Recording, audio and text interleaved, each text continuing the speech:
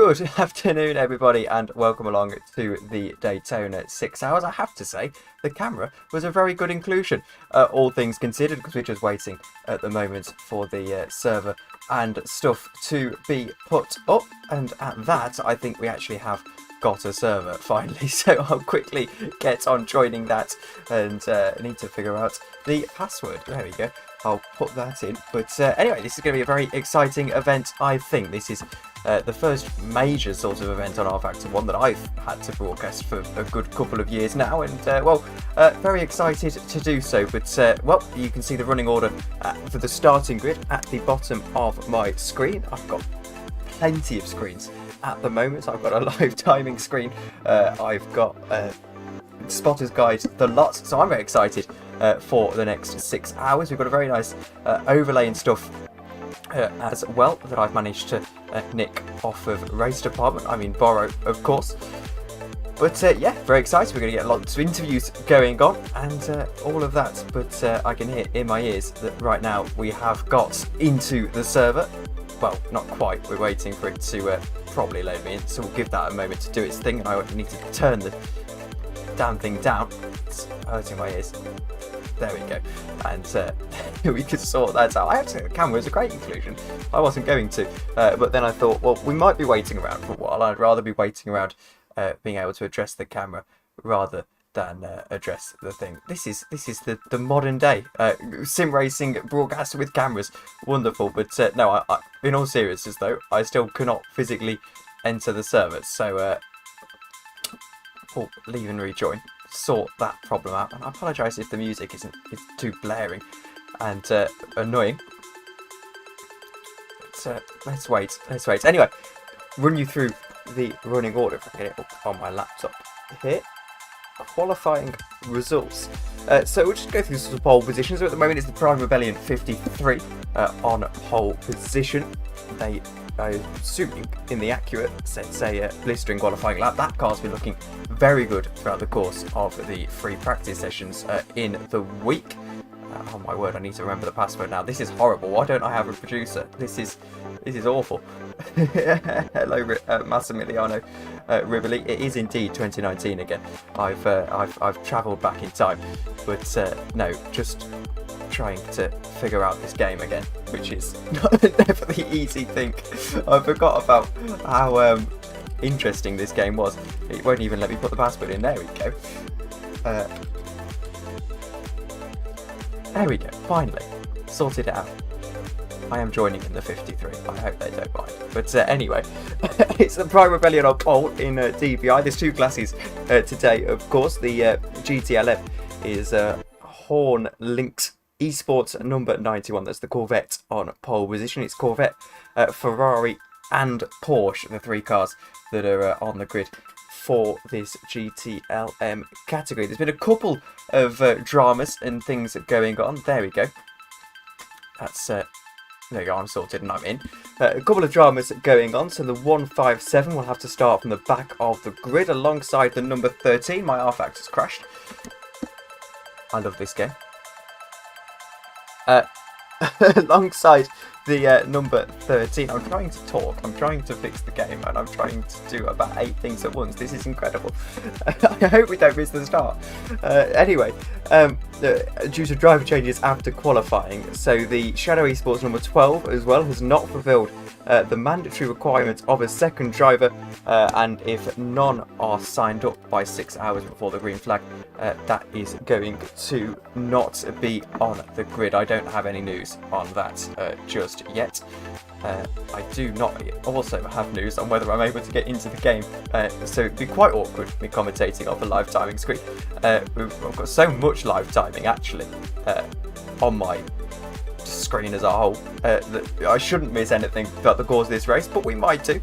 I hope as well there's no mouse clickings or anything that are frustrating for anyone watching along. Not used to having to run the stream as well these days. But anyway, let me load back in. Hope we don't miss the start. But yeah, I've sort of ran through my pre-race program. I was going to give myself 15 minutes to do this, so I'm glad I've only given myself the 5. But no, it should be an exciting race. I can see the live timing actually on my screen. They're just in the warm-up session at the moment. And, well, might be just, I was going to say about the time to go down to the circuit, but probably not actually, because if I do loading and things with the game, it might just about break. Anyway, let me go down. So I see the messages in chat as well. Massimiliano Riboli says, when does this start? This is supposed to start at 1 o'clock, but that hasn't quite materialised at this stage, so I think we're going off of any time now. Let's go down to the circuit, turn down the overlay, turn off the overlay. You can hear rFactor. Here we go. Can't see the overlay just yet, but this is just the warm-up session. And the reason you can't see the overlay is because I have to join the game, but I don't want to mess with that nonsense anyway. And before we have to, here is Kieleski. This is in the number 32 Acura. But I sort of am starting to learn very quickly why we stopped using this game a few years ago. So let's have a ride on board. Lots of lovely camera angles on this car. You're going to have to get very used to on boards, actually, throughout the course of this 6 hours.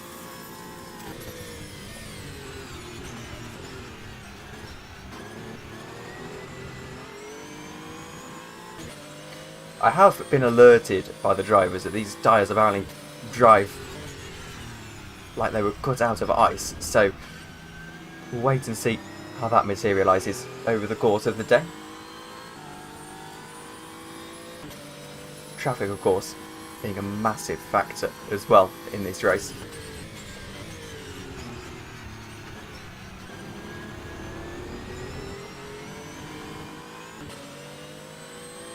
Seems okay for the DPI at the moment. Porsche just ahead.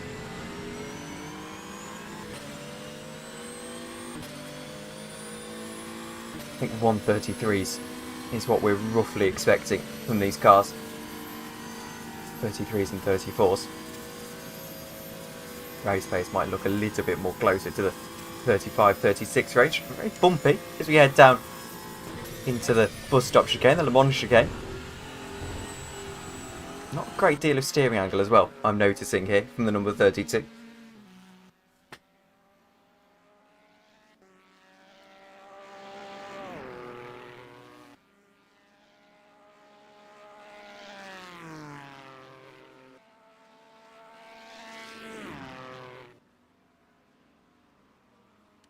This car goes into the pits. I'm trying to see where they start. They start down actually in last position. A pit lane start for the number 81, but this particular Acura will start in 12th position.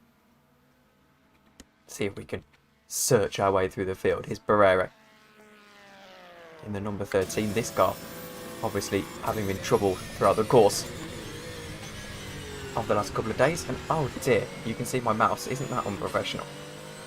Let me sort that out. Deary me, you think I'd have sorted that out after all these years, but anyway, no.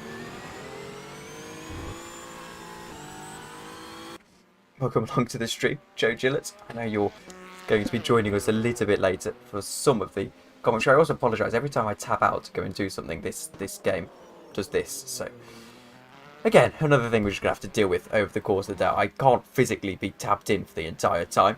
So, you know, it's one of those things, I'm afraid.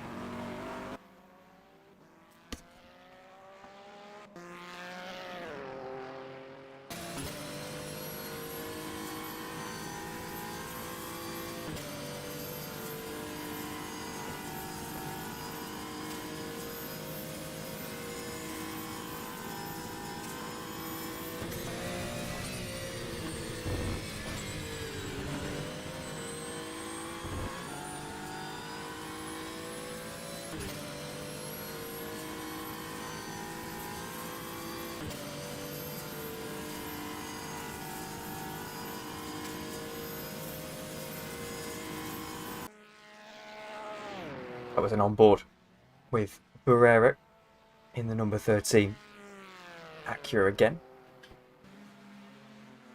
I'm being quite hesitant on the microphone. I've got family around, you see, which was planned actually after I planned to do this race, so sort of stuck between a rock and a hard place on that front.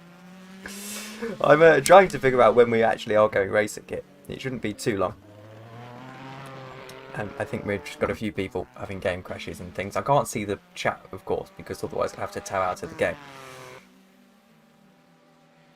But also can't put the overlay on until we're in the race. So we're just stuck here for a moment's time. If you're interested in the live timing, I can tell you, based on live races, that Alejandro Maggio, unsurprisingly, is currently sat in pole position, well, first position, in I suppose his warm-up session.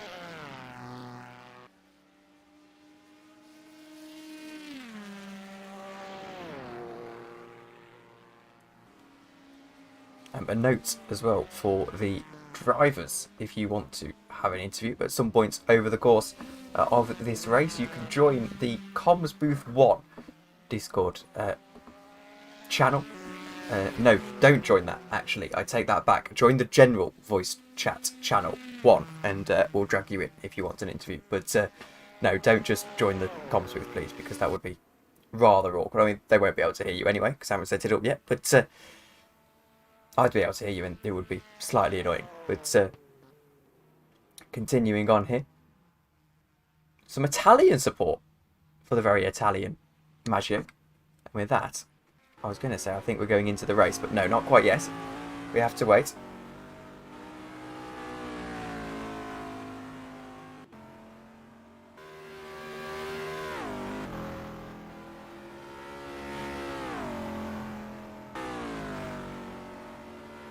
I'm just assuming that we don't have full 51 minutes of warm-up, because that would be quite awkward. I haven't planned 51 minutes of fill, so we'll wait and see. Pit stop practice for Gutierrez.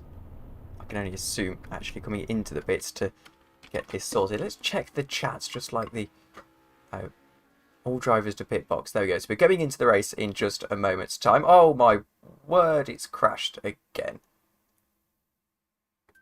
Well, hello again. Isn't this lovely? We've had yet another wonderful little game crash. So we're going to wait. And we're going to get back into the game. Oh dear, I forgot how wonderful this little simulation was. But anyway, let me go and cry about my game crashing in the Discord.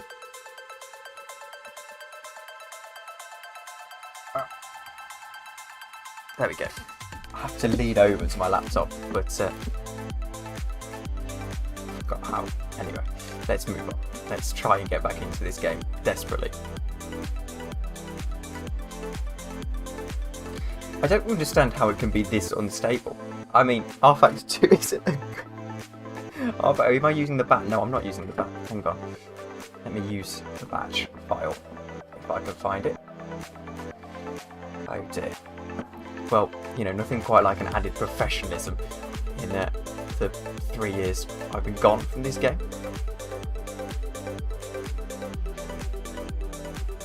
The bat. Here we go. Running an untested bat file on my computer. That's there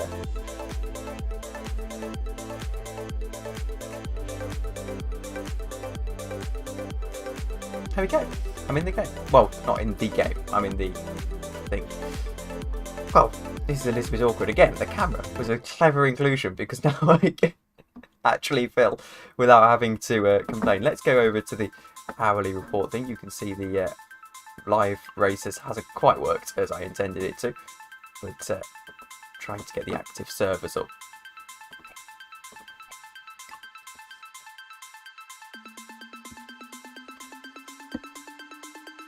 Right, joining again. Yes, the live races, I'm afraid to say, is just flatly refusing to work. So, again, we move on and finally do get into the game. I'm assuming, hesitantly,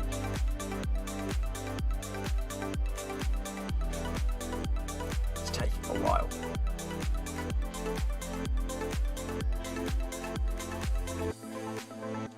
There we go. And now I'm in the server. And that is wonderful. I'm not going to touch anything now. I'm here. And I'm waiting. Grid is on the bottom of your screen. DPI 53, 50, 54, 75. The number 13, the 05. And the 88. This is the last... yeah, I keep getting asked if I can join the spectator. No, I can't, unfortunately. But I have to be like this. Anyway. We'll give it a moment and hope that my simple overlay now works. I have got it up. Yep. Wonderful.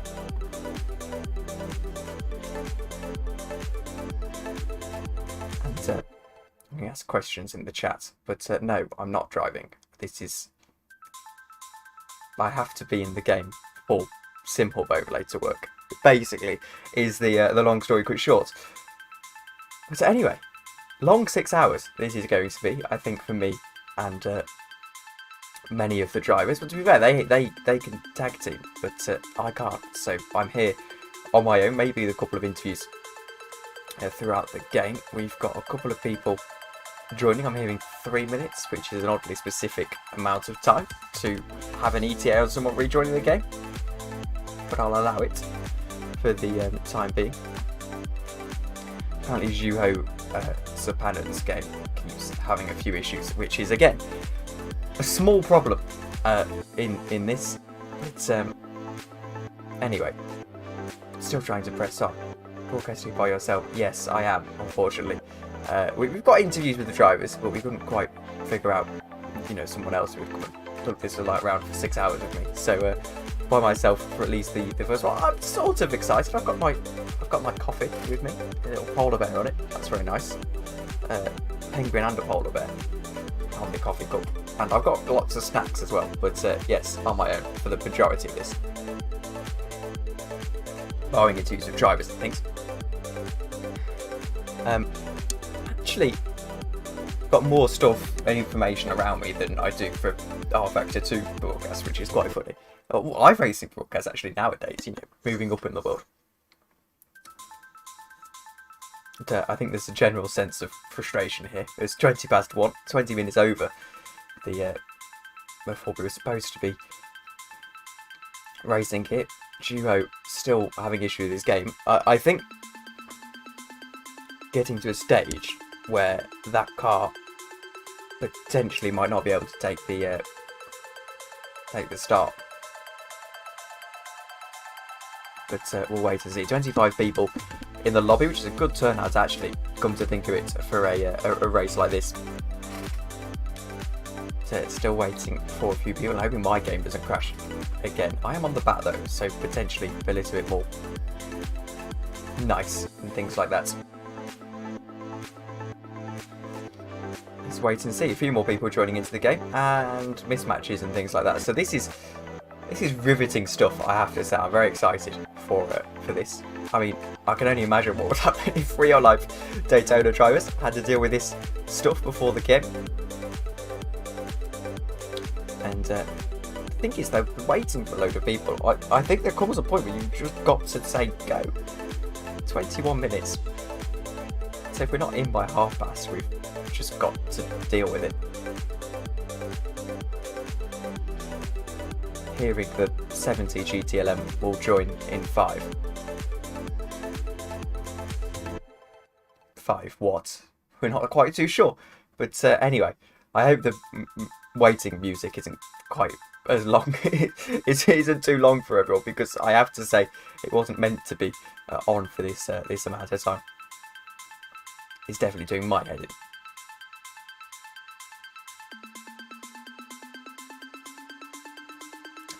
Right, let's check the Discord server, try and figure out what on earth is going on here.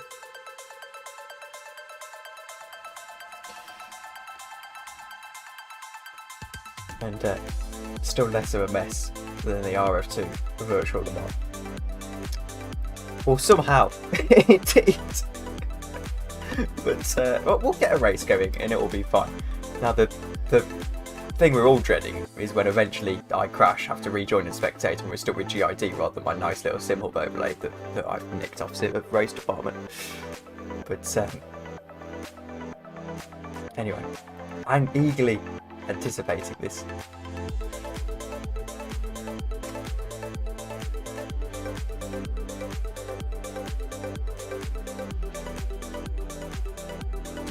And they also are speaking Spanish in the chat, which I have to say isn't really my first language. But track files and things messing up. So let's assess who we have got in this this lobby. Joe says 3 cars survived turn 1. That would make for a very interesting 6 hours. So we have got the... That's not car number, you know. So never mind. Okay, well I don't know who we've got in the lobby. Anyway.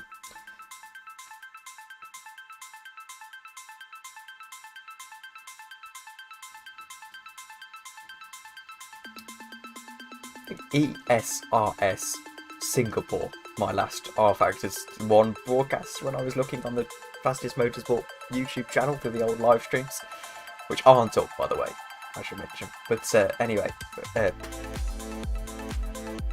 clearly having a few problems here as well.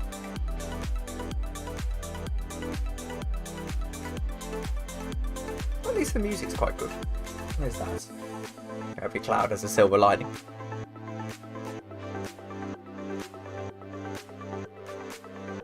Still having a few people struggling to get into the game. And this is when I would be tempted to say, you know, by past we're going to go regardless and just hope for the best. I think that's sort of the best way to do things on occasion.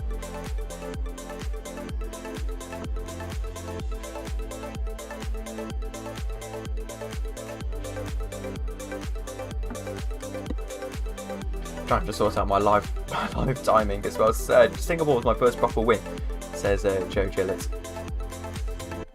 A while ago now, actually, that was. There we go. I have got... You're going to love this, dear viewer. Finally, once I can fix it properly so that it's not broken, I have finally got... This is remarkable stuff. So, center it vertically. I have now got live timing onto my screen so we can review what's going on in the practice session. And it is telling us that 134.192 is Joan Barrero's current race pace. But, well, from there, we've got a few people who are still waiting for I think Rashk and Kano at the moment. I don't think my simple works. I haven't said it to iRacing or something, and we've got an awkward moment into lap 1. 13:30 GMT at max. Okay, that's interesting. That's finally a little bit of movement on this. So we're going to get the race started in the next 4 minutes, at least, plus a formation lap, of course.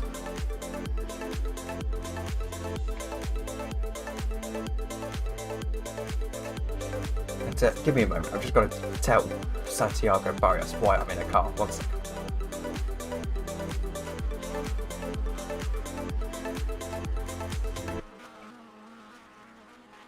There we go.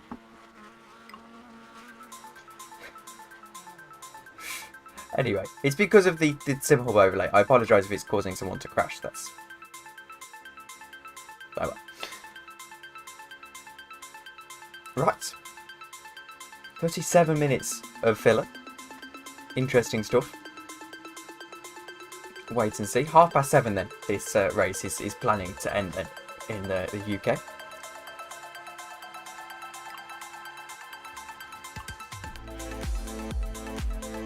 Two minutes until we get started. Chris Hood has left the gate.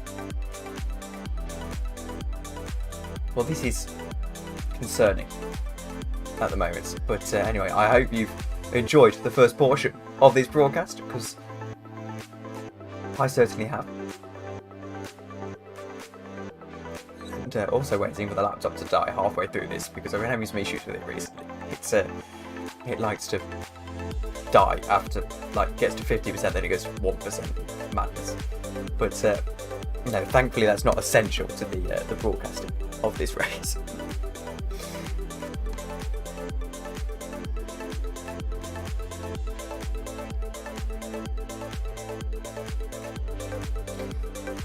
So I do hope this race finishes in time, because I'm forecasting a watch along with the Super Bowl later with the Americans. Not that I know anything about the Super Bowl. No more chatting is the call in the chat. We're going to get into the race in just a moment's time. Hope is back. I think Chris Hood might be back as well.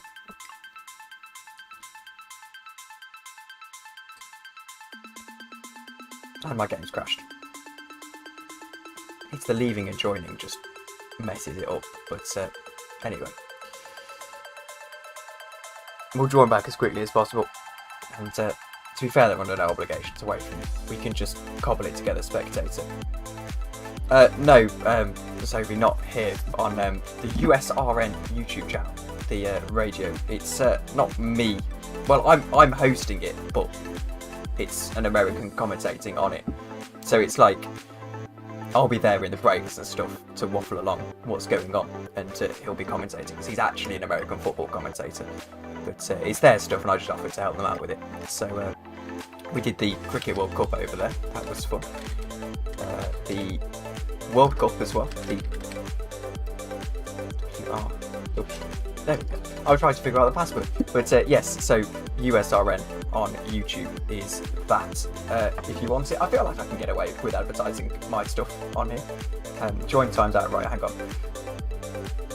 To quickly get this password in, and then we can elaborate on the Super Bowl stuff. I'm very excited actually. It should be entertaining game. Usually is. Watched it over the last couple of years, and actually am sort of sold on it. I still stand by rugby's more entertaining, but it's a good sport. I enjoy it. No cough button when rFactor 2, rFactor 1 is playing up this much. Hey, force that habit. rFactor 1, wow. Okay, I have seen we've just switched session, and I've just got back in, so it's good timing that was.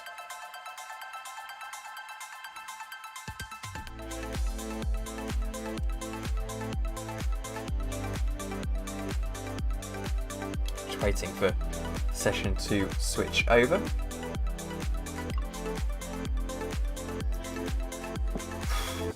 Thanking the Lord we're in. But how long?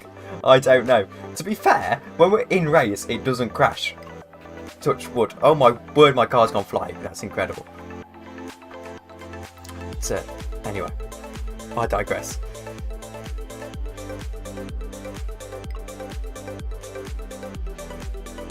Juho is still having joining issues. I'm surprised they haven't tried to get the other guy in that car. But 31 now, so we are past the start of this race. I've launched this game with the batch file a couple of times now, so it hasn't improved anything. Maybe I should have put on that 4GB patch that I forgot to. Maybe it is my fault. I love how the irony in the fact that I used to run these streams on a crappy Dell Vostro computer with 2GB of RAM or whatever it was. I come back here with a proper setup and it doesn't work. It's quite typical actually. It's quite typical. But anyway.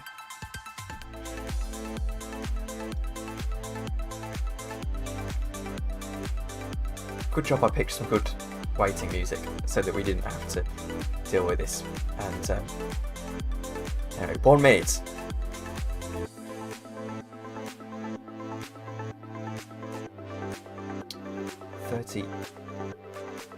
Two minutes past 1.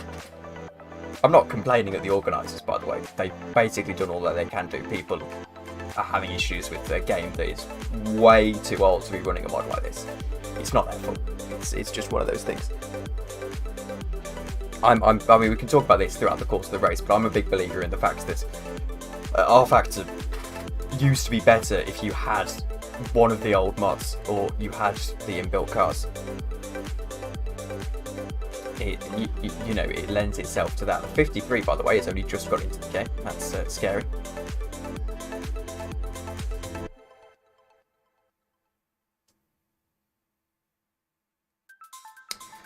And well, it wouldn't be a race without the pole sitter, I imagine.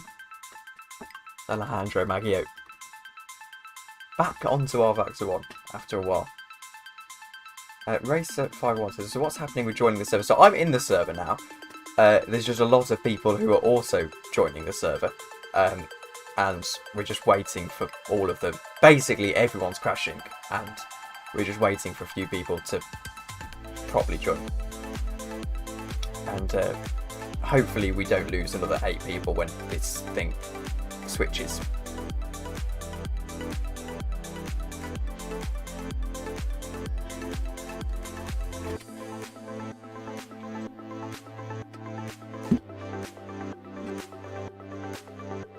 The hope as well, of course, is that we don't have any lengthy red flag periods, which, to be honest with you, I'm not holding my breath against.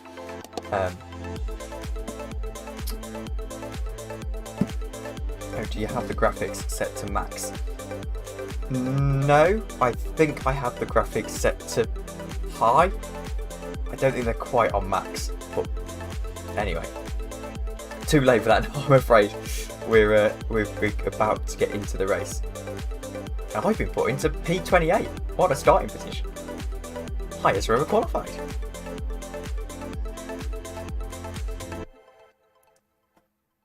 Ticks over to 100 views on the stream as well, by the way. Yes, I've heard about the 2 GB of RAM problems and things like that. Here we go, we're going into the race, by the way. So I'll stay on this screen for a moment and we'll wait until we can get in. Until good luck's being called. I'm just going to click into the window to make sure it doesn't crash and die. You see, because we tested it with practically a full grid on Thursday and it was absolutely fine. So, you know, we'll pray.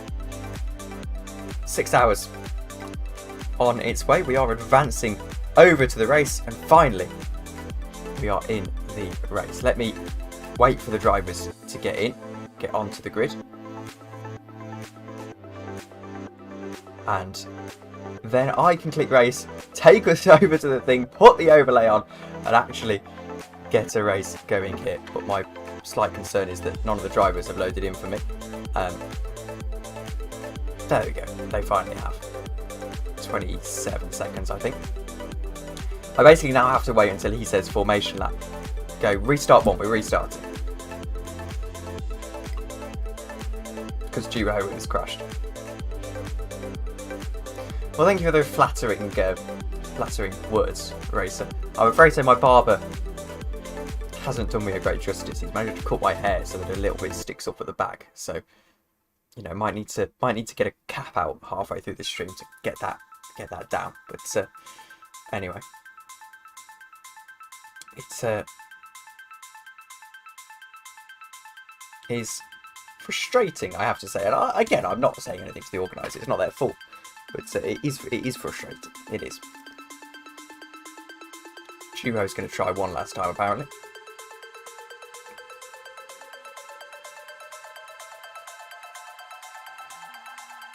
And Davide Zanini says, if he crashes again, I'll race. You see, this is where I'm sort of leaning towards he should be racing immediately compared to Juho,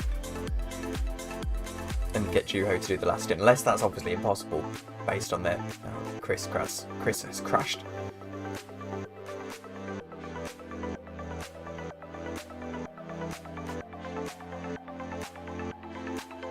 Oh well, got an interesting. No one exit. The game will have a seizure. That's quite dramatic, actually, from Ricardo Checo. Oh dear. What could go wrong, they said. What could go wrong?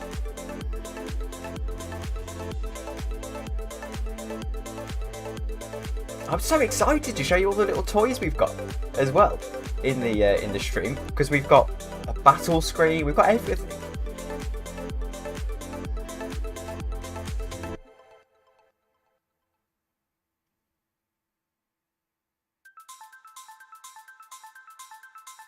To be fair, running this game on Windows 11 probably wasn't the smartest idea in my life.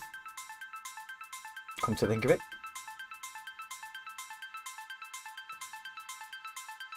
Should have made a virtual screen over. Oh, okay. So by rulebook, whoever made the quali has to start the race.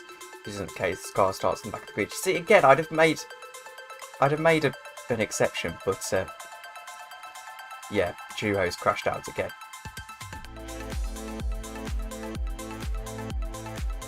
Yeah, in hindsight, probably next time, if there is a next time, I think they're talking about moving to AMS or something. Use a virtual machine of Windows 7 or something. And then should give it enough power with a modern computer quite easily for this game.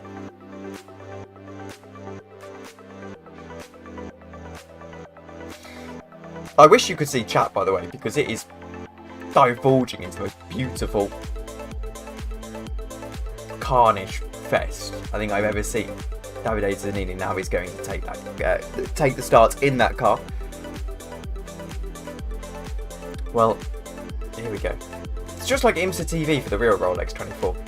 It took a while, but 40 minutes it's taken us to get into the game. 6 hours ahead of us.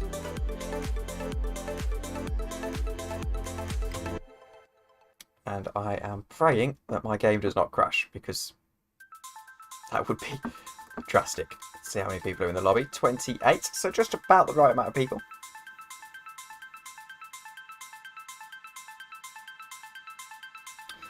Then we can join in finally.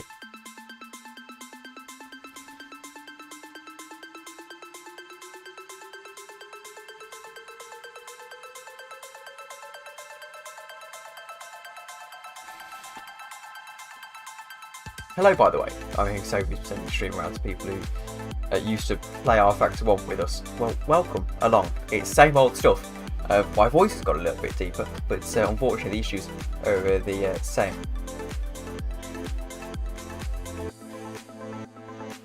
Anyway, grid has just been set for the 8th time, so hopefully this is the final time.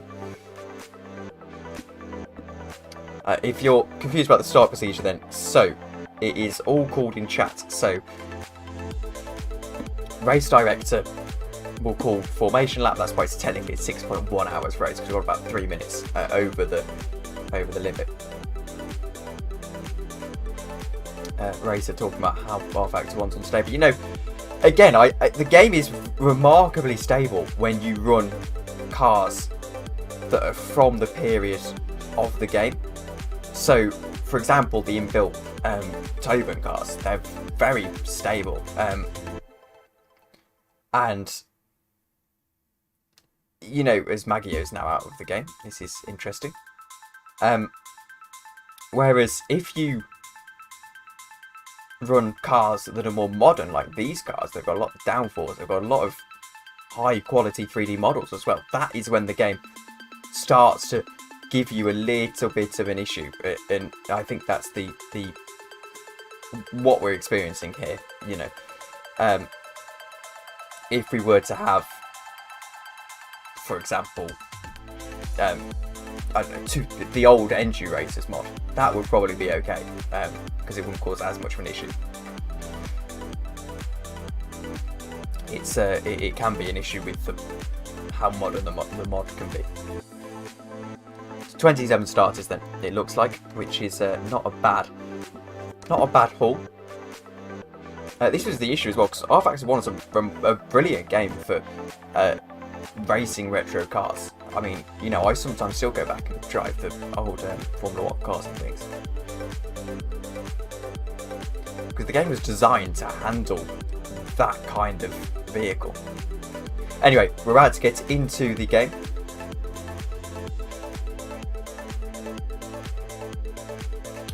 Race is finally going. No one has crashed out of the lobby, I can say.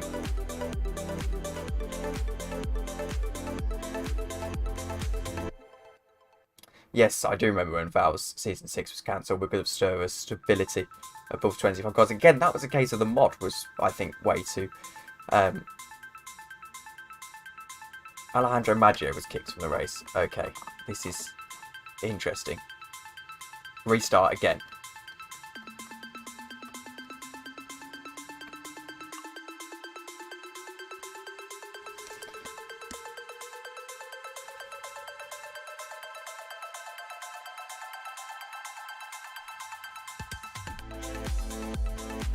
Alan Gobich talking about how spectators are messing with the game. I agree. When we did OEC, we used to have no spectators unless you were streaming, but no spectators. I think it's just one of those things at the moment. We've just got to hang in there and wait.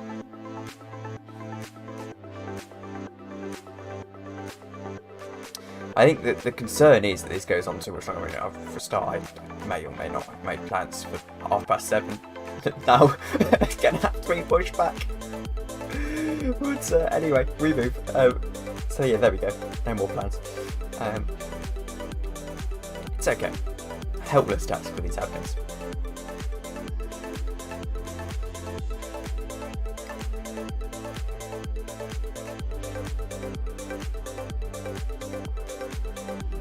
And Zanini now has crashed out.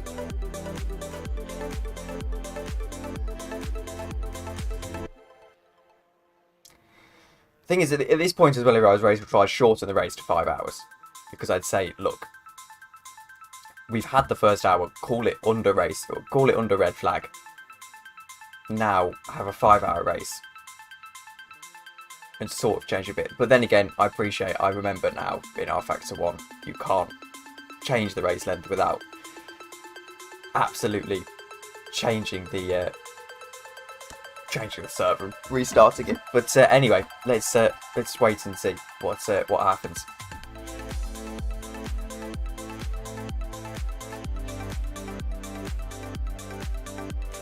And now being told not to chat in the chat, kicking anyone who chats.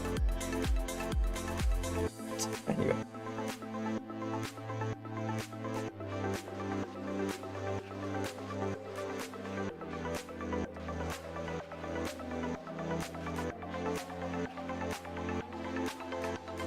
So grid still hasn't been set.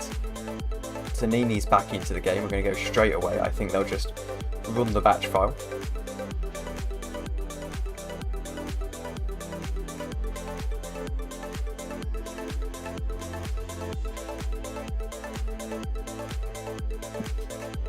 Two minutes for Chris now.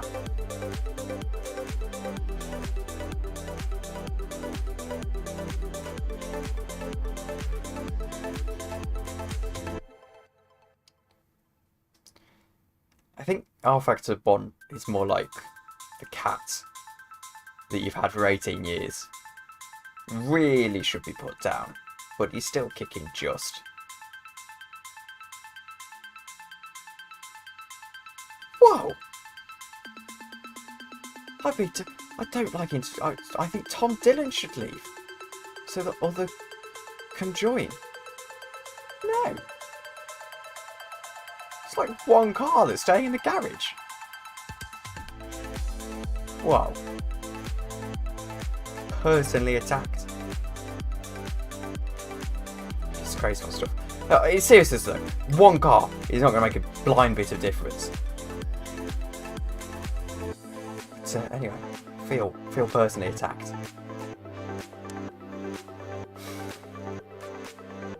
Right.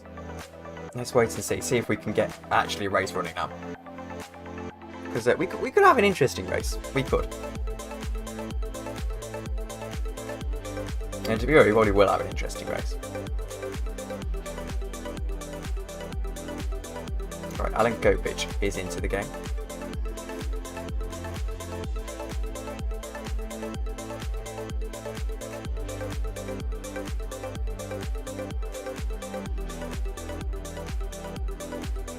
Hello, Joe, by the way, in the YouTube chat. How are you? I'm glad to see you here. Right, let's get going and see if we can finally get a race running. This should be exciting. I think this is the last restart as well. If nothing happens here, we'll either get a red flag or, you know.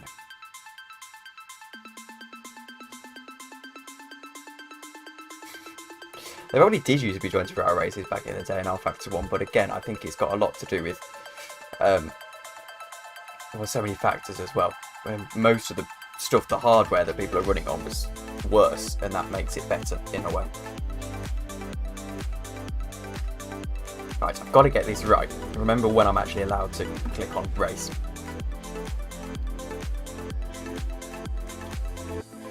I believe we're allowed to click on race when he says formation lap go, but I'm not too sure. I will click on race when he says formation lap go, and we'll pray that this thing works.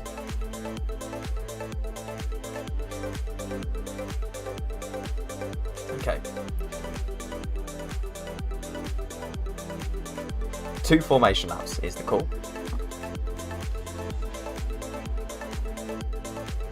I'll click race now. There we go, it works. Awesome. Okay, so we could go over to the game. Wait for rFactor to click into focus. Turn the overlay on. And rFactor is not focusing in. Let's click on it here. There we go. That should work now. Okay, right. I'm glad we've got 2 formation laps because this is starting to slightly frustrate me.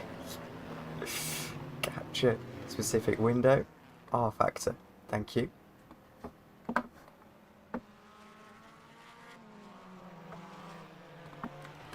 There's always an issue, isn't there, with OBS? Right, let's go window capture instead. There we go. Now that works. Okay, I apologise about all of this late running. Let's move it to the bottom. And there we go. We're in. Welcome along, everyone, to the rFactor 1 Daytona 6 hours. This is Alejandro Maggio, the starter, on pole position in the number 53 Prime GP car. In terms of the rest of the running, it's Knoxville Team 50, Rebellion 54, the 75, the 13, and the 05 in DPI 88, 788, 99, 157, 12, 32. They're all the rest taking the start. Then it's the 81 who is going to be in the pits. Joe says I'm 2 minutes behind the live. I can tell you that we haven't dropped any frames on the stream, so I apologise if you are. But at this point, we're just going to have to deal with it, I'm afraid to say, as we press on in this race. And yes, the graphics are snazzy. I know, fancy, very fancy. A bit annoying they go on the GID map, but I can't change that, unfortunately. Right, 2 formation laps then. On board with Alejandro Maggio in the number 35. 53, I should say. I apologise. I'll put this on for the benefit of the neutral. Second formation lap is underway then. So it's going to be start for the DPIs. Then we'll get a start for the GTLM cars.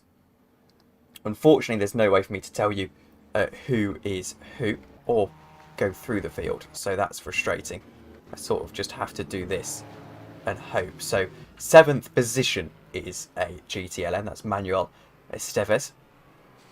Everyone else is a DPI.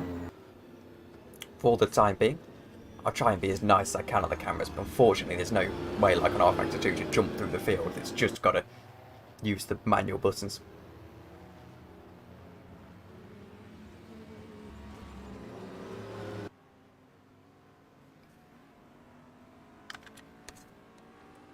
The cars snake on through. 27 will be taking the start. I think we all can agree that Alejandro Maggio and that 53 car are the favourites to be taking this race in 6 hours' time. But we'll wait and see.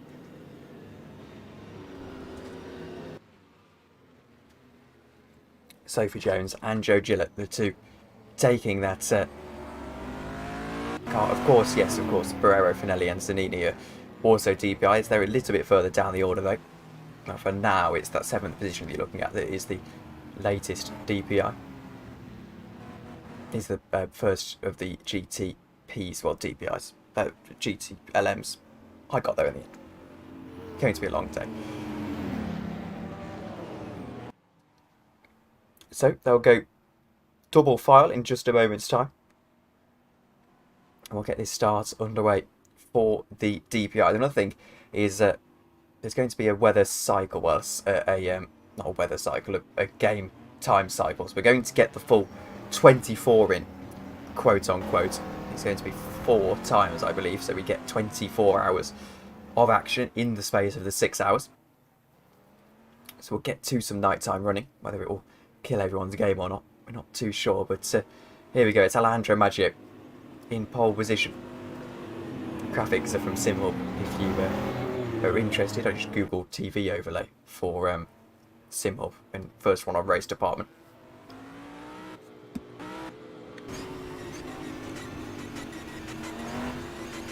Wait for the call then.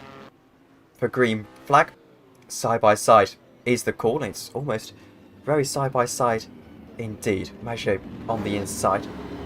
It's Fortes on the outside. Turn 1 going to be absolutely crucial. Let's wait and see then. Taking us about an hour to get going. But it's green flag flying in the DPIs. It's Maggio with an absolutely perfect start.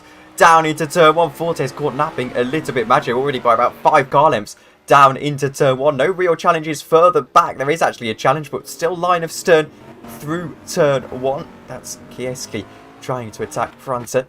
GTLM green flag, and in fact there's a couple of people jumping the start quite massively in a good way. I think they're allowed to. It's Eddie Batar going through up into 3rd position. Down into turn 1 it's Delgado on the outside. Down the inside is Morales.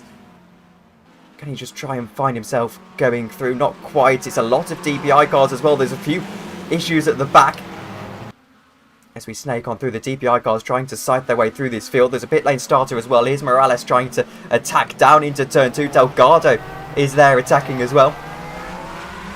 We're on board with Morales. There's a spinner further around on the circuit. Let's go back a little bit as we see more attacks. As Finelli and Barrera are out in the DPIs. The pit lane starter is out as well. Here's Zanini. Starting in the pit lane was Alan Gopic.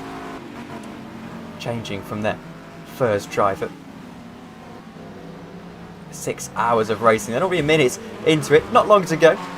This is a battle that's starting to form. This is between 2 Ferraris.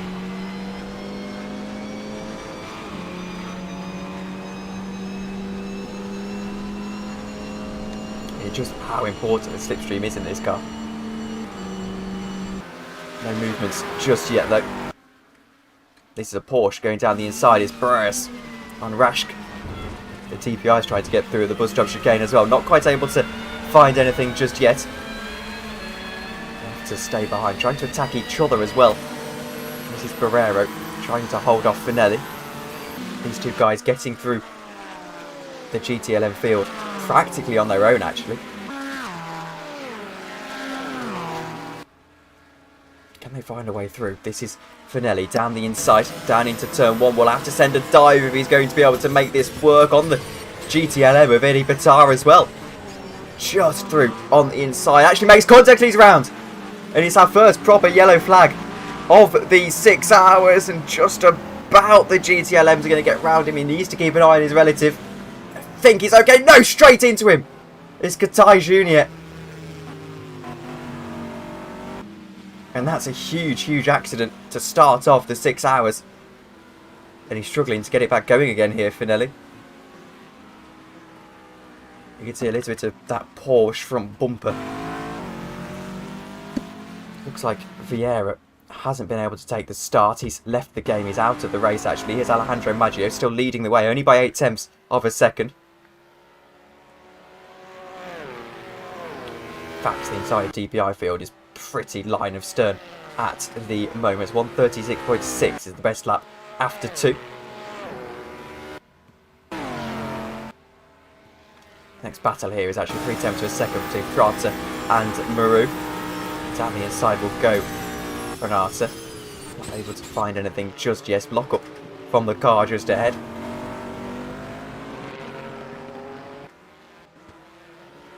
Lots of overspeed from the Acura, I should say. We ride on board.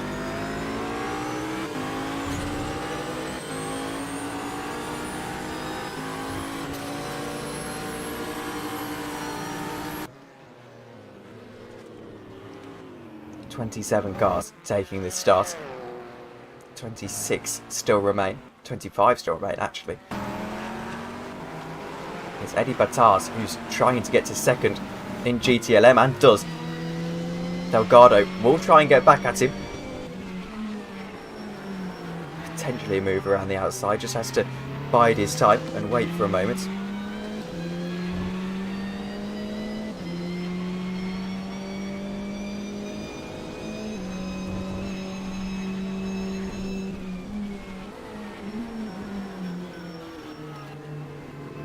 Five minutes into this race and these two continue to battle. Eddie Battaz, very well adjusted to this game. He knows what he's doing. Trying to find a good camera angle here. There we go. He's got a second to the lead of this race, which is now in 9th position as the DPIs have managed to get through. So if you are just joining us, the GTLM field starts at 9th position. It's Manuel Estevez in the lead of that. Here's Eddie Battaz trying to attack, going on to the attack. The question is whether he's going to be able to have the pace to do so in the next couple of laps. Going to get a couple of interviews or so going after the first 20 minutes or so.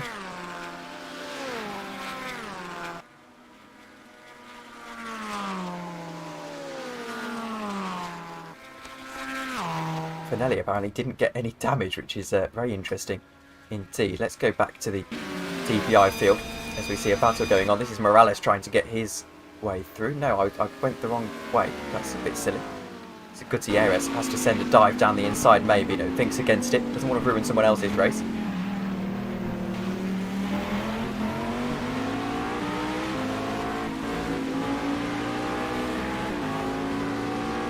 Ball with the accurate. Cadillac actually down the inside. Up into 14th position. It's got to be his first goal here. Make sure that you get yourself into a decent position through the DPIs with the GTLMs without any damage. That's the first job. That's exactly what he looks to be doing down the inside on Morales.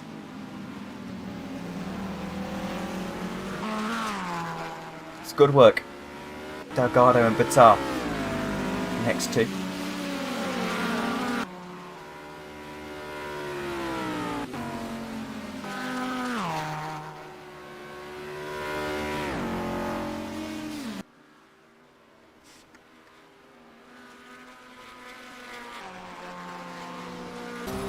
Eddie Battaz is gaining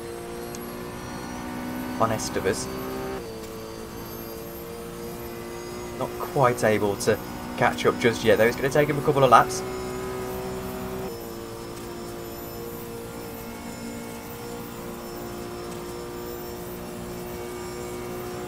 Joe saying pretty clean start, all things considered. Definitely a clean start actually. Long race. Got to settle in. The longest you're probably going to experience on rFactor 1. This game not exactly stable enough to support a 24, though I'd love to see it. Would not love to be solo casting it though, as I am this. Gutierrez might just play spoiler to this battle for a moment. Down the inside goes Gutierrez. Eddie Battaz trying to attack. He can play his cards right here, Eddie Battaz. He might just be able to find himself ahead.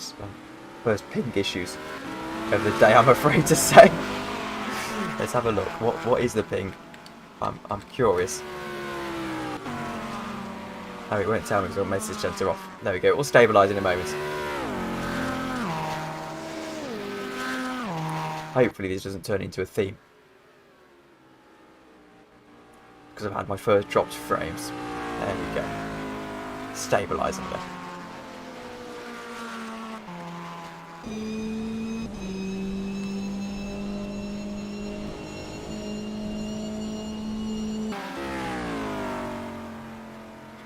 Racer 501 says he's not Eddie. No, he told me it was Eddie. He used to really complain if I didn't say Eddie. So unless his name's changed, yeah, he used to tell me it was Eddie all the time. So I thought I'd actually go for Eddie Batar. Here is GTLM leader then, 1.0 seconds to Eddie Batar behind.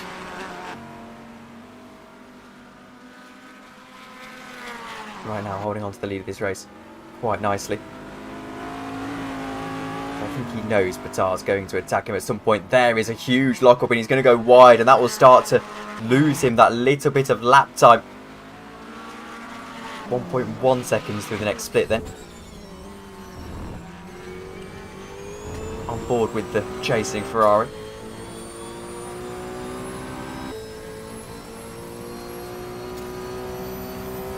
.0 as they come up to the Le Mans chicane for the first real time in anger against each other.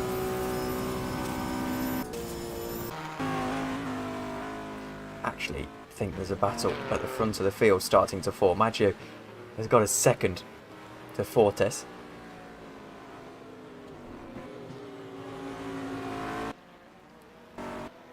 So that battle not really forming just yet. This is a battle though in GT. DPI, I should say. You say GTP now after Daytona, but anyway. It's Pranata versus Kieselewski.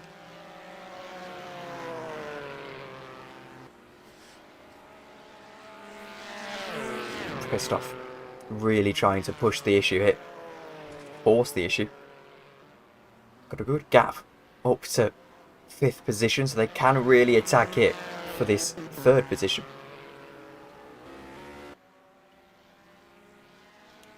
0.6 per second as they go around the second banking.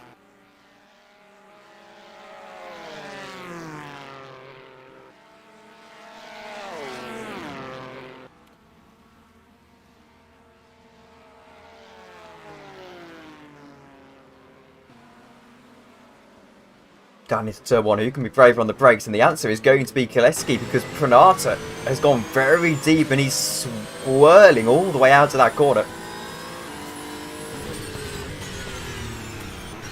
Down into the first hairpin.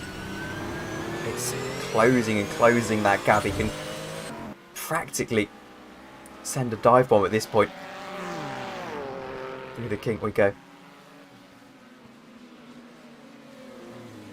Both of them taking such a wide line through the second of the horseshoes.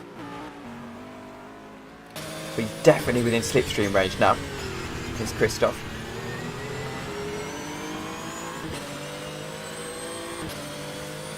Hearing that the DPIs have turbo settings they can use early on. Pretty much a push to pass button.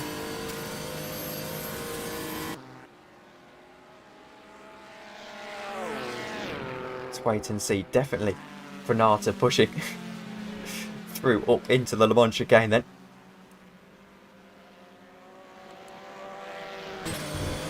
Perhaps this is going to be a battle that we see throughout the course of this afternoon.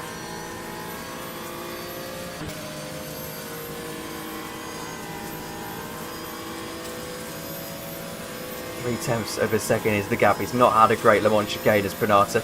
And there's the version of the GTLM traffic that might just, again, play spoiler to this particular battle. Down into turn 1 we go then. Late on the brakes is Kieselewski, and he's going to send one up the inside. And it's a beautiful move. Switchback might be on, but he cuts that off before Pranata can even think about it. It's a glorious move, Leifert on the brakes.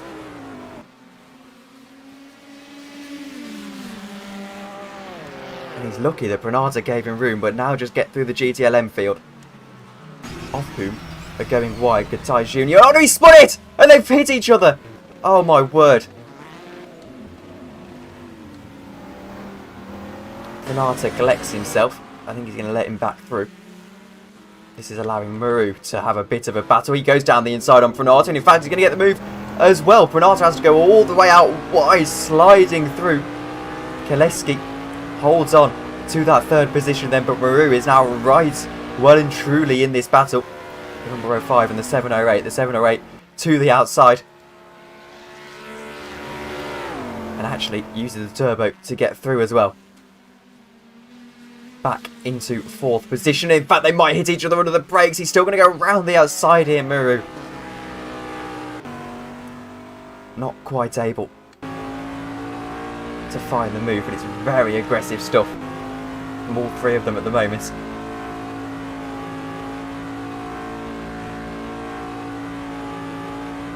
Only 15 minutes into the contest.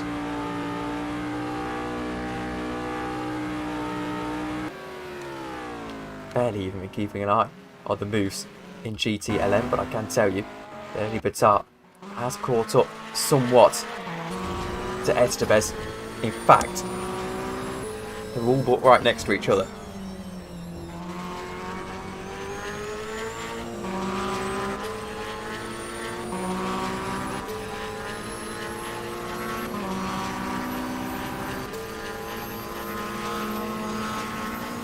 In behind then, can Battart send a move at some point, maybe into the Le Mans chicane? He's been quite vocal about not wanting to go for a move into there.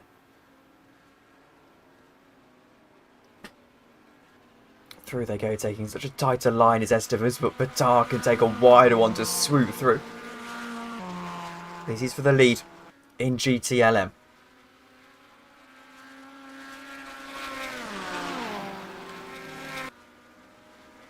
And Battart pretty much matching the pace of the guy ahead of him. Not really much else other than that. Delgado is behind them, 1.6 seconds. Almost being able to sniff that lead if anything does happen to these two. Down into turn one again. Battart just taking that swooping line, missing the apex that you'd normally take, and just taking it next to their tyres. And Kopic is into the pits. I can only assume that's for damage. About 40 minutes we'd expect from the DPIs on a tank, an hour for these guys, which makes it about a 6-stopper.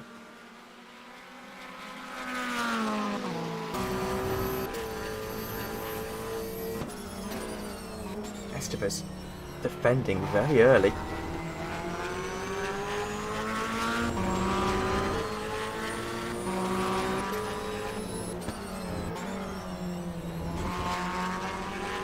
Battart wanting to use advantage with the corners. In fact, here might just be able to cut inside. They're going to be just about side by side up into the Le Mans chicane. This could get quite close actually.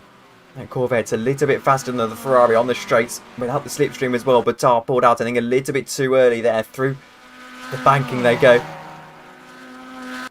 This, a reminder, is for the lead in the GTLM category. Down into the Le Mans chicane. Battart taking his swooping line through there. The Corvette being a lot more tight. Can afford to be. 1/10 of a second as Battart looks to the outside. Hasn't got the straight line advantage. He's going to have to do it on the brakes. He's going to be very brave on the brakes. Let's ride on board. Down into turn one. He's keeping up with him, to be fair, using the slipstream. There's a DPI to watch out for on the right-hand side, I think. Driver's right. There is his Maggio doing his first lapping business of the day. He's going to go out around the outside. Might just allow Battart to have a little bit of a look down the inside. No, we've seen moves from quite far back so far in this race, but that might just be that little bit too far back for him. Can he send one up the inside now? No. Stays behind. There's no change at the top of the field for the LMP cars and the DPIs. I know they're not technically LMPs, but anyway.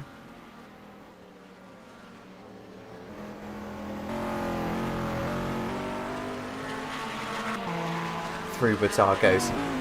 Can he find a way through into that first position though? 4/10 of a second. They're pretty much, again, equal on pace, which is what's making this particularly interesting. There's Maggio having to go to the inside of Chris Hood, who has got same class blue flag. Should be letting him through really. That's at the top of your picture. The two little dots, if you can just about make those out. This Corvette, I think, just having enough on the straights right now to force Eddie Battart to stay behind. Just go to the outside to let Fortes through.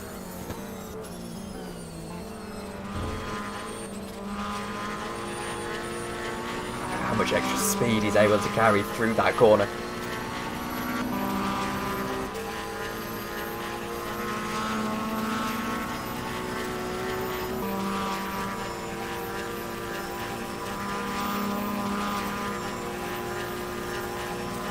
Able to find his way through just yet though, Eddie Batar. 19 minutes into the race. Swoops around the outside. There's a car stopped on pit lane actually. That's Majuto. He's able to get back going again as Batar still tries to attack. He's actually right on the tail of the Corvette. Down into the horseshoe he goes. Brakes just too early. Can't get through. Locks up the rears as well. It's frustrating stuff from Eddie Batar. Through the King. Can he find a move down the inside? It's 2/10 of a second. He might be a little bit too far back, but that's squirrely on the brakes. Estevez might just allow the switch back. Waits for it. And no, not quite able to find the grip for that on this occasion.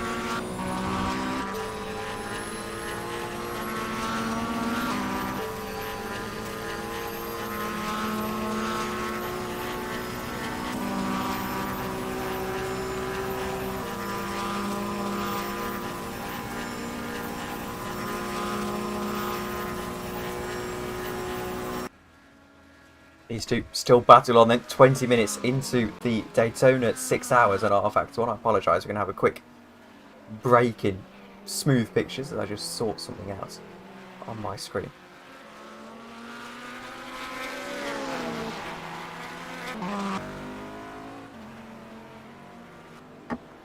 There we go, all sorted. As Batar now practically pushing the number 91 car through the horseshoe. On board then with the Ferrari.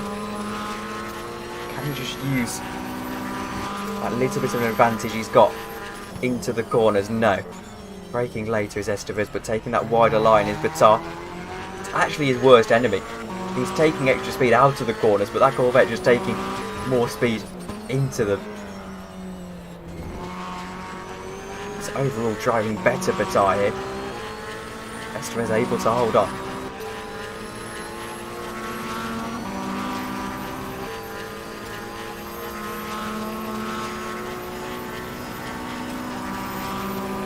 Battling away. You don't get the sense that if Batar gets past, he's actually going to drop him either. It's going to be very close. There's a car off, and there is a car off at the Le Mans chicane actually, and it's going to be one of the Corvettes as well. And in fact, that car is crabbing quite significantly. It is Kundifa.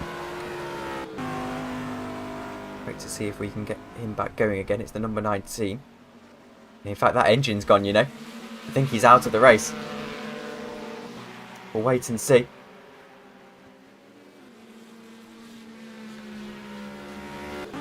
He's not moving anywhere anytime soon, so I think that the number 19 car can be the first who is out of the race.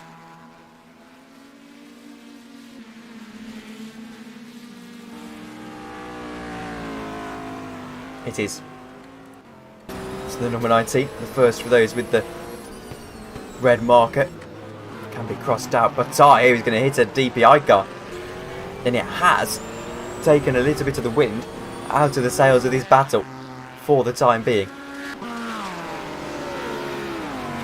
DPI traffic finds its way through Estevez, holding up the DPI car actually quite significantly. Let's go back to the front of the field, because I believe there's also a battle going on at the lead of the race. Not really, 6 seconds between Maggio and Fortes.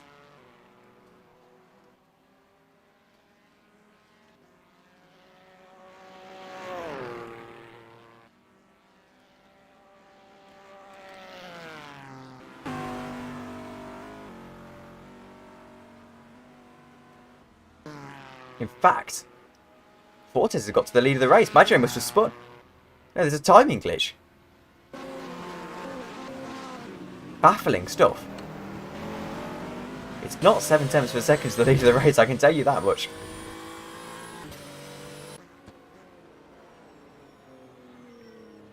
So we are having a little bit of a timing issue on our screens. Apologise about that.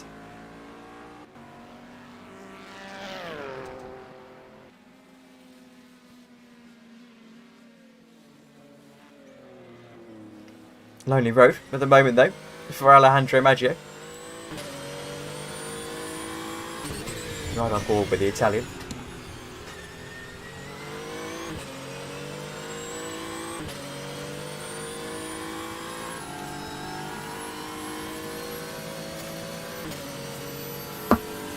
He says his best sim racing achievement is E-Rock Race of Champions 2022 champion, Alejandro Maggio. Right now, he's having a pretty quiet day out there in the lead of the race. Only 25 minutes into it though. And what I can say, it's probably about a time that we head over to the battle screen for just a moment. Here is the battle screen. I have to say, really is cool. Look at this. All of that information on the screen. And I say that because we're going to open up the interview waiting room. And a little bit of an update on what happened to the number 19 car. They actually had a tyre go into the car.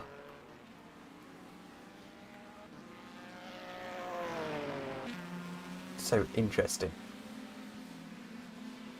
Suspension issue, they're calling. Let me quickly open up this interview waiting room. We'll be right back.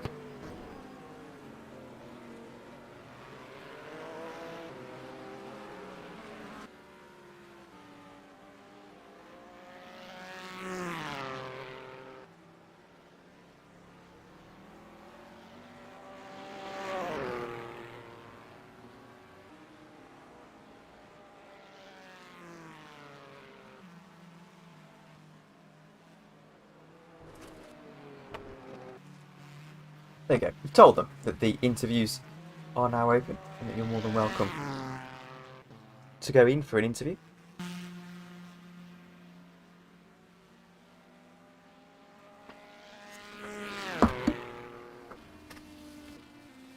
Maggio 7 seconds is the gap. It's a pretty huge gap actually, all things considered.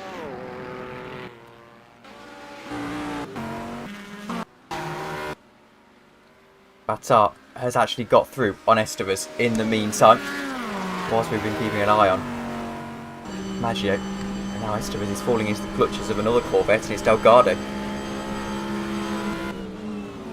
making minuscule adjustments through the straight. Again, taking a very wide line through the bus stop, and in fact there's Estevez making a little bit of a mistake.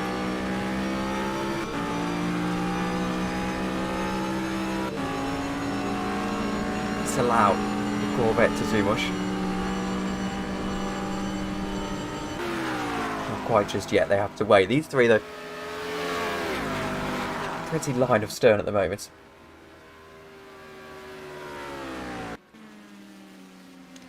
Here's Finelli. He's having a quiet day actually, all things considered.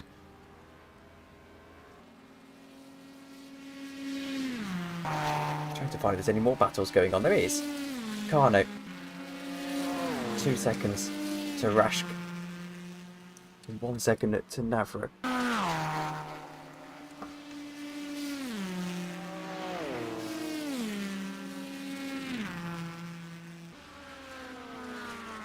So,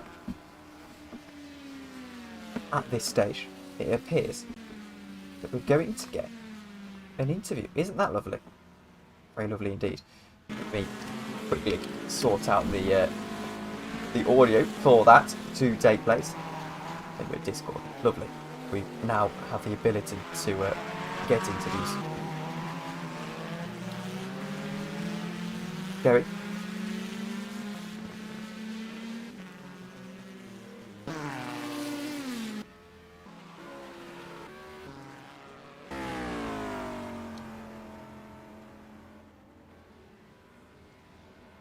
First of the pit stops then, in about 10 minutes away for the DPI cars. We're 30 minutes into the 6-hour race. Varus is into the pits. This is not a scheduled stop, I can only imagine. Be surprised if it was this early on into proceedings. Once we go in about 40 minutes, I would suspect. In fact, no, 30 minutes seems to be about the time then, because Gutierrez is coming into the pits as well. Not on this lap though, just preparing his stop. There's Kaleski, so 30 minutes then is about the time for the DPI cars. Not 40, as it is in the real world. Just slightly less than that. I'm getting lost here, I don't know which button's which. Baggio showing no sign of pit stops just yet, but whilst we wait, let's get a guy into the... I don't have drag permissions. Okay, that's interesting. Give me a moment. I don't have drag permissions. Just right. But please still do only join the general VC Bob because I can't. Anyway. There's a wait for him to join us. Marco says, the 06 Porsche got DNF in the start by crashing with the DPI at turn 1.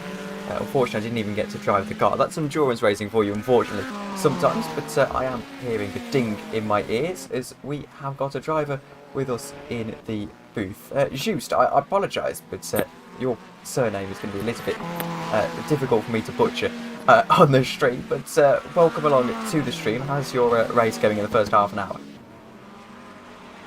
Hey, Tom Dillon, thank you for having you in your stream. Well, I can definitely say it was very frustrating because see, I spent hours practicing for this race, and the first few laps I had an internet issue, and I spun right behind various cars, and so the suspension broke. And it was impossible to fix. We asked days for it to be fixed, but they didn't listen to us, so I had to retire. And so lots of practice has gone into this race. Obviously frustrating when you're out so quickly. Any plans to come back if they run this one event again? I frankly don't know.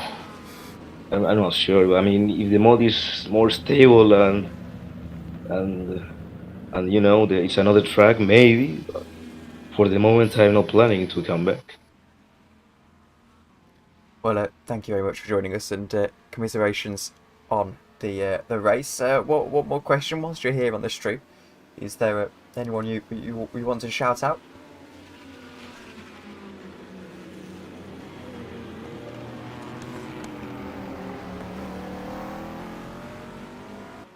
Well, if nobody's gonna ask, I'll be leaving the booth. Thank you for having me, mister. Thank you very much. Okay. Thank you very much for having us, for joining. Okay, see you later. See you later. Thank you very much. Okay, well, I did ask him a question. So, okay. Right, well, there we go. Drivers making me feel uncomfortable interviews. That's not happened for a while. Apologise as well, by the way, for the throughout that interview. We had a few frame drops on the stream. But anyway, something which we're going to have to deal with, I'm afraid, when we drive drivers into the booth. DPIs mostly have come into the pits then. I think Maggio, the only one we're waiting on, really. This is Kileski's got a drive-through penalty, by the looks of things. Not too sure what for. I haven't seen anything noted in the chat.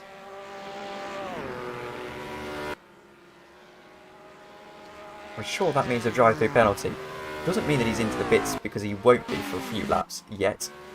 Potentially. Here's Maru. He's coming into the pits in the 05. In the next couple of laps at least. There he goes. Ducks down into pit lane. As does Barrero. Is that Maggio in the pits as well? No, he is coming into the pits on this lap then. So 35 minutes on a tank. potentially. Note that down for the DPI cars.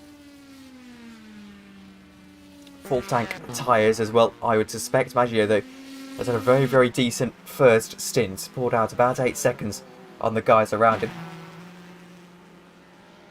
Speeding in the pits isn't the Fox boy. Thank you very much. That would explain that.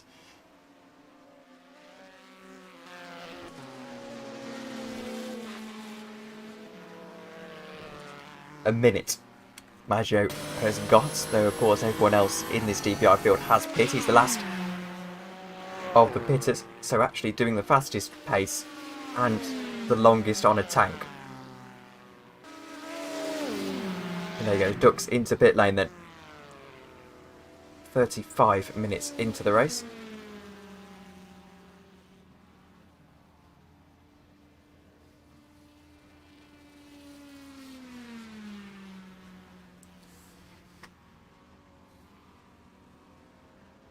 Five hours and 25 to go. That's race leader into the pits, as is his sister car.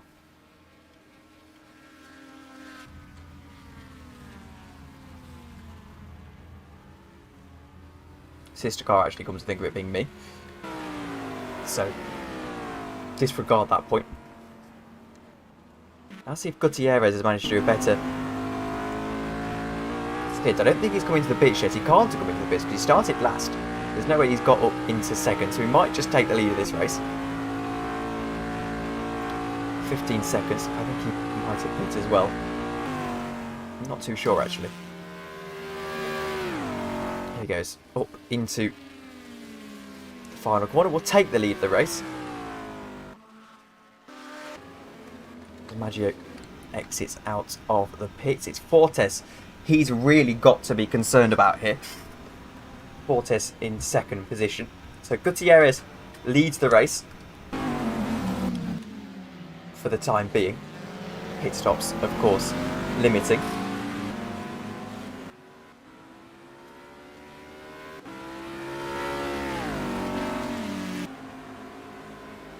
It's not a net lead though, of course. 11 seconds to Alejandro Maggio.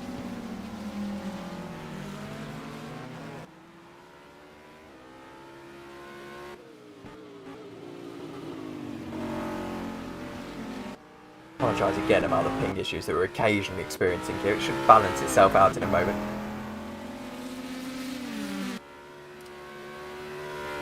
Oh, just slightly sliding around.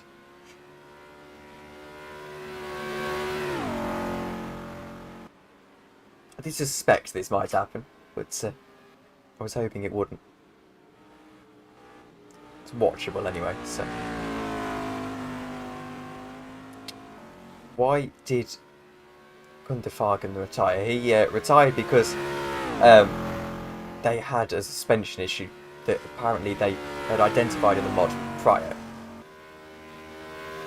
but hasn't been fixed. Here's Gutierrez into the pits then. That will allow Maggio to inherit the lead of the race once more. To the top he goes on tone.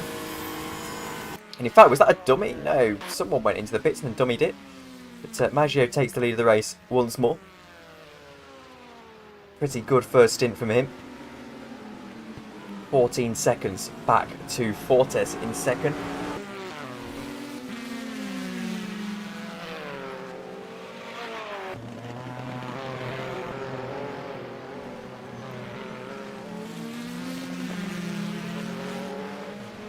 Still quite a long time to go in this one though. 5 hours and 22 minutes. Maggio with a huge lockup.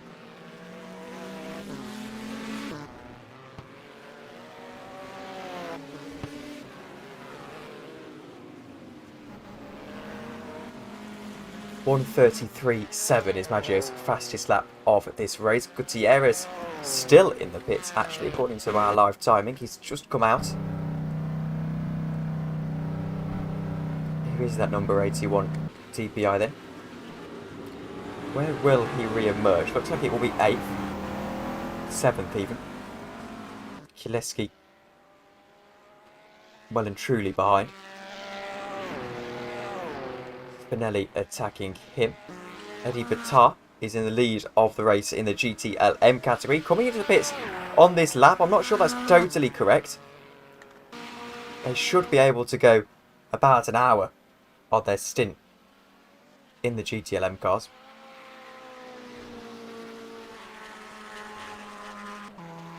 I apologise, by the way, about all of the issues we're having with the stream at the moment. I've got some people using the internet, so when I go and have a little break in there, about 25 minutes time, I'll kick them off the internet. So it stabilises again now.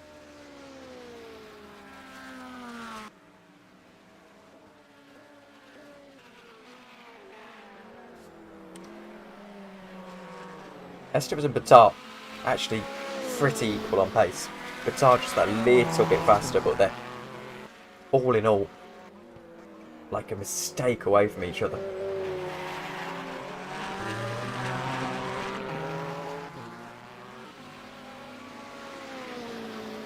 Ultimately, I think riding on their teammates actually. Which one's got the better teammate?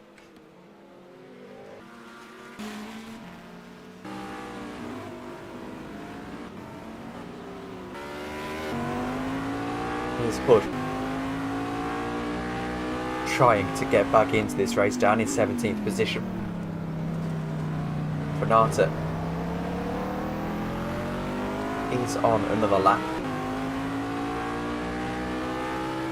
Can't attack him just yet.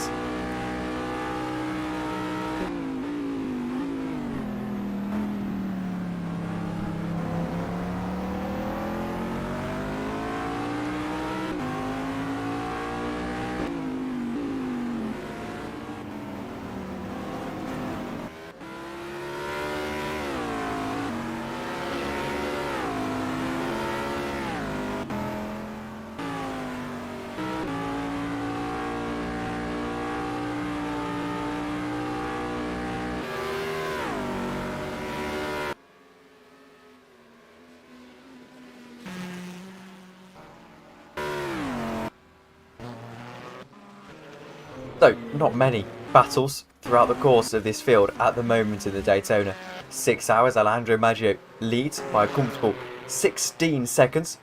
Juan Fortes in second.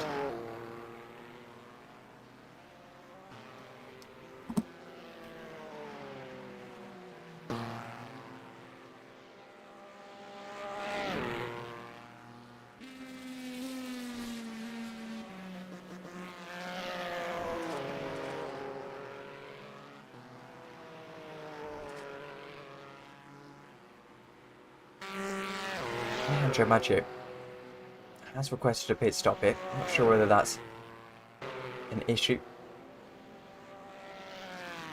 or whether there's something else at play here. Through they go. Down into turn 1. Just accidentally pressed the button.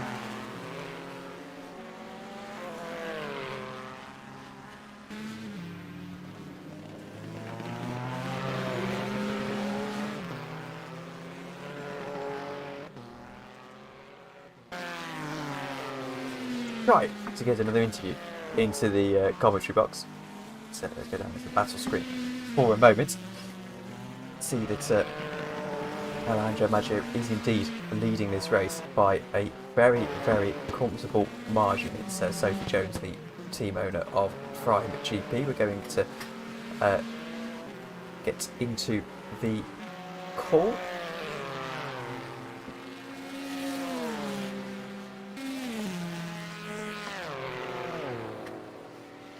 Maggio still flies on through. Let's welcome along Sophie Jones to the call. Welcome along.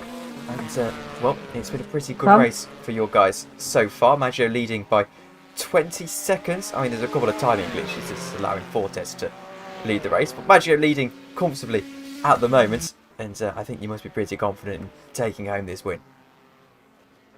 Yeah, I mean, you definitely can't say yet.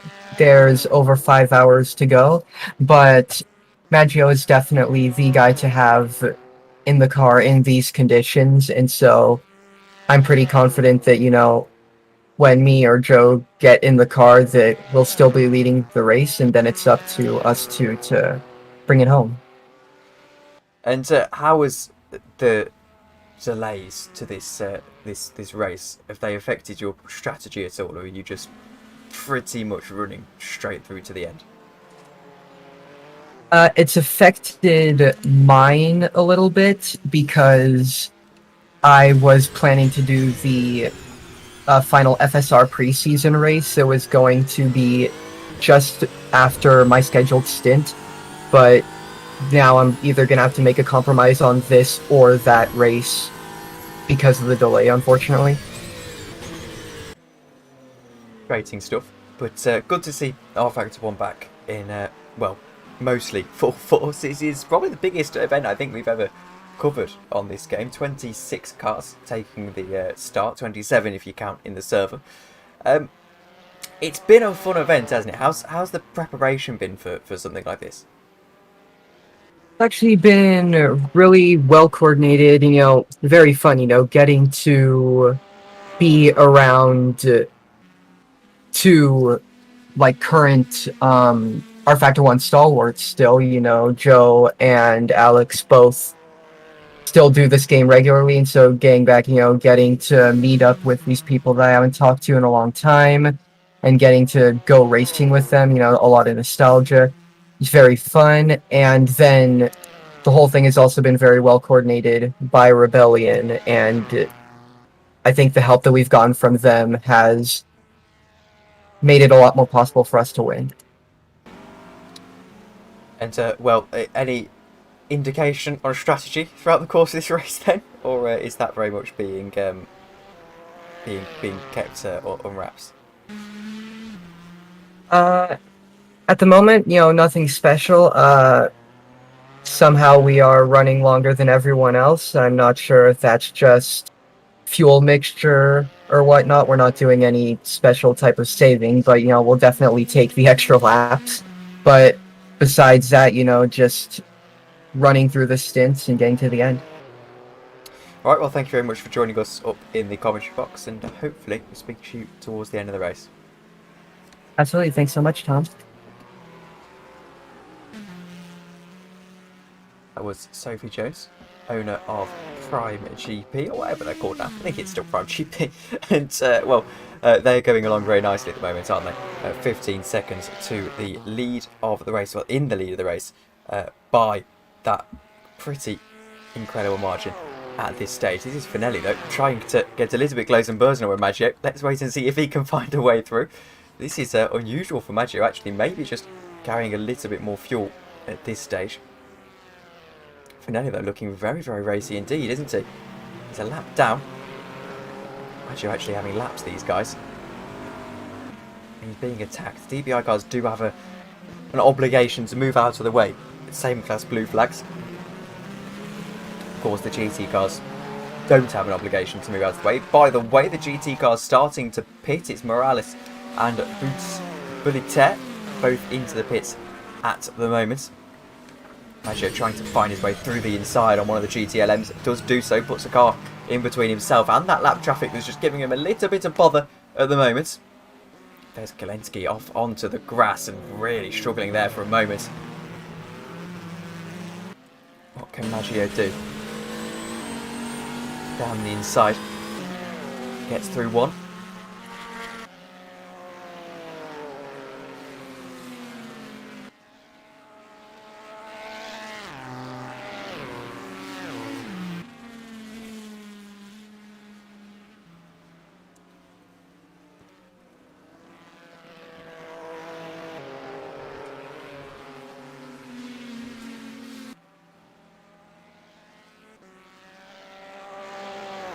Next up, no doubt, is Kiliski. 18 seconds now. The gap here between Maggio and Fortes behind. It's quite incredible stuff at the moment. Here's a battle then. It's Gutierrez and Pranata. Gutierrez on the comeback trail. Struggling at the moment though to get through the GTLM field.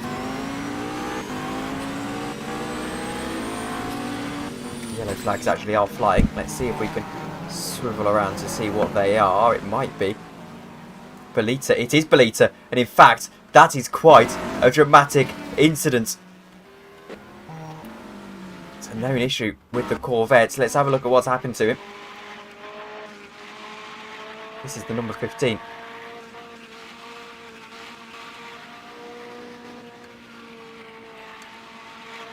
One of the Ferraris, actually, and he's had a huge incident. No front right tyre. He will be able to pit with this.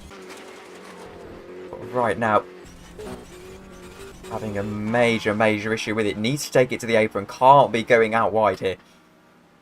Far too dangerous. Should take it to the apron and should get it to the pits. This is spectacular driving to keep it intact, but not spectacular driving to, in terms of the status quo. He's got to pit though. You are able to fix front damage. That is dramatic. That is very dramatic. He's spun around and he's going to get a stop and go penalty as well for speeding the pit lane. I think he forgot that a quarter of his brakes have disappeared.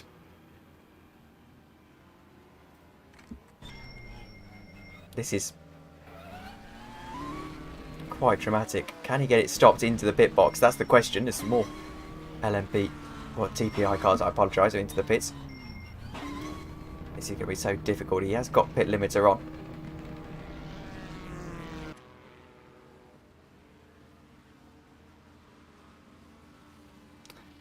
And he's not pit. Well, that is quite absurd. He's going to weather this storm. I can only assume his pit box hasn't displayed. Where he crawls out of pits. We're going to stay with him for the time being. He's going to have to crawl this car around.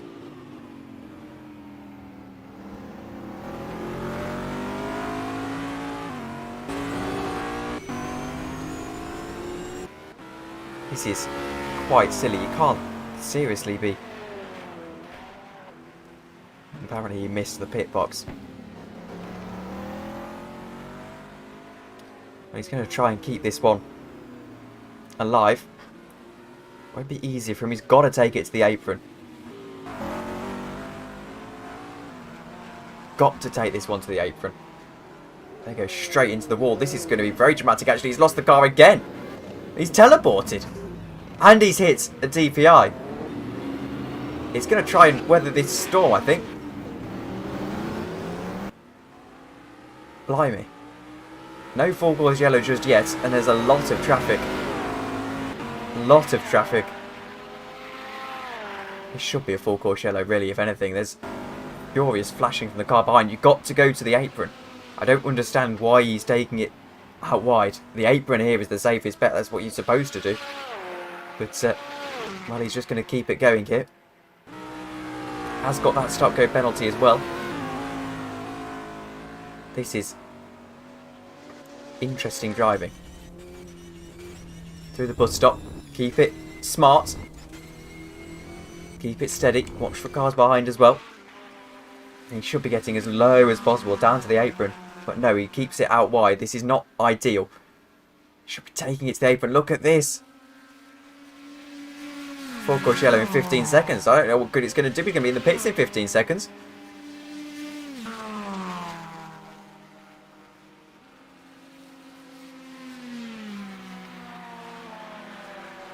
First full course yellow of the day then is activated, but it's far too late. It's already into the pits. Is this car? I think they'll run the full course yellow here just in case he is into... Oh, there's a Ferrari! Oh my word, it's a Porsche actually. Good tie. Spinning all the way into pit lane. And in fact, he's blown that engine, you know. Oh no, into the Ferrari, into the 91. And he was battling with the race lead. Katai has blown his engine. The number 91 has been hit. Belita can't get into his pit box. Number 90, the Porsche is out. Number 69 car out of the race. Belita's managed to get into his pit box, I think. The number 91 has been hit from behind. Assuming that the number 91 car is actually in the race and hasn't retired himself. No, he's definitely in the race. Estevez is in the pit. And that's going to be some damage. Back he goes again. Only been mild, I suspect. Belita? Well, I can only assume that that damage has repaired itself. Red flag. There's been a red flag. Out on the circuit then. We're going to get this race restarted. I can only assume with 5 hours to go. Drama then. In this race. And that, I have to say, is quite remarkable. My word. Here we go. Everyone filtering into the pit lane.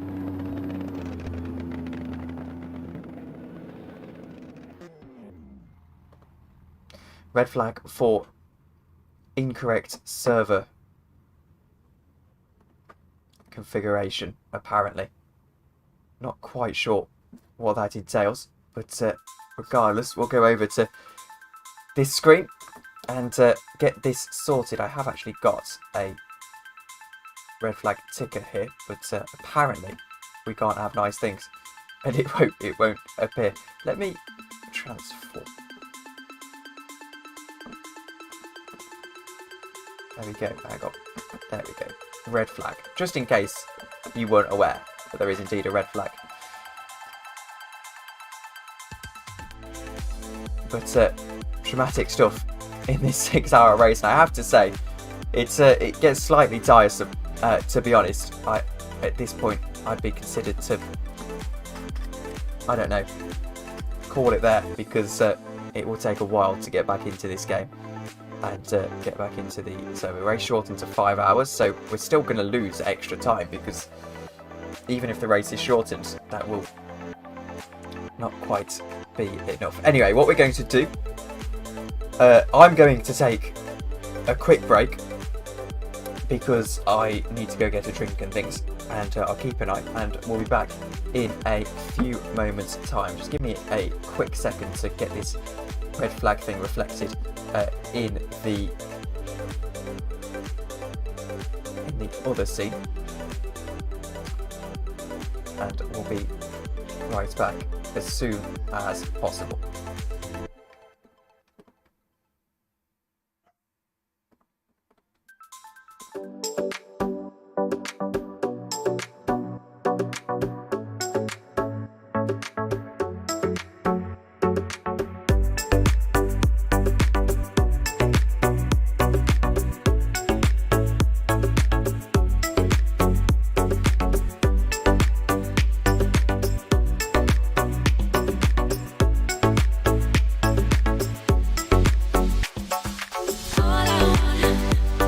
All I want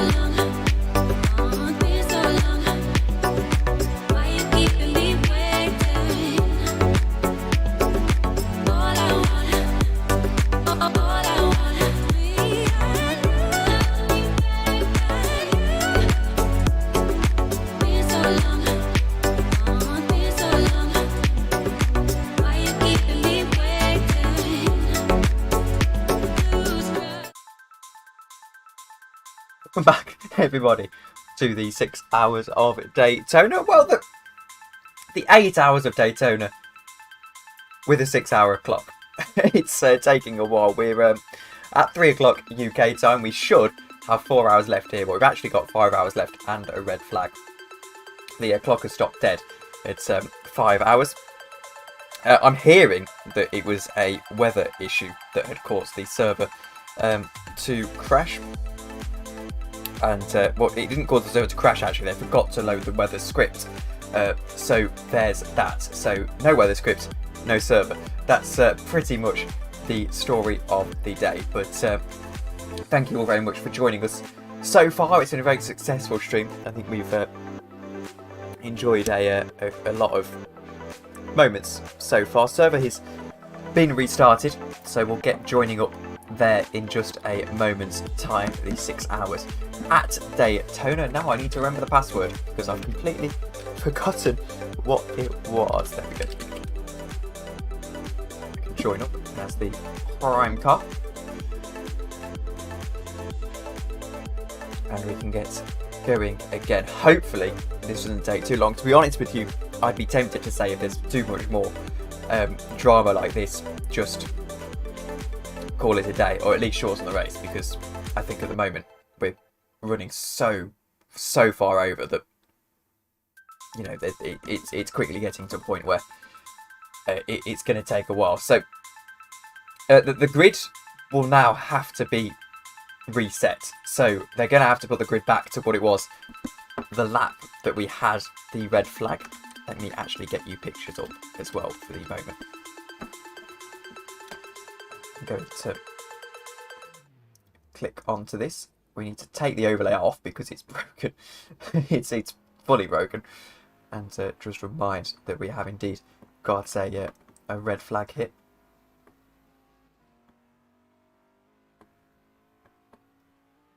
There you go. That'll do. That'll do, I think. But yes, I don't think anyone's actually leaving the pits here. I think it's very much a case of we're just here to relax and enjoy the sights and sounds of the virtual Daytona International Speedway.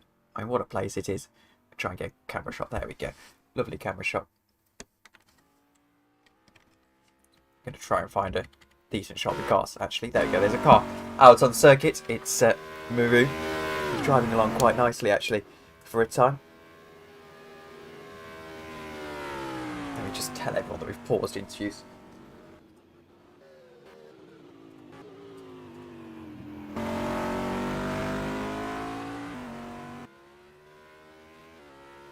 We can't get an interview with any Batar. We're just waiting for him to join up, and then we'll get him in here.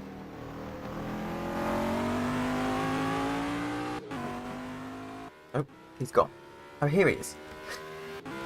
Hello. Eddie Batar, been a very long time actually. Good to see you still about in rFactor 1. I finally got the pronunciation of your name correct. How are you? Bored. Well, it's been a very difficult race so far for all of us, and Not really.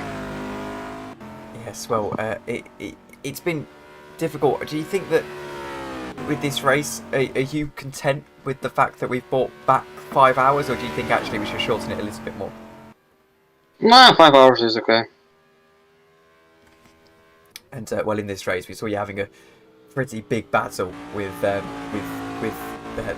guy who was in the lead. It took you quite a while to get past him. What are the strengths of that Ferrari that you're in versus the Corvette?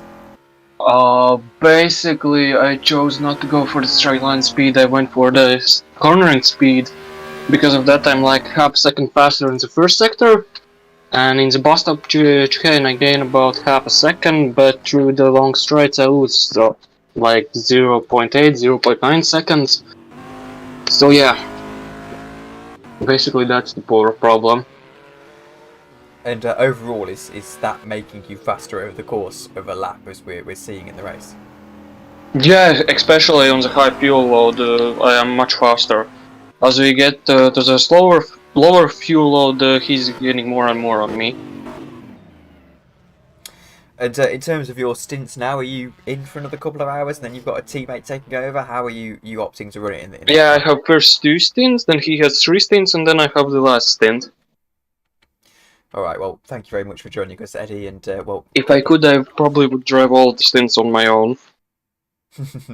well, anyway, thank you very much for joining us. I'm sure you do very well doing them all on your own. But well, I think we're about to get back going again. So best of luck for the restart. By the way, do you have any info how will this restart go? We will start from FUC or what? I haven't got. I'm as clueless as you, I'm afraid. So I don't Oh, perfect. I will have to close half a minute. Let's go. I'm dead. know. Well, anyway, thank you, Eddie, and we'll speak to you again soon. Maybe. Just move me then. Yes. All right. Well, see you in a bit.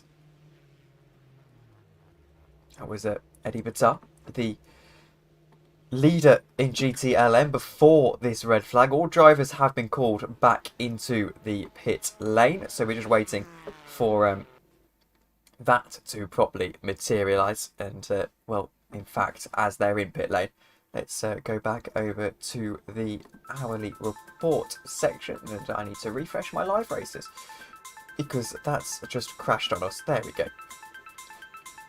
Lovely, and I can actually see what's going on now with all of this. So we're waiting for 4 minutes. I'm hearing 4 minutes until we can get back underway into this race. If you are just joining us, it is a red flag period. We had a misconfigured server. It's all about the weather. The weather script hadn't loaded correctly. There's a script in the game that gives you live weather. Let's just double check quickly what the live weather is actually going to be. I believe it's in the announcements channel.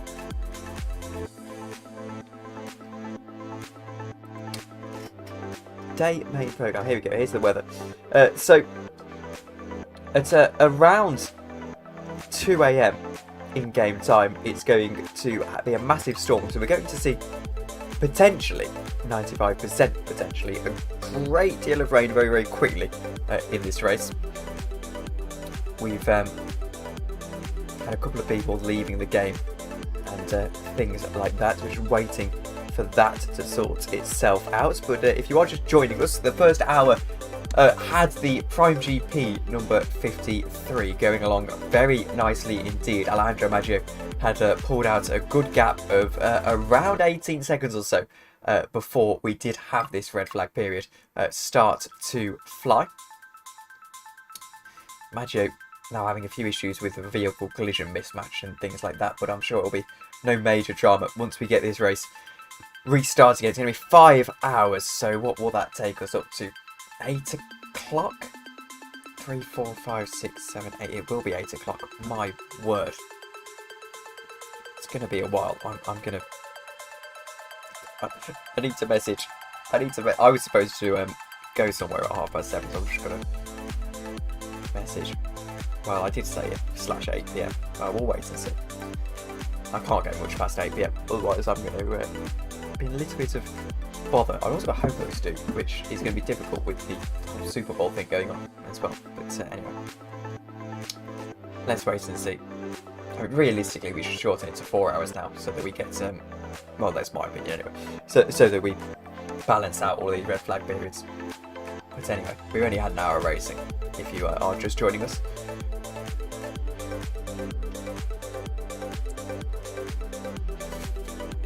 So, chat is closed. Drivers are rejoining. We've got most people. My car's gone flying into the air. That's dramatic. 24 in the lobby. Still missing 2 more. Gutierrez has left the game. Estevez has left the game.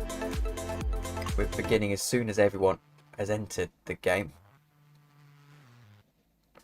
This is taking quite a long time, so Maggio is struggling to get back in.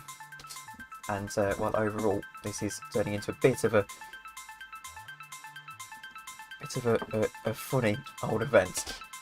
And I apologise for you. That my dinner's just arrived, so it would have been a good idea to eat that here, but no, I'll probably give it 20 minutes after the restart, then go for a 5-minute break so we did dinner and then come back. I think that's reasonable. You were without commotion for 5 minutes. I'm sure you could live.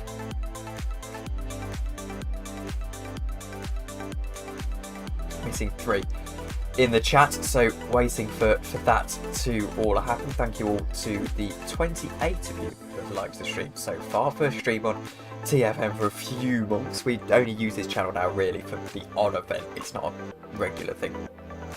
It's basically just if a league has an issue with their YouTube channel, we put it on here pretty much now. But this was first intended event back. But I do want to give a little bit of a plug to my own sort of thing, if I can be forgiven. I will be doing a live watch along of the Super Bowl a little bit later on over on USRN. It's a sports radio network, and we'll be having commentary from Matthew Owens, who's a very good American commentator, and I'll be sort of waffling along in the breaks a little bit like this, but hopefully I'll have actually got a game to talk about, and yes, that should be fun. That starts about 11 o'clock UK time. You should Google USRN, it should come up. Hopefully no cancer treatments come up as well, because apparently that's also what USRN is. I don't know. Anyway, missing one driver, waiting for the thing. Oh, also I should probably be fair and shout out the league as well, because they did ask me to do this, and you know, I'm very happy. So you can join the league via the Discord. It's not in the description. Someone can probably post it in the YouTube chat.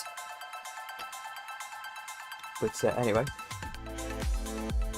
waiting for this to happen. 5 minutos is the call, which I assume is 5 minutes. But I have to say it's getting slightly concerning, because this is going to be 8:15 before we're back going. And it's 8:15. You know, it's not ideal. It's not ideal.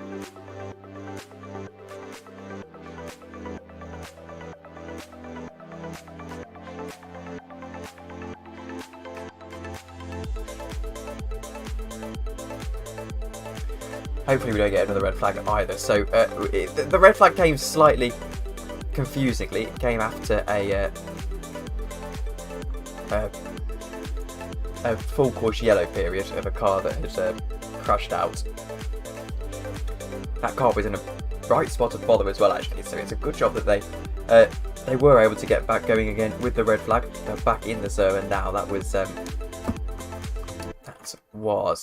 I'm trying to see which one it was in the chat. It was at Belita, Davide Belita.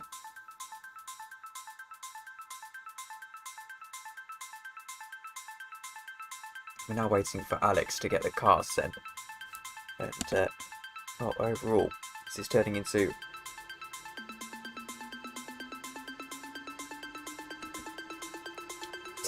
a waiting game.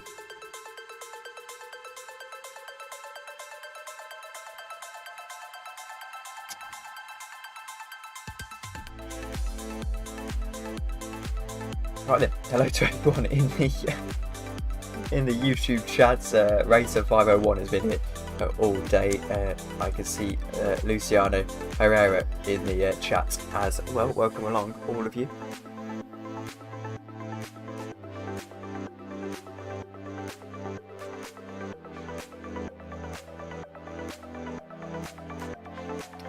Overall, excited for a good rest of this day. It's going to take a while. The leader of the race, Alejandro Maggio, is having an issue at the moment that may prevent him taking the restart, which would be frustrating with 18 seconds gain in the first stint alone. We'll wait and see what he does, because this could be a difficult moment for the prime number 53. He's in the game and he's okay. Question is whether it's going to kick him off the restart. He was okay before, so goodness knows.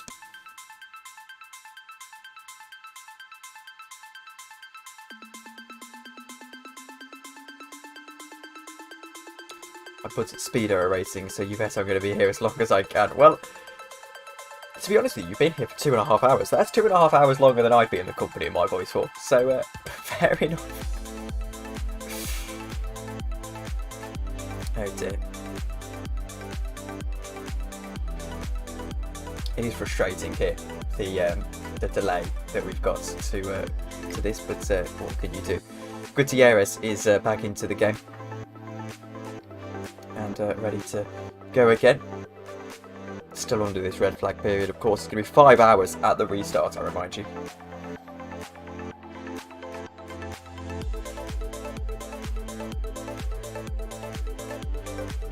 I've still got to set the grid. That's my concern, how that works. And the Fox Boy says, I hope the rest of the race goes well. Same, but well, it's going to be quite a late finish, isn't it? That's the concern. 8:30 around UK time, I think, is when we're thinking about finishing this now. It's a concern, but you know, again, I'm of the opinion this should be shortened to about 4 hours. But at the end of the day, what can you do? This is force majeure. Maggio back into the game. And finally, no issues. But that's kicked Gutierrez out of the game, and now it's kicked Maggio out of the game. It's difficult. It's a difficult situation because what can you do at this stage?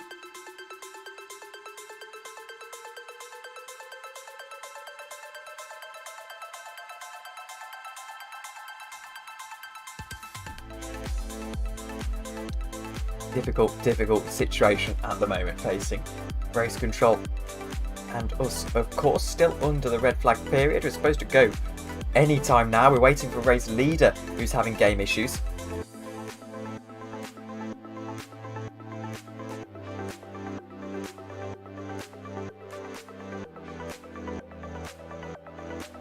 Brazy says the main issue with it being 4 hours shorter than you throw it in strategy the teams had prior.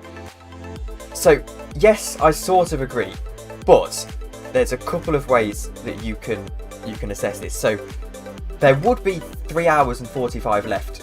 I'm trying to figure out that maths. No, so there'd be about 4 hours left now if we were to race normally. So, realistically, in terms of strategy, that's going to get neutralised anyway by restarting, because the guys who spent their first stint going a couple of laps over, that doesn't matter now because there's 5 hours to go. You know, everyone gets a clean tank, everyone gets clean and going again. So realistically, all 4 hours does mean that we finish around the same time that we were, and people's stints can be on the time that we expected it to be. So that would be my assessment situation, but I'm here to give my opinion. I'm not here to tell race control what to do. So I'm sure, you know, they'll do what they do. So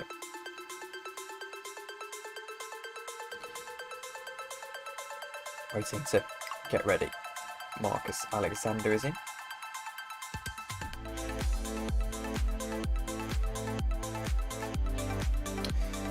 So hoping this all works then. Hoping this all works. Praying this all works, actually. And there we go. All of the drivers are in, I believe. 25, and 2 had DNF'd. Now, the question is who makes the driver swap now? A few people have. I don't know exactly who, because to be honest with you, there's so much going on that I haven't got a clue. So, anyway, moving to the race in just a moment's time. It's going to be single file restart. So it's going to be as if it were a full course yellow. We are advancing to the race session now. I'm glad to say that I'm in the race session, and it is dusk at Daytona. That is the exciting thing. Let's get ready, because well, we've got a few moments time before I am there. Do I have the spotter guide? I do have the spotter guide. It's up on my laptop screen. We had to restart the warm-up. Okay, I'm not too sure what's going on here. The reason I say I'm not going to check up on who is because I need to focus on what's happening with the restart. Then I need to, I'd have to go through everyone individually and check. It would be a nightmare. But anyway, I can tell you that the 53 have not driver swapped. Maggio is continuing that car. There was a couple of people called driver swap in chat, but again, that's a while ago. Alex is out of the game now, by the way. So if I were them, I'd get Joe into that car, or Sophie or someone, and see if we can just get them going again. Just say driver swap. Even if you have to start last, those cars are pretty fast. They can get back to the lead of this race. So it's a single fight or restart. So it's going to be as if it were a safety car restart or a full course yellow restart. They're going to set the grid. And, it will be a while, but anyway.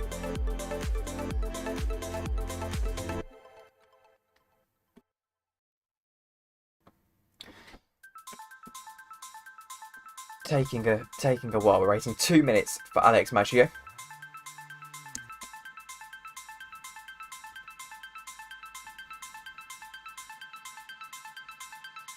Maggio's having a few issues here.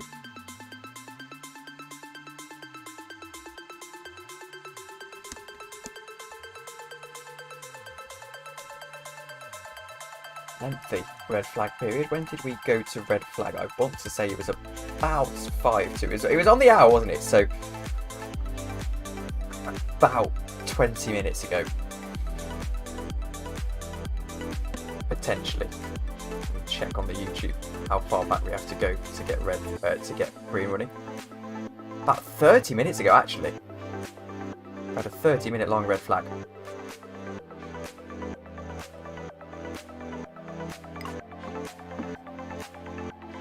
Maggio has entered the game, but he's having an issue again. Gutierrez says it's over for him. It's frustrating. Maggio's still got his issue. And you don't have energy in your apartment, Gutierrez. That's disappointing. You were running quite well up until this point, so I'm sorry to hear that, my friend. The only chance to beat you, yes, absolutely. The Bark says still red flag. Yes, we're still under red flag for the time being. The live timing you see there. No, that's my. Okay, there. What? Okay, there is that's just the practice session basically. We're waiting for Maggio basically. And we have 5-hour race on the restart. Just to reiterate. And, well, it's race leader Alex Maggio who might just be out of the running, which is the biggest news from this red flag. It's frustrating. I apologise if you hear the background noise. My brother is doing something outside, and my mum's not displeased about it. I did tell them that was commentating. But, anyway.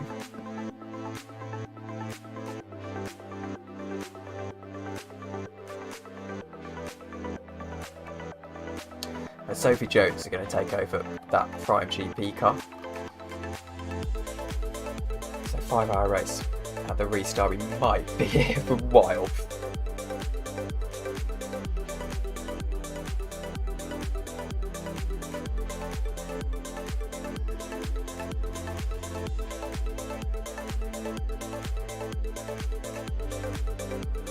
This is difficult situation, but we'll wait and see.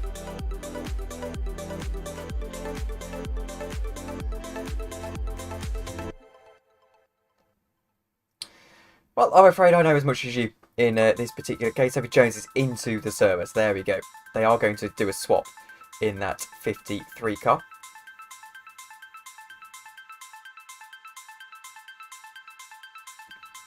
Finally going to do a swap. And now we've got all of the drivers in the lobby and we're ready to 25. One, of course, not racing. That is Gutierrez. And the grid has been set. That's the more important thing. Wait and see if this all works. Okay, now we're going to go. Exciting stuff. We'll warn you, after about 15 minutes of the restart, I do have to go for my dinner, so I've got to eat for dinner, unfortunately. It's going cold, so you know. One of those things.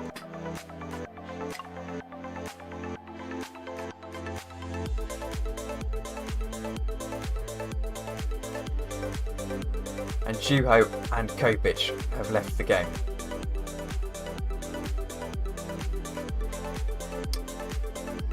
Do you know, it's getting to a point now where you've got to consider race shortened to 4 hours. The race has been shortened to 4 hours, so there we go.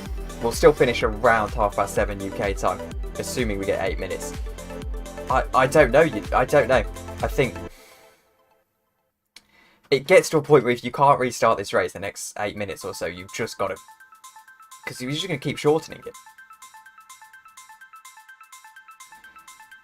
I think there comes a point when you've just got to say, leave it, and we'll just run again next week. We'll run again next week. We'll do a 4-hour race next week. We'll do something.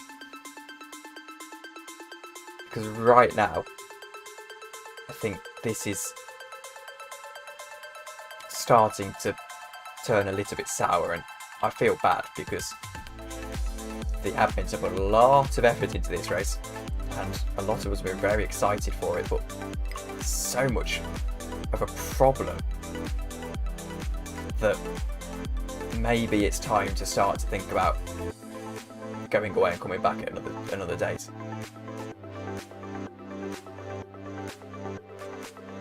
The shortened to 4 hours, that is a good call. That's a good call. I'm glad they've taken that call. So, well done to them. But now we wait for this race to get back underway, something that we've been waiting for quite a while. Because the issue is now, there's extra pressure on this, because the drivers not joining for the start of the race, that's not as big of a deal, is it? Because, okay, you had an issue, you DNF'd, it's no different to DNFing at Turf 1. It's disappointing, but at the end of the day, it's one of those things. Whereas when you say to a driver, there's a red flag, and to put it bluntly, because of our mistake as an admin team, to say, you now can't race because of our red flag because we forgot to load our script, after you've pulled out an 18-20 second gap, that's why there is such a emphasis on making sure that these drivers are in the lobby, because otherwise it's sour. It feels sour, it feels unfair. But that's why I'm not saying that it is. I'm not not blaming anyone. I'm just saying that's how it is at the moment. And well, really a shame that rFactor 1 is like this as racer. I agree. It's a shame because we've seen it's entertaining. It's old, but it's nostalgic. It's good. I mean, this game's older than me. It's nostalgic. It's good. It's fun. But unfortunately, I don't think it's, in the modern day, suitable for races like this. Although then again, I say this, the amount of times I'm in exactly the same situation with rFactor 1, rFactor 2.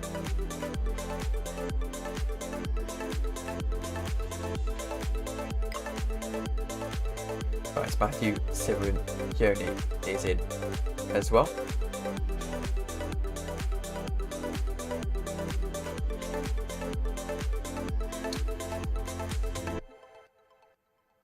I think there is calls that this league will move to Automobilista after this, which I have to agree. Automobilista is a good game.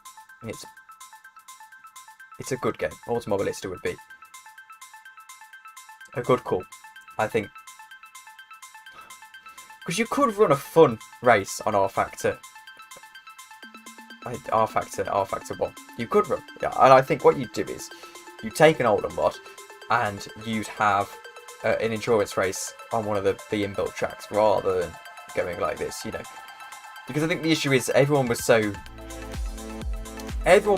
ready and quick to push this game to its absolute limits, when in reality you have to take a step back and say, actually, this game is designed for old cars. This game is designed for your 2005 Formula 1 cars and that kind of thing, and that's fun. But I think when you get to modern cars, I think there's just a little bit of an issue. What the technical reason for that is, I don't know. The modders will know more about it than me, but I just think there's a willingness to push this game far beyond the limits that it is when at the end of the day, you've got to assess it. It's a 15-year-old game. You know, it can't handle 30 modern endurance cars barreling around a track, and this is clear here. So, I mean, look at the stuff that we've had to do just to get this game, just to get this race going. You know, the game has been modded like no tomorrow. It's a custom install of the game.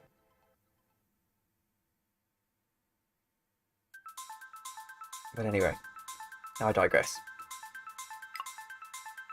Because we are now into the race session. 4 hours ahead of us. We will finish about 7:30 UK time. Which I have to say, commendable from the admins. That is a correct decision, I think. So, plan for the running order. 15 minutes of commentary. Then I'm going to run for my dinner. And then we'll be back to the end of this race. I've got my hot blackcurrant with me. Lovely stuff. Make sure that my voice doesn't die towards the end of this. In the hoods, this has been a burning train wreck so far. Yes it has. But not in a sorry to the admins. Not in a admins horrendous organisation way. In a it's okay way. You know, it's a game problem, not an elf's problem. Anyway, we're going to get under the lights when we restart. It's going to be a single file restart with a single formation lap. I'm waiting for me to have the ability to enter the race without joining onto the grid. There we go. I think that is now. It is now. It is indeed now. And we can get this underway. Let's go back to the in-game screen. Put the overlay back on. Take away, finally, the red flag. And here we are, back at Daytona for yet another 4 hours. We're turning the lights off, apparently, for the time being. But we are under the lights as they snake through turn 1. 25 more cars. The big news is that number 53 has had to have Alex Maggio swap out. Sophie Jones now into the car. It's going to be a single file restart, and is that a crash? It is!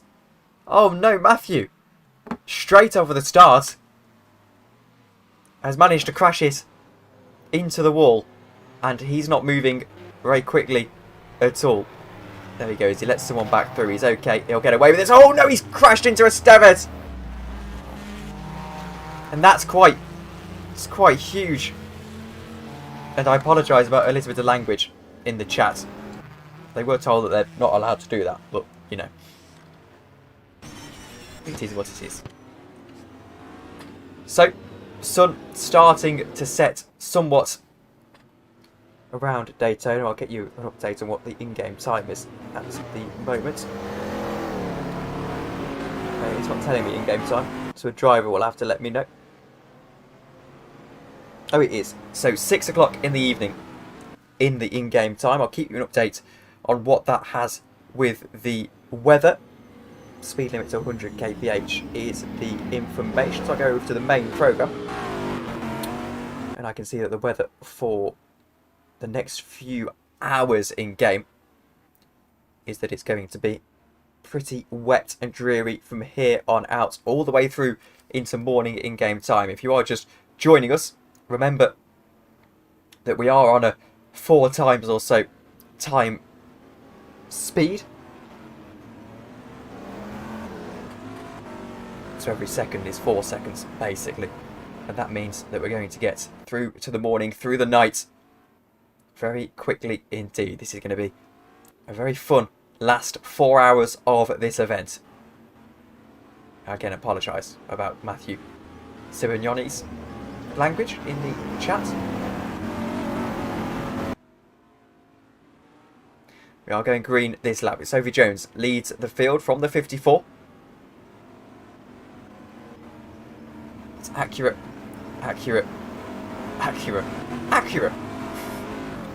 And eventually, I believe, a Cadillac. No, that's an Acura as well. Okay. Is there a Cadillac? There's a Cadillac. Lovely. Mostly Acuras here on this grid.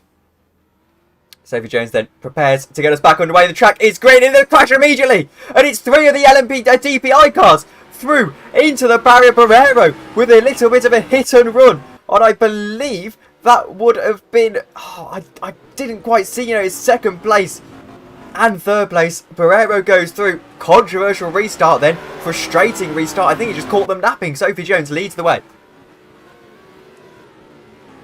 Let's go down to the DPI field as they prepare to get to the green flag. Lights can be turned on now is the call. It's Estevez who leads the way. Eddie Batar is in third position in the Ferrari. He's the fastest, we knew that from the first of the race running, but how is that going to be as the track starts to cool down and starts to get that little bit faster? Does he get faster as well, or does that Corvette come into its own? You can't think about the Corvettes. In fact, there's Matthew crashing into one of the GTLM cars, and in fact he's just able to get around. Had that incident early on into this restart on the formation lap, but now is continuing along to struggle along as the lights are ablaze at Daytona.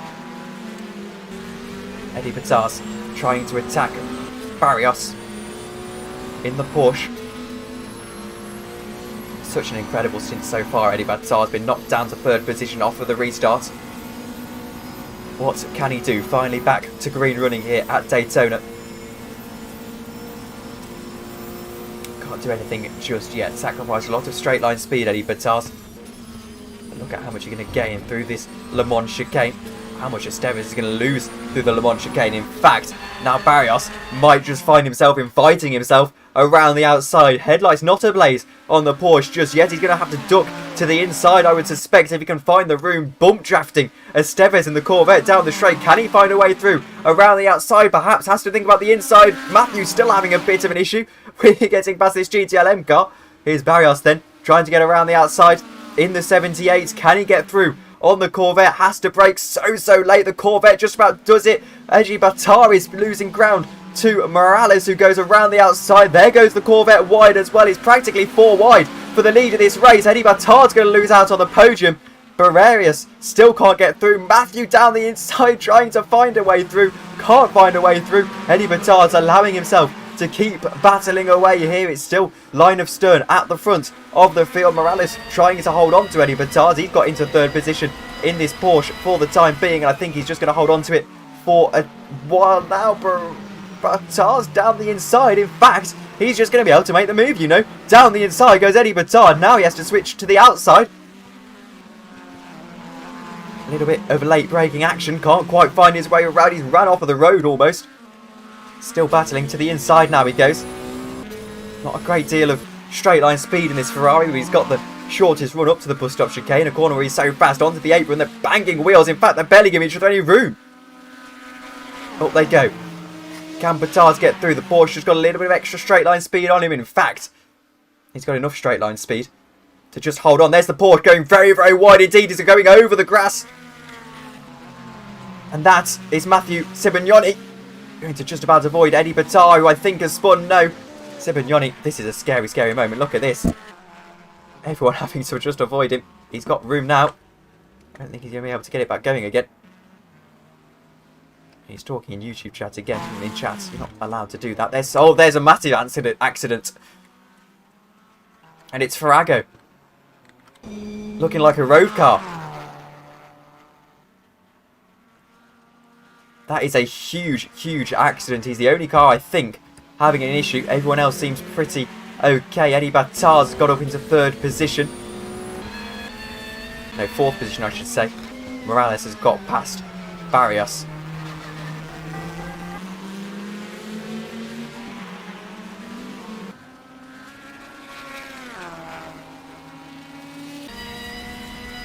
On board with a Porsche, best sounding car on this grid by far. Is it the fastest car on this grid though? Batar, Barrios and Morales proving why this GTLM field is probably the most exciting on the grid.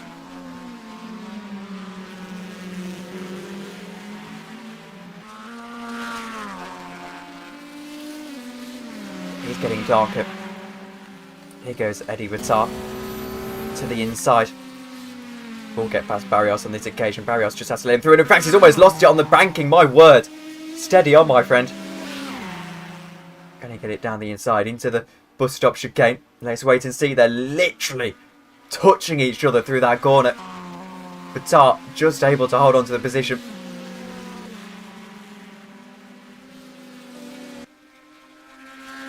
And Now he can set his sights on second and first. If you're looking at the live timing tower on the left-hand side, it's Esteves who's the leader in GTLM. That's 10th position. 8 DPI cars in the field right now. 9 if you count Sipignoni, who sat down in 17th position, having a massive issue. Here is Barrios back down the inside, and Eddie Batar, can he find his way through? It looks like he might just be able to. Farrago is out of the pits. Through goes the Porsche, locks up the tyres all the way through. Batar's on the switchback, trying to come back at him, but just about. The Porsche with the drive out of the corner. Definitely not into the corner, but out of the corner. He's able to hold on to that position. And through he goes into third position in GTLM. But Batar isn't going to let it rest that easily just yet. Try and get back at him.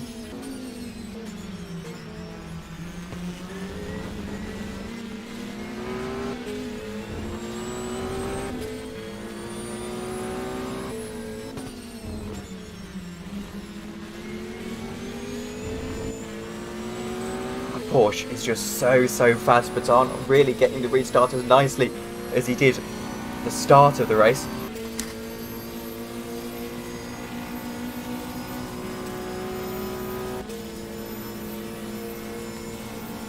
Formula Pacific Season 3 and Season 4 champion Eddie Batar, very accomplished at this game back in the day. If you can believe 2019 was 4 years ago. I can't. There's wide Barrios. Not really allowed to do that, but he'll get away with it. Just pulls out a little bit of a gap to the Ferrari. Formula Pacific actually before my time, genuinely.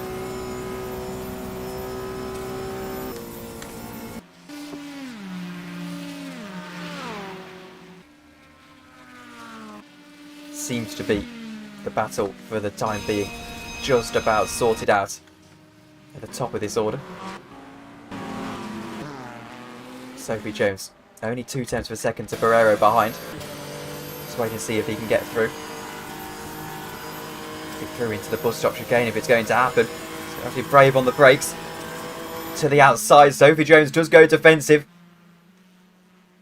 Barrero tucks in behind in that 13 car, practically pushing the prime out of the corner.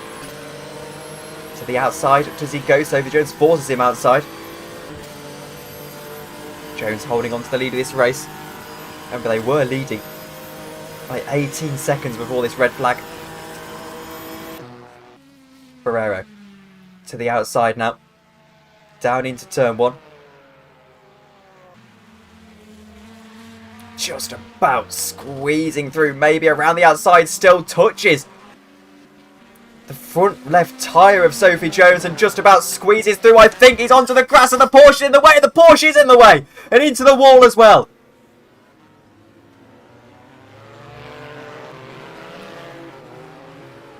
Still going there, Barrero. The master of the hit and run, it appears. Second time this race. Still attacking Sophie Jones then. We know the rain's on its way. That's in just a couple of hours' time, I suspect. Approaching half distance in this race. Barrero in the slipstream of Sophie Jones. Can he get through this time without quite the drama over the first occasion? Navarro has left the game. He's out of the session. To the outside goes Barrero. Jones defends once more. No lights for Barrero. Around the outside, just about going to get the position in the bus stop, but they're going to touch. They are, and Jones goes into the wall. And it's a hard hit as well. I think the car's okay. But it's a huge drama for the number 53 who was dominating this race. Let's have a look at this steering. Is it okay? Just about. My word, he loves a hit and run. Does Justin Barrero. Barrero, I should say. But he's leading the race right now. Is there a penalty to come? You'd think so after the third time. I'm not saying he was at fault for the third one, but definitely for one of them. As the lights well and truly start to fade here at Daytona.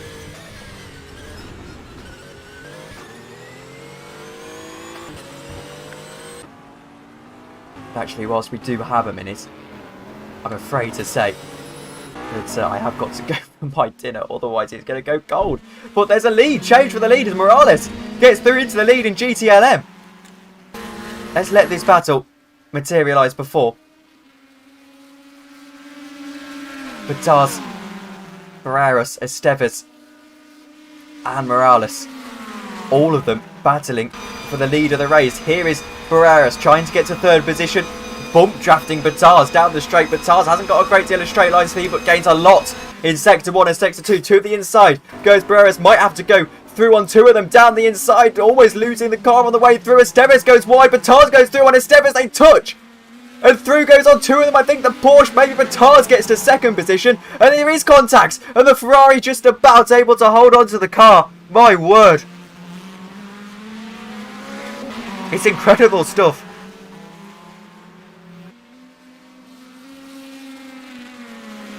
Unbelievable at the moment. Let me just turn my microphone down as well. Whilst we have a moment, there's Estevez going wide and Bataz going wide as well, and through goes Barreras on 2 of them.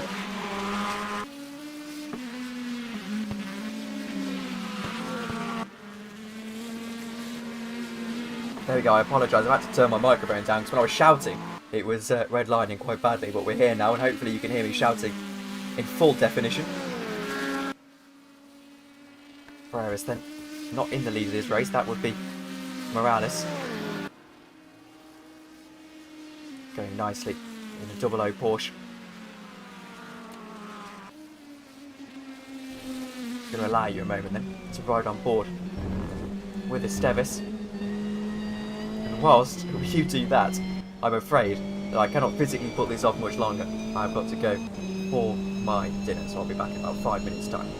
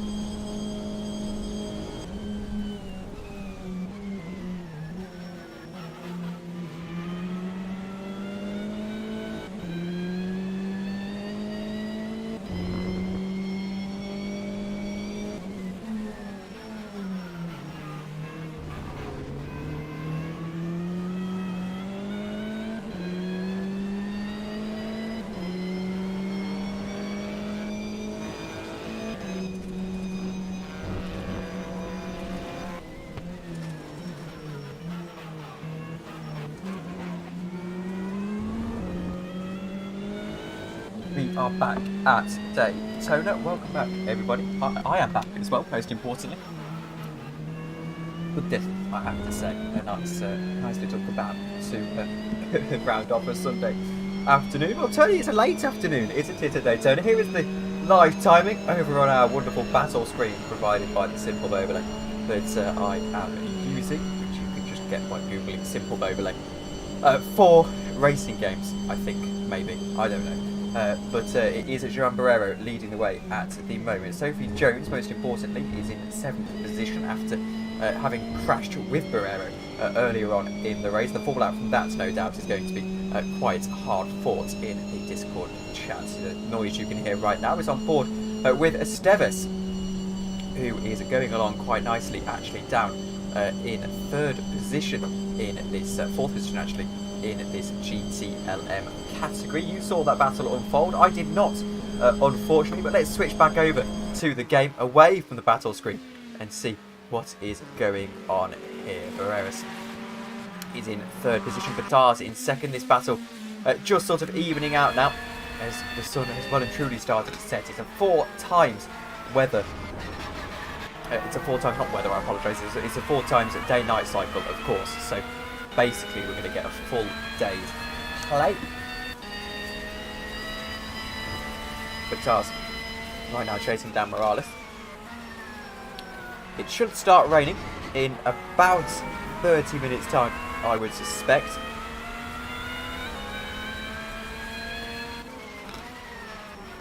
I'd like to see what time it is officially in game. I don't think live races is quite giving me the right information at this point. It says 18:23, but I'm not totally convinced that that is correct. Let me just give a tap to race the shot and see if this is actually working.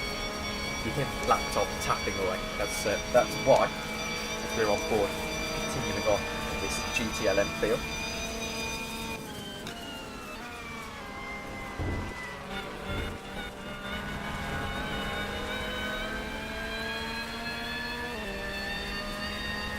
There you go.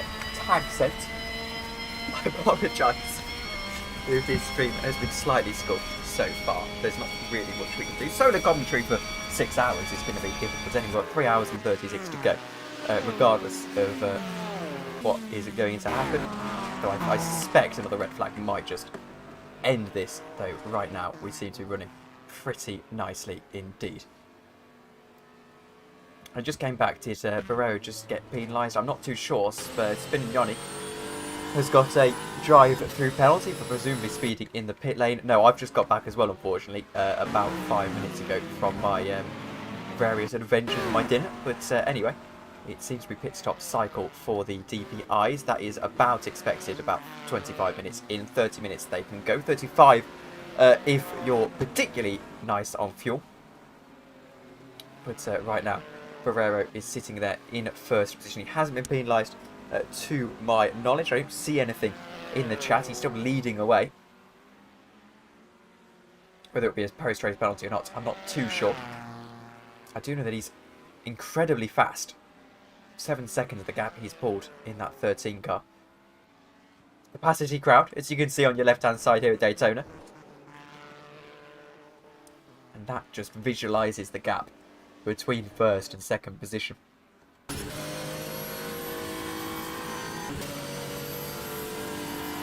Absolutely massive at the moment. You can let me know in chat as well, please, that my audio is okay. I've had to turn it down because when we were getting really shouty, it was redlining a lot. So I just need to make sure that my audio is in fact okay. I'm just below the orange zone. I don't know whether it balances okay with the game, but if it does, please do let me know. I can always turn the game down, of course.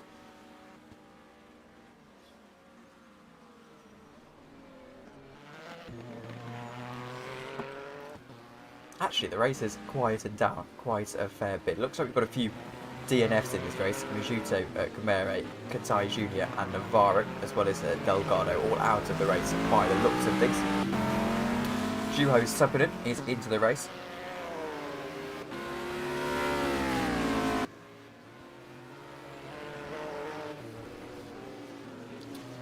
Saying that racers, I don't think you get penalised because the guy in the front fell asleep They crashed into him in the inside. He left all the route. To be fair, yes, I do think the incident with the prime car was probably a racing incident.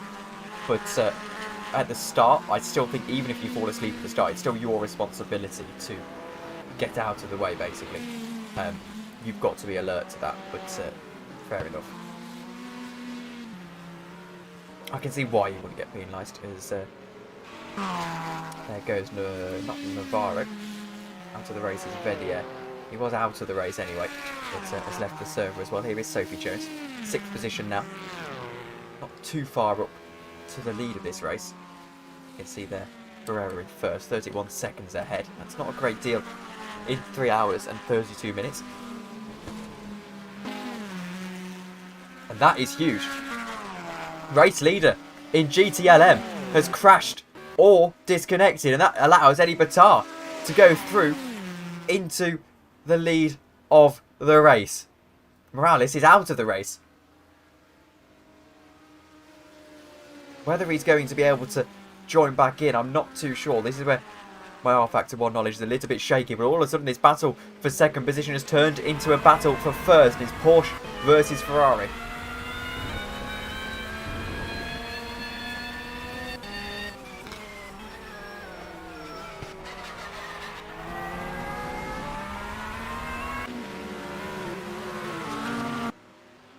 Huge moment that changes the complexion of this race entirely.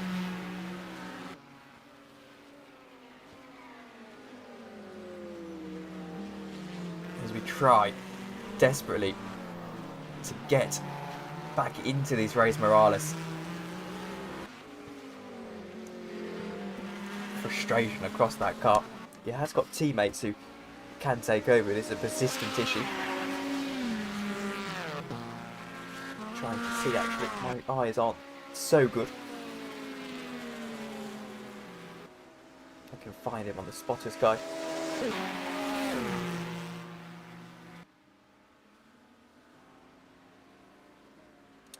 He's got Gonzalez who can take over and could do the rest of the 3 hours theoretically. If he disconnects, his day is done. Thank you, Joe. So there we go, he's out of the race. I didn't know whether you could, because in rFactor, of course, and Automobilist, I believe, you can rejoin after a disconnect, but obviously not here.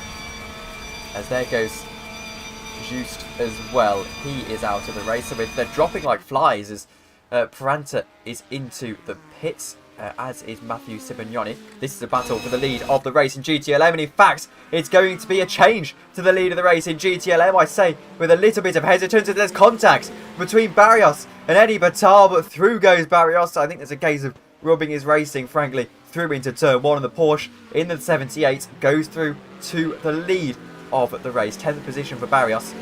Batar's caught napping a little bit down into turn one. Can he come back though? That's the question. He's only going to try it. On board with the Ferrari.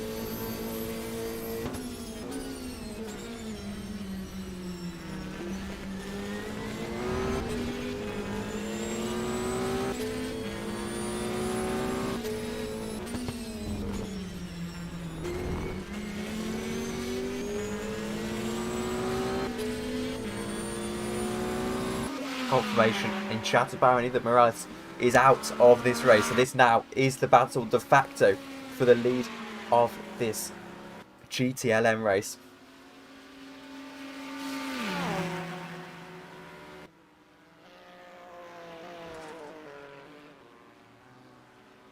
Fastest lap of the race, by the way, for Barrero in the meantime. 3 hours and 29 minutes to go in this race. Connection lost as well for Kunderfagen. I hope that pronunciation of that vaguely German name is correct. So Matthew Sibignoni is typing as well in the Discord chat, so I assume there's something going on there, but we stay with this battle for the lead in GTLM. These cars phased out in real life, but absolutely going for it in the sim.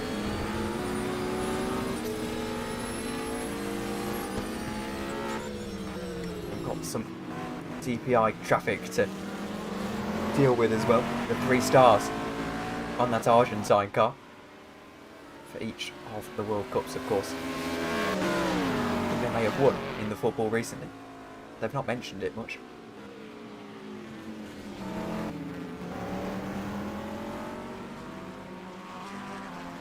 That actually takes a little bit of a spark out of the battle. Down the inside. In fact, no, that's going to add extra spark to the battle as through goes Bertard, and in fact he's crashed. And he's crashed through all the air DPIs, but it's not going to matter because he's going to get through to the lead of the race anyway. Incredible stuff. Barrios has to duck to the inside. Bertard got hit by one of the DPIs, and that allowed him actually to get through because Barrios got hit by the other DPI. Now he's to the outside. Can he find a way through? He might try and sneak it on the inside. No, he goes to the outside now. Through into the Le Mans chicane. Bertard breaks late, but Barrios breaks that little bit later and is able to get back to the lead of the race. Bertard with a huge slide. Unbelievable racing in this GTLM field.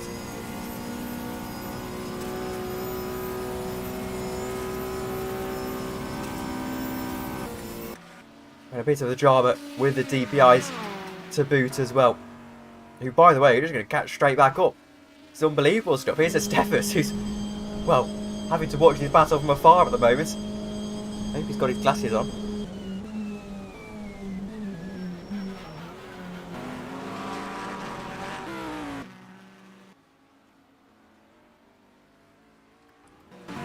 Which RFTV had been ported over here. So it'd be so useful right now.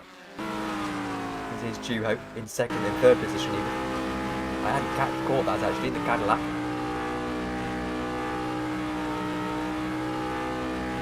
Going into the pits on this lap, 26 on the clock. Which means we've had about 35 minutes since the restart. That's about right, that is, to come into the pits at that time.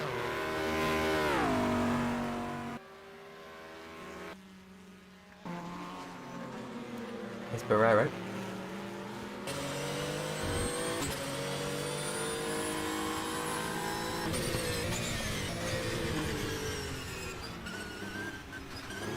Sliding the car through the first horseshoe, 20 laps into this race. And we can do about 23 in real life on a tank in Daytona. Well, as I should say, could of course, the DPI cars no longer.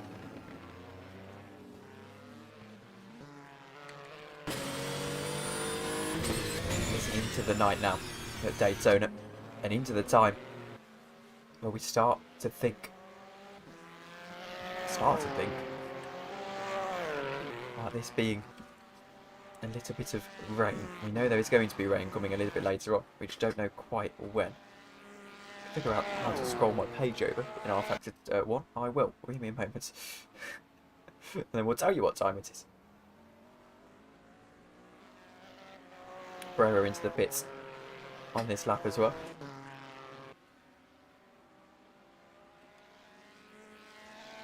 No, that turns it off. Give me a moment.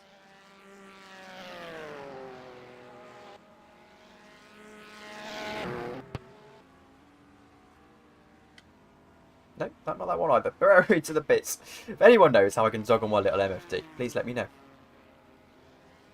Oh, there we go. Enter. Oh, wonderful. 8:23 PM then. Guerrero is the leader of this race. 3 hours and 24 minutes to go. Guerrero does indeed pit out of the lead. Let's go back to the live time. Sophie Jones takes over third position, but yet to pit on this cycle.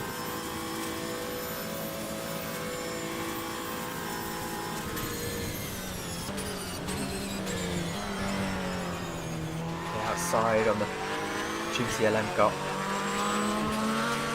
Sophie Jones very accomplished in rFactor 2 as well. Raced with me in 24-hour race at Spa in 2021, finished second on that occasion. Very accomplished driver in FSR now as well. I have to admit, I don't keep up to date with people's antics over in FSR. Not my league. Really struggling on those tyres as well at the minute, Sophie Jones, I think. rFactor 1's an adjustment to come back from a sim like rFactor 2, even from Automobilista back to rFactor 1. It can be quite an adjustment, especially when you're driving the same cars. It sounds silly, but you know, if you jump into a NASCAR in rFactor 1, it won't be so bad, but to jump into a car that you may, well, a similar car to what you regularly drive in rFactor 2, in the LMP2, obviously the DPI is different to LMP2s, but they're not miles off each other. It can be quite an adjustment, because you're so used to the car handling one way and getting a certain feel through the car that when you come to rFactor 1, obviously you don't get that with the older simulation. Jones at the moment just behind the lead of this race. 26 seconds. Guerrero owes us a pit stop, I believe.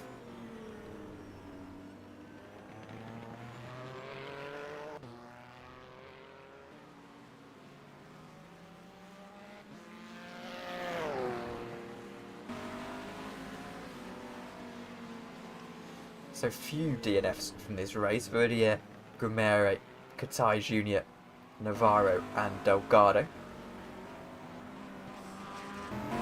Everyone else running okay at the moment. Touch wood, of course. 22 minutes until the hour, and we'll have our first hourly report of the day, despite it technically being halfway into the race. Starting to settle in now, and turning into a very, very fun event indeed. Here's Juho Sabanen, having people quietly eyeing up a Juho victory here. But all of the issues he's had would only seem just and fair. Quite a while up to the lead of this race, of course. Guerrero might just jump in the pit stops as well, which is my concern.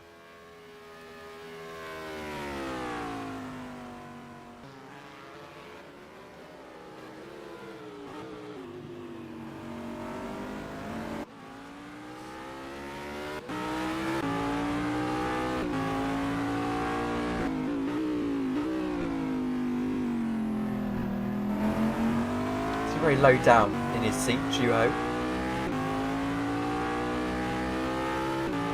In the driver's eye. Not quite as spectacular as the driver's eye you see in real life, but close enough. Fourth position. No change to the lead yet in GTL. In fact, there is, as Manuel Estevez has got through. Oh, there's a spin, and that's Massa. In the Argentine car.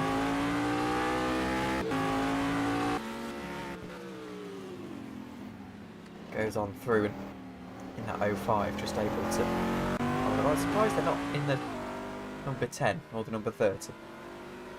But anyway.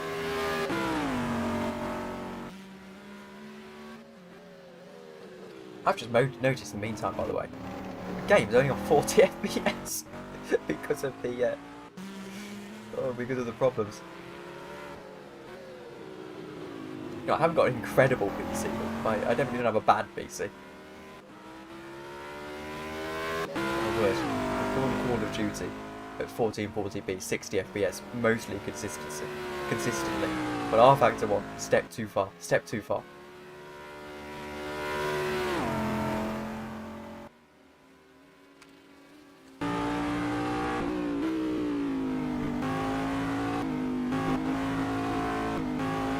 Very wide from Massa. I did race this track a few years ago. In rFactor 1, that is. I've raced this track many times, obviously. That was sort of the line. Dominguez is into the pits. Sophie Jones has re-emerged out of the pits. Guerrero then, next one to where it was a pit stop, and in fact he is in. Let's keep an eye out for who's going to be going through.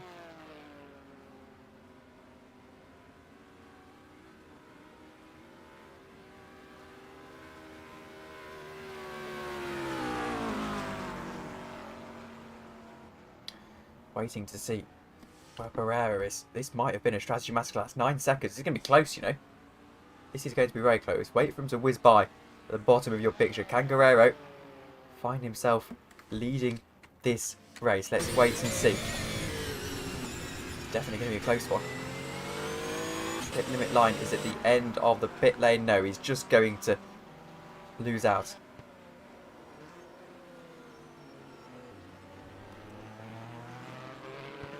Vintage Motorsport is TLDR complaining about the server, I think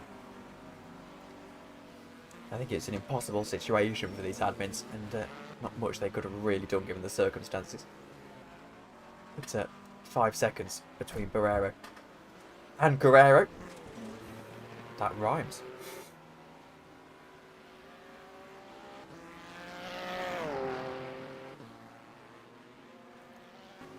It'll be a long, long battle for Guerrero to start to have a chance at this race.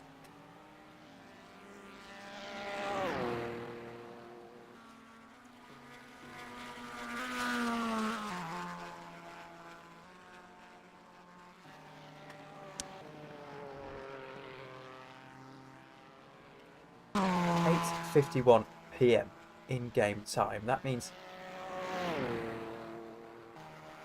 it's going to be just a few moments' time before we start to get a little bit of rain in this race. Let me just remind you of the main programme for this race. So from 8 PM there's a 65% chance of rain. It moves up to 80 from 11. Then a storm moves in at 2 AM. So basically it's going to start raining in about 15 minutes time. 30 minutes time really, actually, to be realistic about it.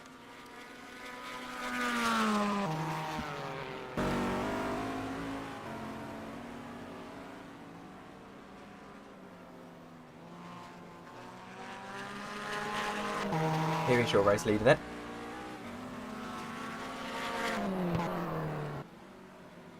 Fighting a battle with my timing in the bottom left hand corner here.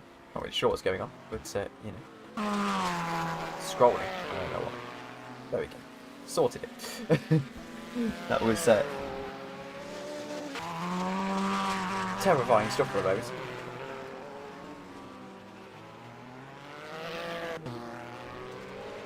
James onto the grass. That's a moment. My word. Was a hold on that 53 car. Having a tough day so far, but 3 seconds to catch up to 4th position, then only 25 to catch up to the Belgian. There's still plenty to fight for. Joe Gillett will be getting into this car soon as well.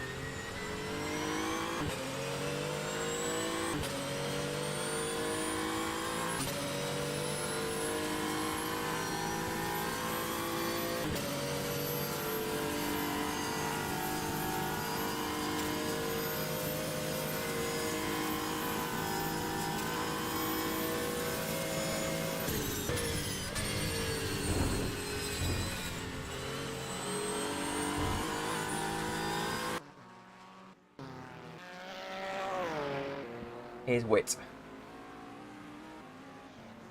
Going along fairly nicely at the moment. 7th position overall, not a horrendous haul. All of this red flag drama has allowed Chris Hood, to get back up into 8th position, the number 88 car, as it is allowed Massa, who's into the pits, by the way, very early, very prematurely as well.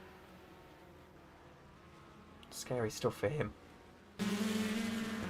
We start to think about pit stops here for the GTLM cars, because I'm seeing it's Esteves in the lead of the race. That that 05 car not going very far very quickly. Who's in the lead? There we go. So it's Esteves from Tone, from Carno, right on, and then Batars, who I believe is pit. Must have pit. He's a bit further down. Now, where is Batars? Must have come out of the car now, but pit stops are starting to happen.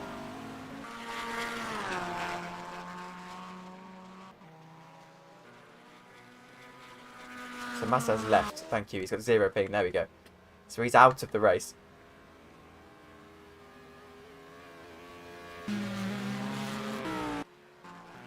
Trying to just figure out where Batars' car has gone. There it is. He's still in the lead of the race. There, I lost him for a moment. We're getting out at the next pit stop, I imagine, do 3 hours each.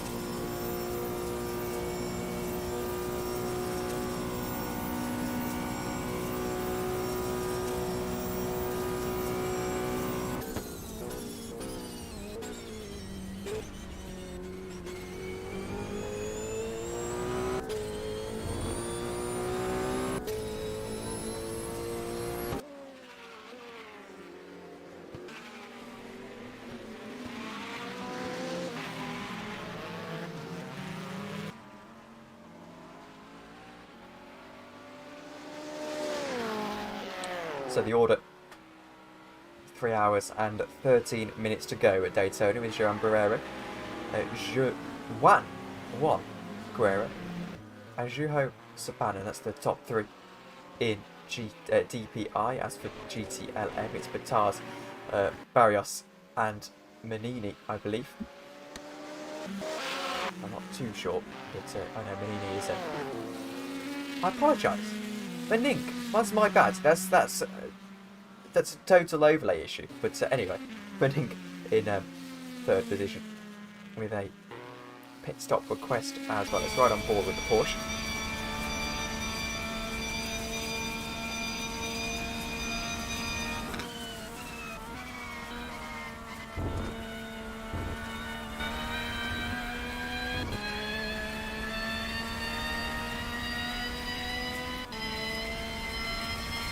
Second car on the grid by far. I think the Porsche 1.9 seconds up to Barrios. Announcing in the week, actually, I get the announcement, talk to Charlotte that she's going to be leaving at the end of the SRW season into the pits.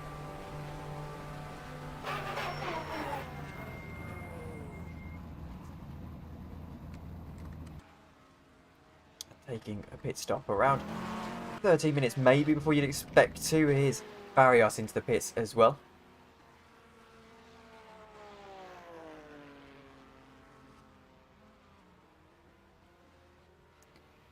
As a gentleman in the YouTube chat, please behave yourselves.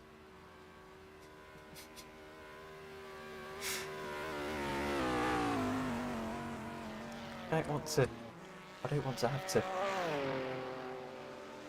bring out the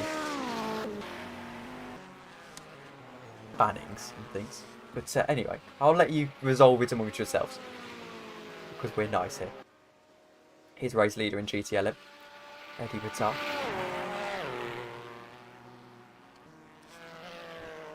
Sophie Jones to contend with in just a moment's time. There we go, Sophie Jones sending one down the inside, my word. Vitar just about giving room.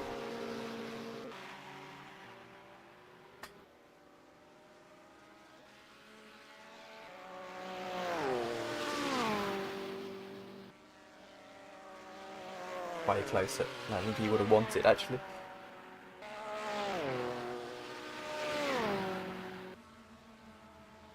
Three hours and 10 to go.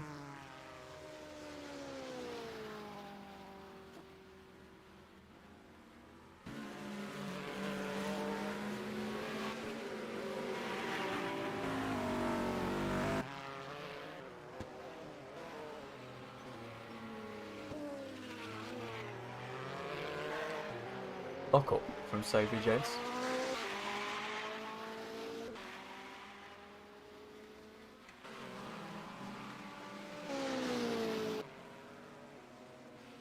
Let's have a check-up on the DPI field, because I feel like we were without a check-up for quite a long time. It's 6 seconds at the gap at the front of the field. This is Justin Guerrero, Juan Guerrero I should say, I apologise.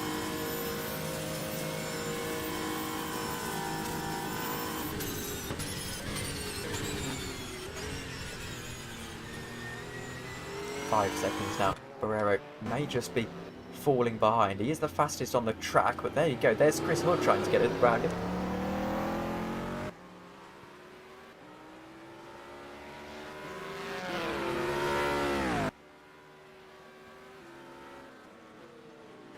It's just losing time in the end. He's on top of this car at the moment.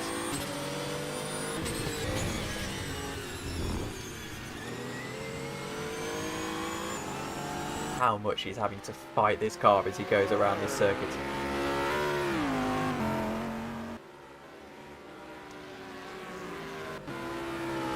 Having to fight it incredibly so.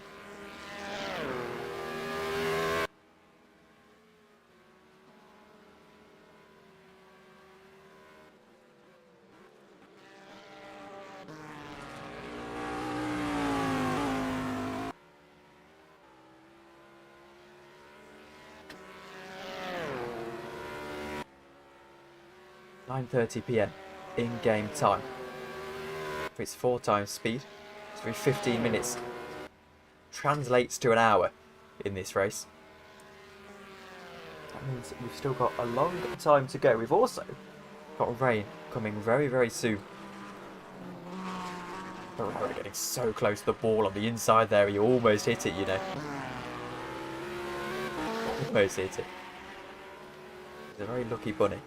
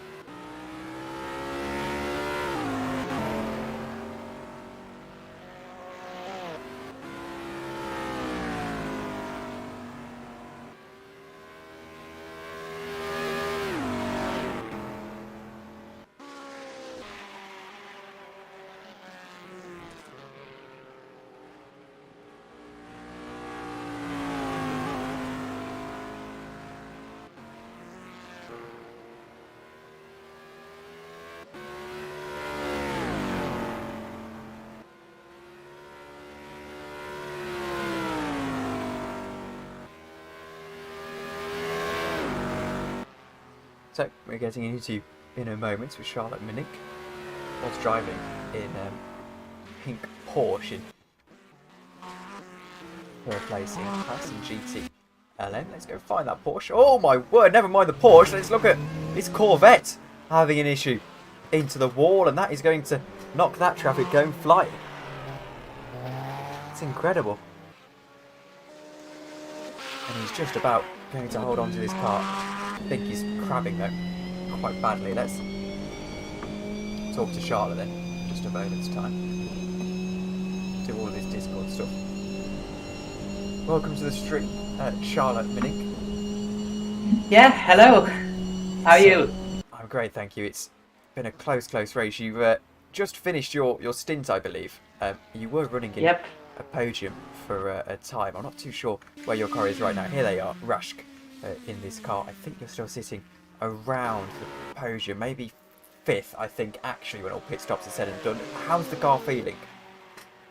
Well, it's we've worked on the setup like moments up until running the race itself, and it's just very comfortable to drive, and it's quick. It's wants to turn on the rear end, so both of us like the car that way, so we were a good combination for the car that way, and it was just great to drive the car, and it's been quick, and it's been fun. And you know that there's going to be rain coming in about 45 minutes time, we expect. How are you managing that? Have you put on a part of the setup so that you expect the rain? Are you going to put the wing up? How are you going to approach that? Yeah, it's well, first of all, we tried driving in the rain. We noticed that he was the better driver, so he's going to step into the car if it's raining.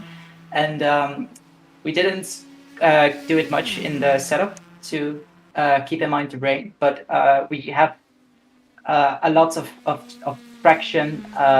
So yes, it's we've been good on traction all day. So I think in the rain that won't really change much. And well, in terms of the podium now, it's quite a ways away. It's about a minute away, actually, but that's not insurmountable in 3 hours' time. We're now halfway through this race. I'll give you that it's a little bit air quotes It's been up and down the entire race. We started in 7th, moved up to 5th, got a hit from in the rear end from, I think it was Alexander. Got spun round, and we recovered from there. We were really lucky with the red flag, so we could basically reset the gap we had to the cars ahead. So we capitalized on that on the restart, gained a few spots, stayed out of trouble for most of the race, and suddenly I think the leaders, they had an incident or something, and we were all of a sudden running for a win for a few laps, and it was great. It was fun. So yes, we also got in a bit of an incident in the chicane. I've not watched the replay on that yet, so and I'm not going to really talk about it yet. But yes. Well, thank you very much for joining us, and best of luck Yeah. for the rest of the race. 38 car going along nicely. 36 Yes. seconds now to the podium. Has there been an issue for the? It's gonna be fun. Oh, he's into Yes. the pits. Oh, Good there has luck. been an issue. Yeah. I think he's crabbing. Maybe. Wow. No, he hasn't. It's okay. He was swerving, but the ping had made it look like he was crabbing. Never mind. Leader into the pits. Thank you Anyways, very much for joining good luck us. on the stream. Yes. Thank you. See ya. See you later. We're going to get Maggio in next, and hopefully he gets the melon. He can just pop in here anytime. But anyway, that was Charlotte Minink, the driver of that 38 car. There is the leader into the pits, about where we'd expect 3 hours into this race. Tome's coming into the pits as well. Tell him to join up. This interview's not looking great, but in terms of the system we've got for them, but it's okay. I see Maggio has popped into the chat. Maggio, you must be one frustrated man right now. Well, it was going well until the red flag, but then I had a technical issue which I'm not aware of. Like, why is it happening? And we've got Sophie in the car right now. But her force feedback is not working as intended, so she has some difficulties with driving. But she's doing relatively well. She's had some spins, but that's not because of her fault. He just at the start of the race, like at the restart, she spun and hit a wall, and that messed up the chassis, I think. And yeah, it's been a lot harder since then. And after getting spun around, essentially, whether it was a racing incident or not, you were spun around after contact with another car. That must make you feel so frustrated. Yeah. Do you still think there's a chance here in this race, or is it pretty much just fight for the podium now? Well, rain is still to come, so...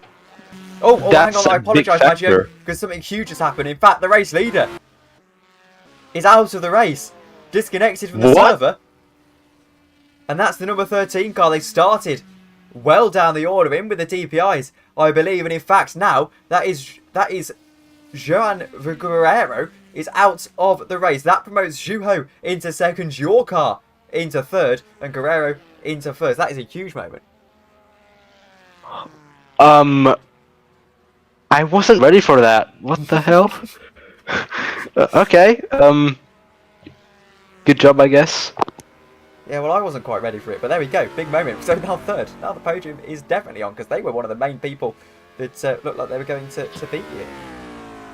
Yeah, they were having some mad pace, and I believe their driver did not change up until now, so they were having a hell of a stint.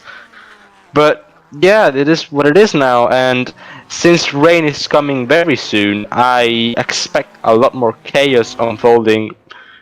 And yeah, I think the fight is still on, because you've got to believe till the end in an endurance race. But yeah. Well, incredible stuff. There's Tome, the at least leader for the time being in GTLM into the pits. Sartori, Eddie Batar's teammate, will be taking the lead in a moment, and then it will be Barrios once again into third. But Maggio, thank you very much for joining us. That's a big development for your team, and best of luck now chasing down that win. You're back in it. Thank you. Alejandro Maggio then back into the race. How does that sound after the day that he has had? But we thank him very much for joining us in the commentary box. I have to admit, I'm just trying to sort out so I can watch the football on my phone. Not very often. I get to watch Aston Villa on Sky. But here we go. I have the displeasure of doing so this evening. Set that up on my phone. There we go. Sorted. Anyway, let's assess where we are then, because that was a pretty incredible turn of events. So right now, it is this car in third place in GTLM. Sorry, first place in GTLM, because actually, the car that we just saw coming to the pits has fallen down the order quite a fair bit. Let's keep an eye on that then. So right now, it is Sartori in the lead of the race in GTLM.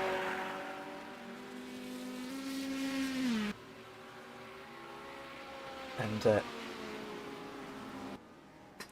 actually, it's in a lead that has been so hard fought throughout the course of this day. Everyone else, of course, being a prototype. Guerrero takes the lead of the race after the disconnect to the other car. That was Barrero disconnecting the race. Now Guerrero takes the lead of the race.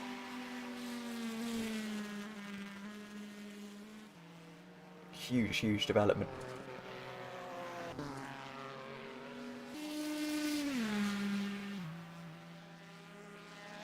We know that this rain is going to come very quickly indeed. About 30 minutes, I want to say. Let's have a look at the time. 10:15, so 45 minutes in game. Divide that by 4. It's about 8.5 minutes. It's going to be a close one.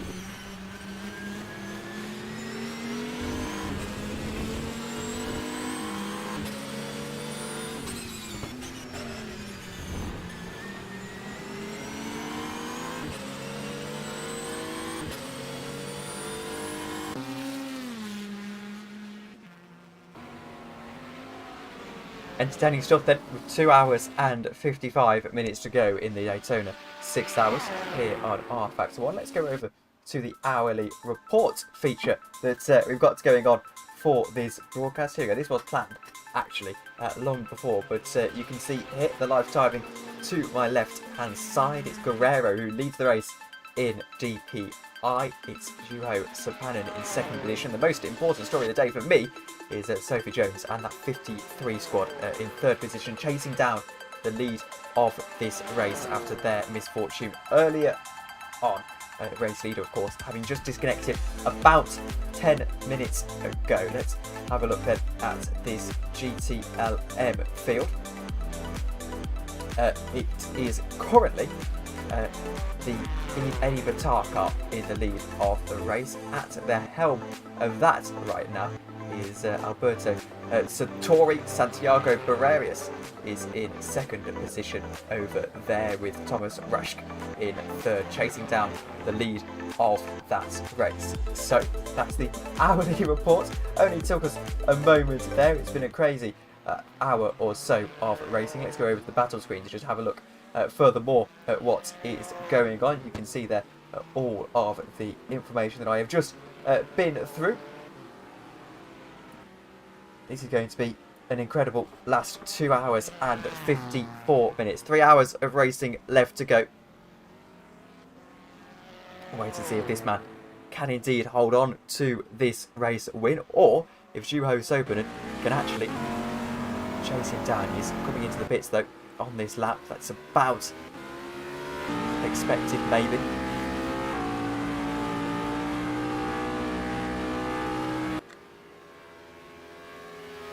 We know that the 53 who are experiencing force feedback issues, mind you, are going to be doing longer on their tanks. The question is whether this is too short of a stint for Juho. He lasted on 39. He must be doing 46 really after 2 stints.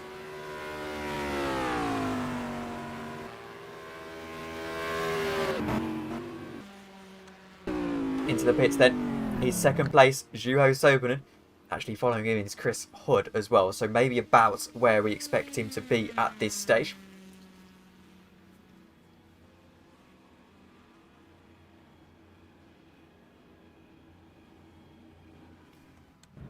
see if he can have a reasonably quick stop. It'll be tyres as well onto the jacks.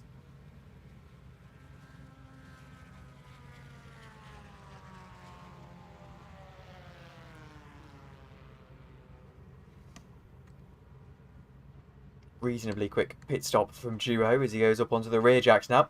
2 sets of tyres.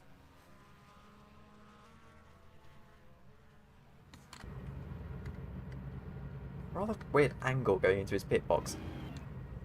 Let's see then. Where Sophie Jones takes second position. Guerrero stays in first. Sopenham leaves the pits.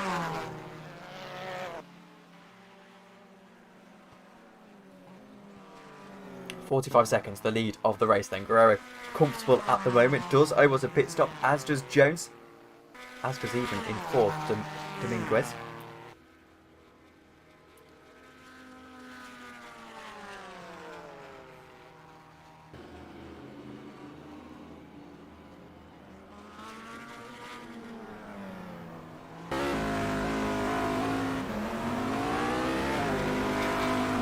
Trying to figure out what happened in the football. Mr. Miller already conceded. Oh my word. Horrible goal to concede.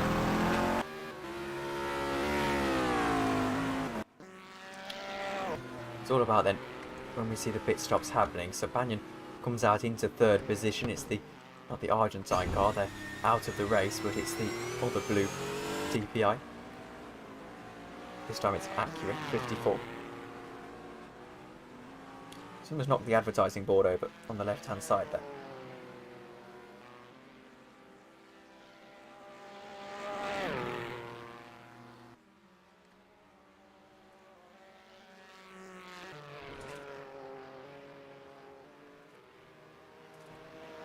Dominguez then in a podium position for the time being. Does owe us a pit stop, of course. Sopenham probably going to overtake him through the pit stops, but it's all about now, can you be faster on that lower fuel load for those few laps before you come into the pits? A few of the DPIs are slightly off sequence.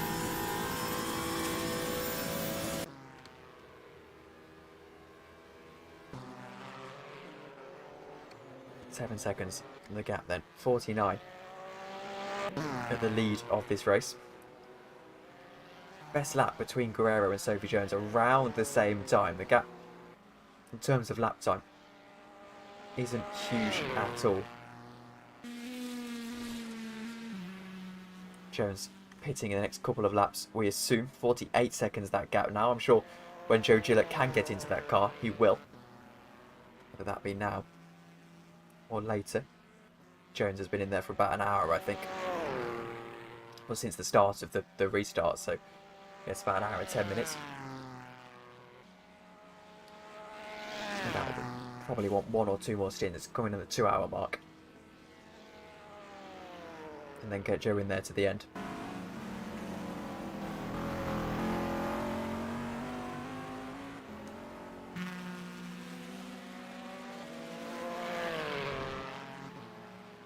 Enthralling stuff so far. And there's a drive-through penalty. That is for the 788, who probably, I'm guessing then, just came into the pits.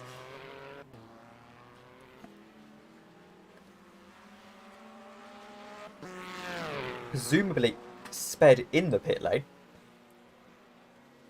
And hence now is having to come back in to serve a penalty.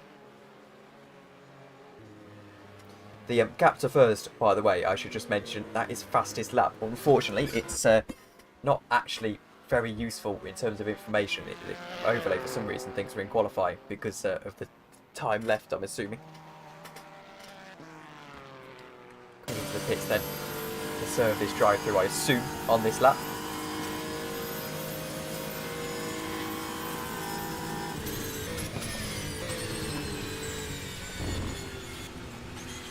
There is Rashk having an issue. Whether that car is going to be able to keep going or not, I'm not too sure. Let's follow it round. Looking through the catch fencing.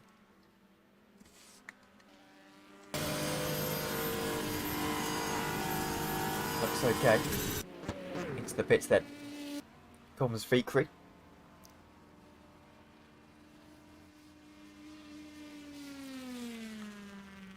Just about getting this car stopped.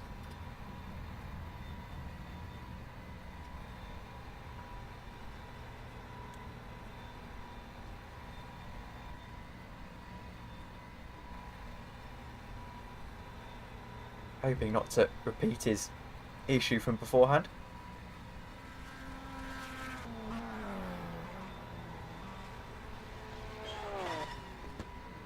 Oh, just there, look. Might have gone over the 60 kph mark.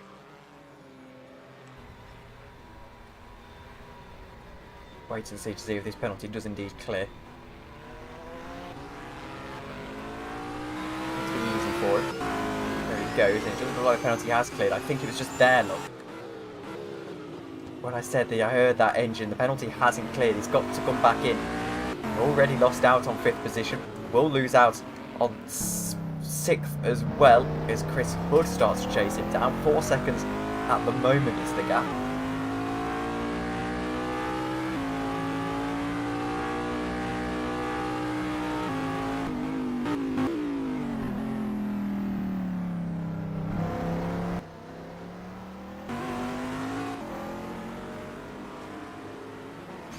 Gonna have to pit again. He's Vickery. There goes Duo, putting a lap on him.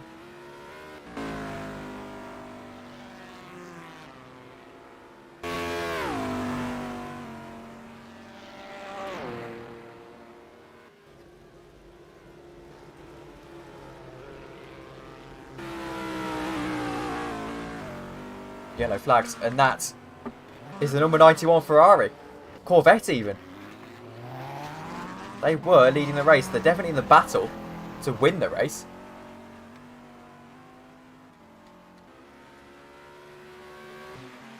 Whether that's going to do much, I'm not too sure. There is Royale having an issue as well. That Ferrari obviously not in a big hurry to win this race. There's yellow flags as well further up the field. That is Vickery again going into the pits. So it's not a huge drama at the moment. Can he get this one right this time? Let's wait and see. 2 hours and 45 to go.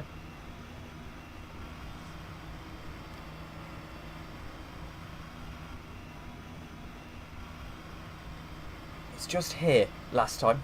Let the pit limiter go.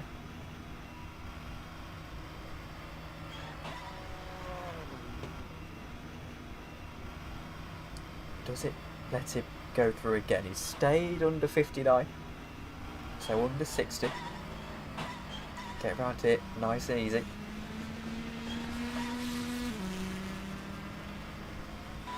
Now let it go. There you go.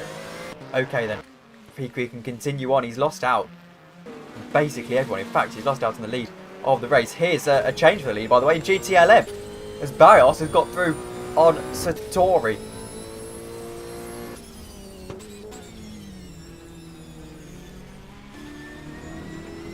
And that's the Ferrari then into 2nd position. Now trying to put a lap on Moreno. Just to lift out of it. Dives down the inside. Needs to get this car in between himself and Satori, which he does just about. Moreno though is going to try and come back at him. Not quite. Not quite. Holds on to the position. Not any huge dramas. 9 tenths of a second though is the gap.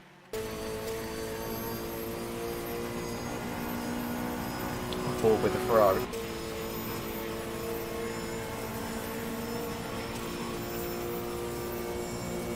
Heads through. Scraping the wall on the right hand side as well. Listen to that as he goes through.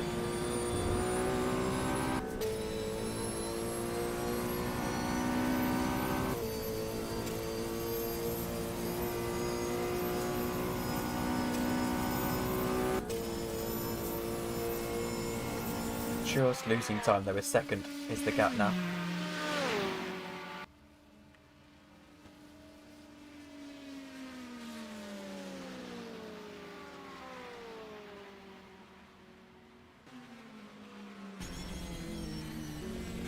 These two are battling. These two cars, anyway. All race long. All restart long, certainly.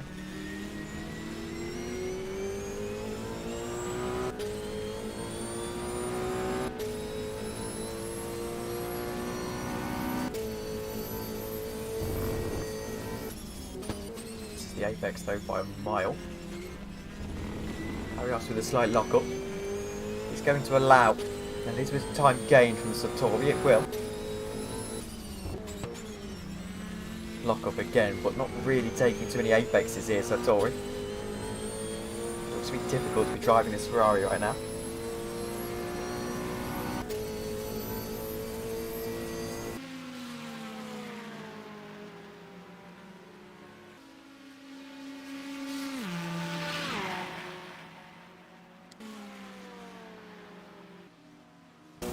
Tenths of a second, still chasing down.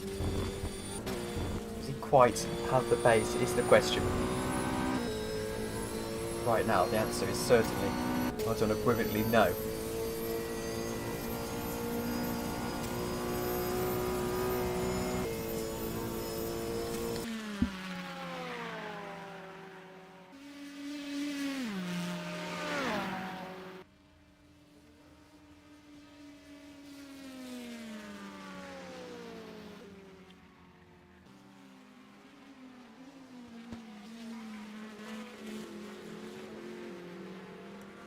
Going to get Matthew Stibignoni into the Discord chat for an interview.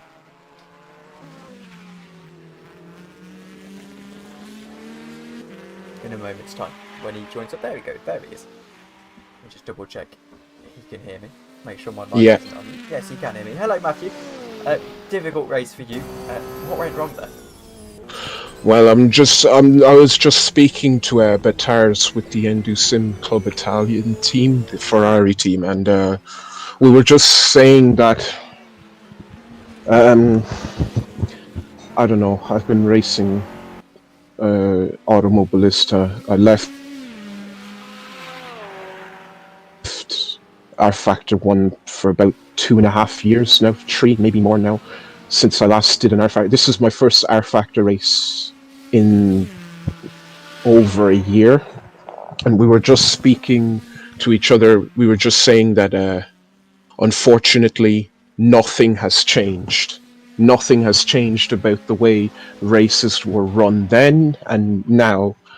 I'm not here to name names. I'm in my mid-20s, and I don't have time for people to insult me. If they want to go on and insult me, fine, but I don't have time for insults, because we shouldn't. None of us should be kids anymore at this stage. But there is a serious issue with this race when there is an ambiguous reason given for the race to restart in the first place. Like, I hope, I don't know if you know, but I hope the race wasn't started because of the weather thing. If they were really going to stop a 6-hour race because of some weather, no words. I have no words for that. I think there was a few pit lane crashes that caused a full course yellow, but fine, full course yellow for an accident.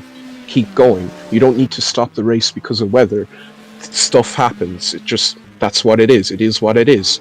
Matthew? And then, Matthew, can I speak? Yeah, I sure. would say it has even gotten worse over time. 2 years ago when you stopped racing, I think then it was better than now. And the second thing, I wouldn't say that for pit stop problem you would need the full course yellow even. But that's just my opinion. Yeah, I think so too. Very weird. I mean, the full course yellow, excuse me, was caused because there was a car without a wheel on the circuit. So the full course yellow had a genuine reason for it. So a driver refused to escape safely, and that forced a race restart? Well, no, that driver should have been kicked from the server.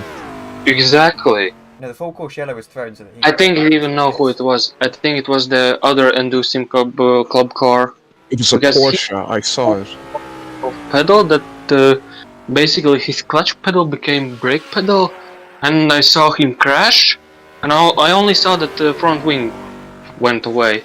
Maybe he even lost their wheel. I don't know. I forget which Apart car it from- was, but there was a car that That's was totally trying it. to. There was a car that was trying to get back to the pits. They threw the full course yellow, so that he could safely get back. To But the you pits. can't fix the car with not a wheel, so So you need front right this. wheel, so you can fix front wheels. Yeah. I left working at CMH. I left that to Pascal. He recently closed the league because I was having attendance issues. But I left the league to Pascal about a little under a year ago, after the 2022 season finished. And even then, even with all the issues that happened at RSRA, I think you knew about the 4 hours of Le Mans. There was like people attacking the server and stuff. Still, we didn't restart the server because of that. We actually pushed on through to the end. But and I congratulate everyone who actually kept going. And it was probably some of the finest events I've seen. Well, I wouldn't say finest. It was pretty rocky for the most part. But like the way I saw people driving in that, like the Speedo team. I think Rebellion were there. I think Mirablau went. Hollinex went. A load of people went and finished the race, and there was a really good ending because there was a battle for the overall finish as well.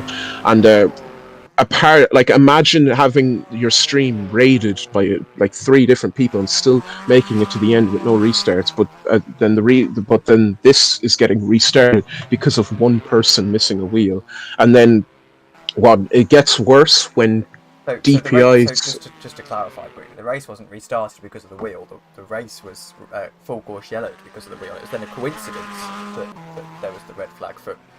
The reason I've heard was the weather, but I can't confirm that. You'll have to ask. There's no way a race is getting restarted because of some weather. No way. Look, Yeah. I can't. Anyway, and then you had DPI. What basically happened with me was DPI or GTLM starting in front of DPIs, which in any stretch of the imagination makes no sense. I imagine there was a mistake with the script that should have been double checked, and then we got going. The GTLMs didn't move, the ones that were ahead of DPIs, so I tried to go through, and by then DPIs were already halfway up the track. They weren't told to slow down and let the field bunch up properly so we could start a rolling start properly. They just left. Phew, gone. And I tried to catch them, but I couldn't. I ended up getting stuck by the first corner. I let all the GTMs pass me again, tried to catch them, then tried to pass on the outside. I made a mistake trying to get past. I think Cheka told one of the GTLMs to pull out and overtake when I was trying to overtake and get back. But because Dom Mezzo, what his name is, he was ahead of Estaves, even though Estaves was the first before the FUC. Yeah, which is a shame. Which is an honest. That's a mistake. Again, a mistake caused by lack of script checking for the grid up procedure. I don't think that was the administration mistake, because when was GT told to go, basically the first 2 rows went at the same time. I don't know, wanted to fight immediately what? It was meant to be a single file start, yeah. Yeah, but why don't they follow the single file? That's on the drivers, not on the administration. But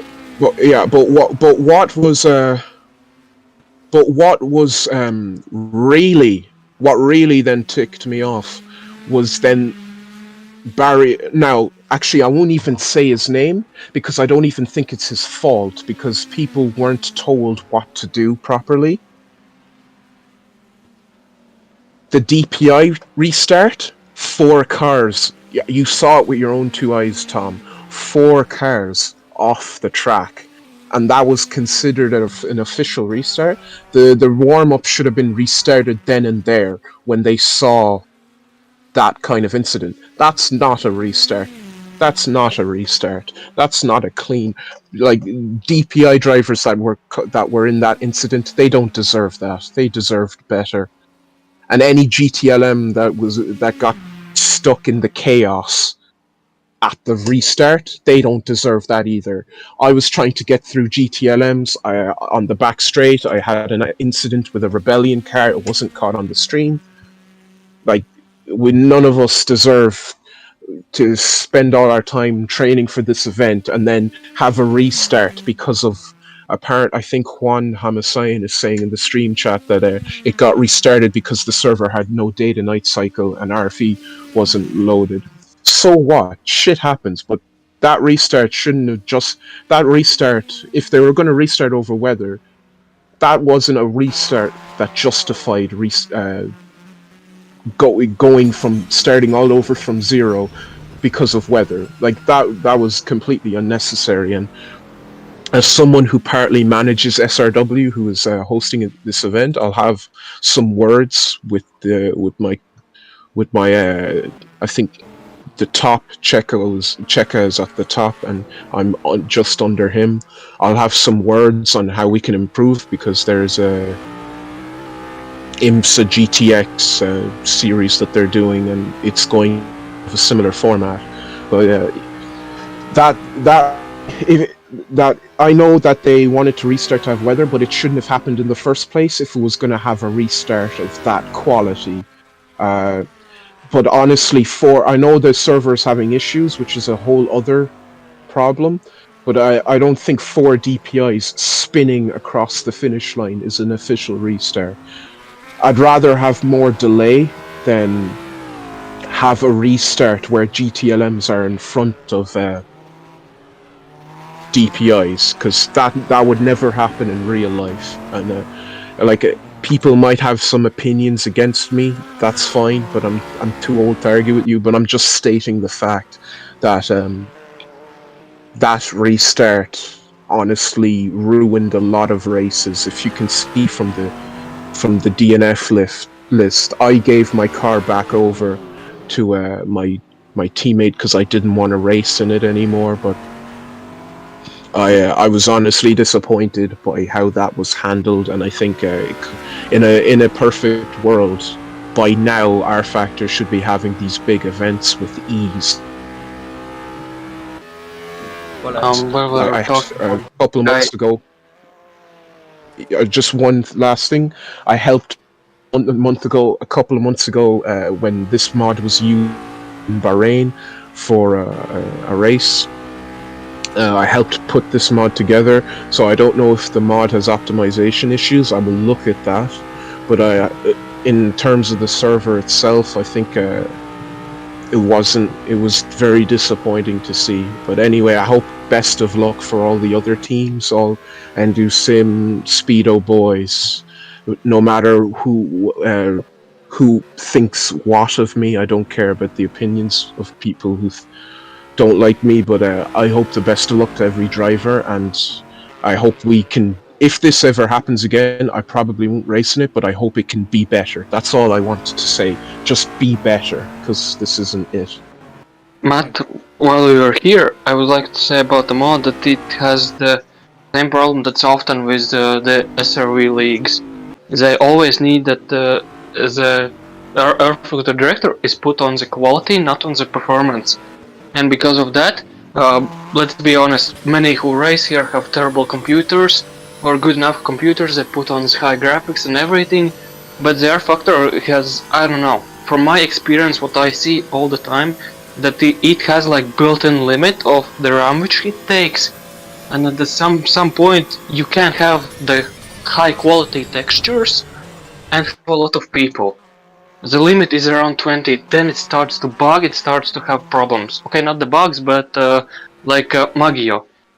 Those problems that basically you can't see some kind of temporary vehicles. Well, thank you very much, you two, for joining us. Very well put together criticism, actually, I'll say. I think fair as well. Yeah. And, I'm sure. And second thing that I would like to say about the DPI drivers was that basically what I already asked Cheka before the start of the race. The bus of chicane, it's basically death sentence if you have DPI car coming behind you. I swear to God, I had 3 or 4 times basically put my foot down, brake a little bit later because he was coming and will try to dive bomb me. 2 times I was forced to steer left just not to get hit by a DPI driver. Basically, there needs to put some kind of, I don't know, restrictions who can race or mandatory free practices because people can't overtake. I mean that if that's your opinion, but I'm not here. I'm not here to point fingers at any driver. That like Believe me, I don't. I They know. just asked. I don't care. Like there will be penalty negotiations after the race. I imagine. Like if you want to speak about people's driving, fine. I just wouldn't do it in public because I think It's that's just disrespect. overall, not certainly you, Matt, or I don't know, Maggie, or so on. It's just overall thing. I just think it's a bit disrespectful to do it here, but that's just my opinion. I'm only stating the obvious, that what we see from I would how agree the with you, situation is but handled. this is already how old game. There Yeah, needs to improve finally. You I can't guess. stagnate or even get worse at this game, but somehow we have gotten even worse at this game. Yeah, well, That's just a new low. I'm gonna let Tom do his job, and hopefully the rest of the race will be good. But I'm sure there's plenty of talking to do after the fact. But arguing won't solve it. Thank you very much. I'll take my leave now. Thank you very much, guys. Very firm but fair criticism, I think, and hopefully we speak to you in a more positive light towards the end of the race. So let's move on then over to the race at hand. There's 2 hours and 26 minutes to go. It's Juan Guerrero in the lead of the race right now. Juho Sabani chasing him down, though. It's 20 odd seconds to the lead of the race. 25 seconds. They've been pushing quite hard at the moment to try and make up that difference. And, well, at the moment it's going along quite nicely. 25 minutes before the hour. And it's not too long before we will start to see some rain. Let's head over to the battle screen right now to have a look at what is going on. It's Guerrero leading the race, of course. Pagno in second, and Sophie Jones in third. Just lurking there, the fastest lap of the race, 1:34.2. As for the GTLM field, it's Bararius ahead of Satori, 7th and 8th. So that is the state of play at the moment on this Super Bowl Sunday. Actually, not just any old Sunday, all-American Sunday, actually, Daytona, and then we go over to Super Bowl at about 11 o'clock UK time. Should be a very fun Sunday. I've enjoyed this event, that's for sure, though of course talking points will be raised after the fact, as they usually are. So, hearing people asking for weather updates and things, I'm having a look at my main programme for this race. It's saying 11 PM there's going to be an 80% chance of rain, and 2 AM there's going to be a 95% chance of rain before it dries up again towards the end. If you are unaware of how this works, this is a essentially a 4 times time scale. So we've got the full race distance of a 24, we're all condensed into the 6 hours. Here's Hood into the pits. So we should be getting back to day running in about an hour and a half's time, I would suspect. If we have a look at the clock, it's 12:26 AM. So in about 2 AM it should start to get very wet. Right now, dry though for the time being, and lap times are suggesting that as well. So we'll wait and see before anything else happens. Here is race leader, by the way, in GTLM. Here's second place, 11 seconds between Satori and Barrios. Eddie Batar will be getting back into this number 14 car later on in the race. That's going to be an interesting scenario. I expect Eddie to potentially get back into the lead of this race. But right now, it's pretty close stuff.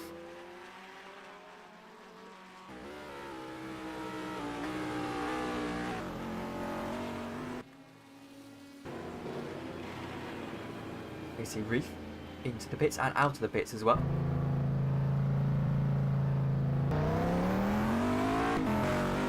In the Cadillac. Wits into the pits at this time as well. Lucas Taracu. I imagine Ozer's a pit stop soon, as does Sophie Jones. I think Sapanian has come into the pits, but I know he requested a pit stop. I didn't see him come in or not. We've got 22 minutes before potentially we want to see pit stops.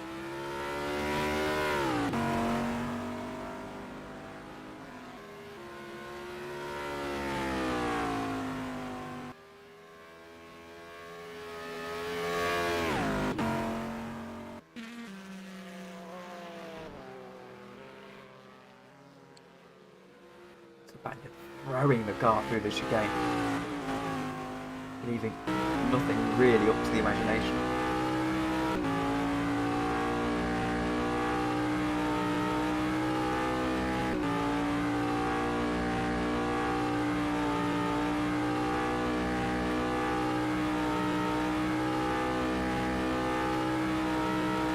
Into the pits on this lap then.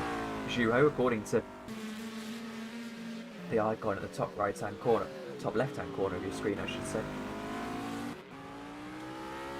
2 hours and 20 to go in the 6 hours of Daytona. It's taken us a while to get this far.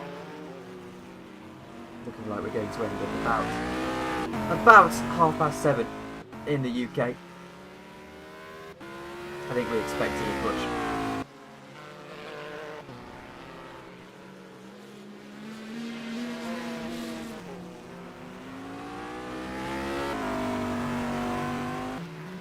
Right now,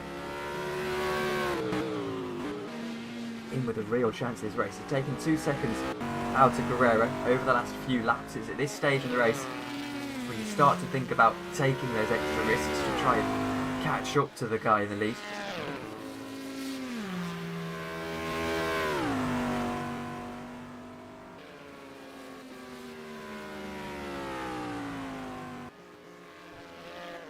And just a heads up while we're taking a little quick break, it's about the hour to try and get a drink and things. The last 2.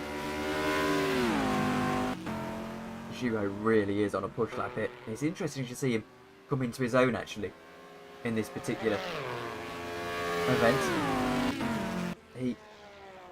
There's the rain, by the way. There is the rain. It started to rain at Daytona. You can see at the top of your screen just about starting to rain. The heavens have well and truly opened, and now we're going to start to see the jump onto the wet tyres. So let's wait and see how long this is going to take and whether the drivers are going to start to struggle. I don't know how quickly it's going to get to wet conditions or how quickly the lap times are going to start to fall. Keep an eye on my live timing. Wait and see. 1:34s were roughly the times that people were doing. Could potentially look closer to 38s, 40s. There you go, the Cadillac here kicking up some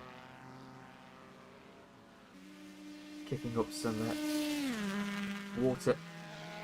It's obviously started to rain slightly more heavily than we expected. This is the deluge now that's going to go through to morning in game time. When they jump onto wet tyres, I'm not too sure. Let's wait and see as the lap times will start to drop. There's Barrios. Now the question is, did Zhuo coming into the pits at this time, did he put wet tyres on down the inside? Has Guerrero got the grip? I'm not too sure. The rain is starting to turn actually into a little bit of a deluge here. And accordingly, it's causing my stream to have a few problems. I've never seen this before in rFactor 1, I have to say. It's quite cool.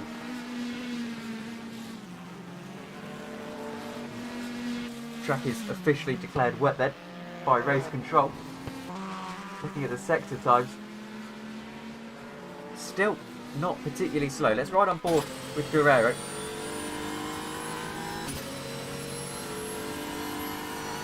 I do apologise here, the bit rate is struggling slightly.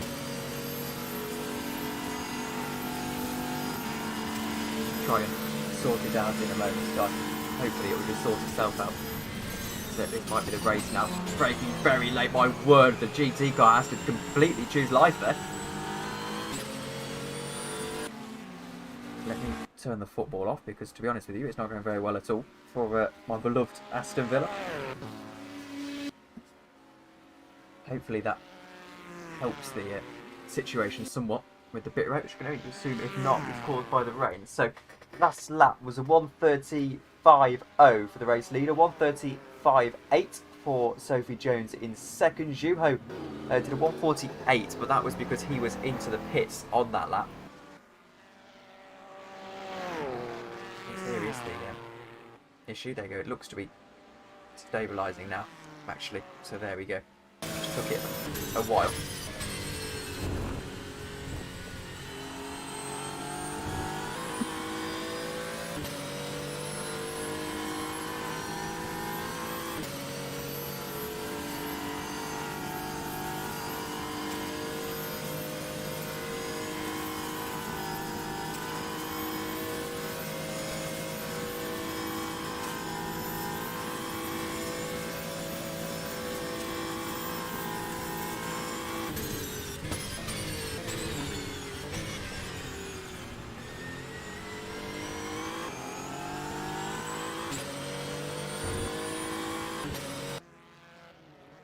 I can tell you that the track is wet. We're starting to lose a little bit of lap time. 37 on the previous lap for Juan.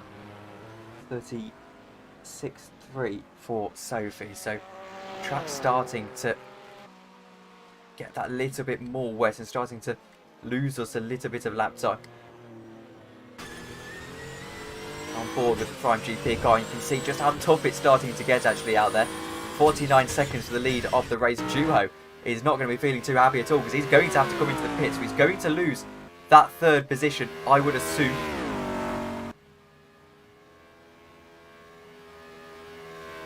We'll all have to pit for wet tyres, I'm sure.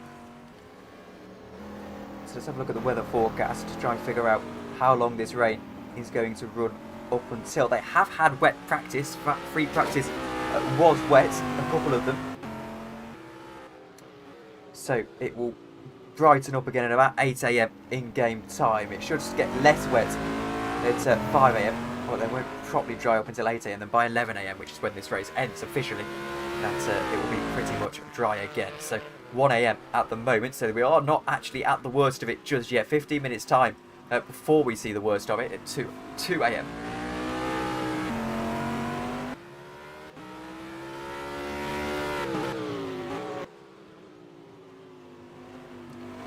Juho 19 seconds, the car behind them. Still keeping an eye on those lap times as they actually stay pretty stable and in dry conditions. Guerrero slaps the wall on the right hand side. He's coming into the pits, and the question is, does he put on wet tyres?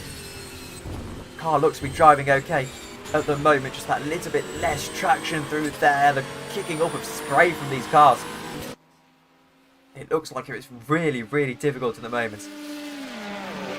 Get into the pits, get those tyres changed, and it'll all be good. Drafting Martin, who's taken over the lead of the leading GTLM, I should say.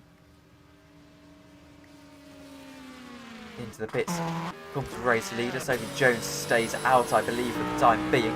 His duo, he's staying out. He's going to take the lead of the race on this occasion, potentially.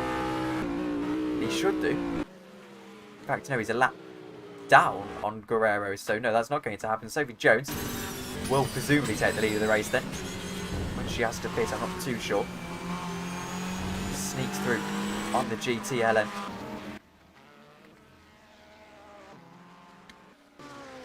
So here's now the leading GTLM. That's Sartori. However, Bivona and Martins both owe us a pit. He owes us a pit stop compared to Bivona and Martins. Bivona actually being a DPI car just on the comeback trail here will bump down that race leader into 8th position. Lap times again are actually starting to stabilise a little bit. 38s, 35s seem to be around. It's a wide range of lap times actually. No car really seems to be struggling a great deal though on the dry tyres. 53 in the lead of the race. Finelli in second. I believe Finelli also owes us a pit stop. No, they driver change. They have driver change. The Guerrero out, Finelli in. And it's 24 seconds as they exit the pits to Sophie Jones in the lead of this race. So Sophie, oh no, off the track. Needs to come in for dry tyres then. Wet tyres even, because that's not ideal. Now let's wait and see what happens to this car. Sophie Jones looks to be really struggling right now. Sliding all the way through. Does indeed pit this lap. That's not surprising. She's only getting wetter here. This car looks to be struggling with 2 hours and 12 minutes to go in the race. Started to get very interesting indeed, haven't we?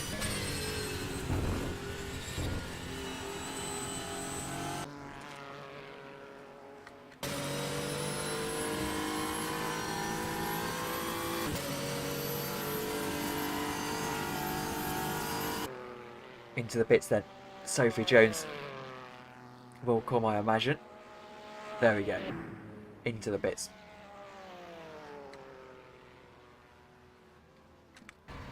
Nails the pit entry as well.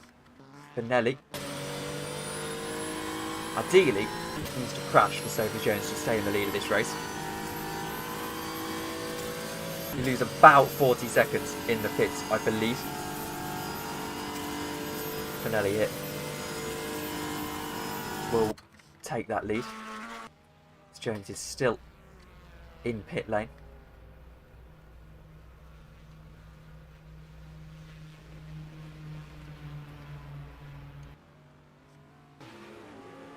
Finelli struggling.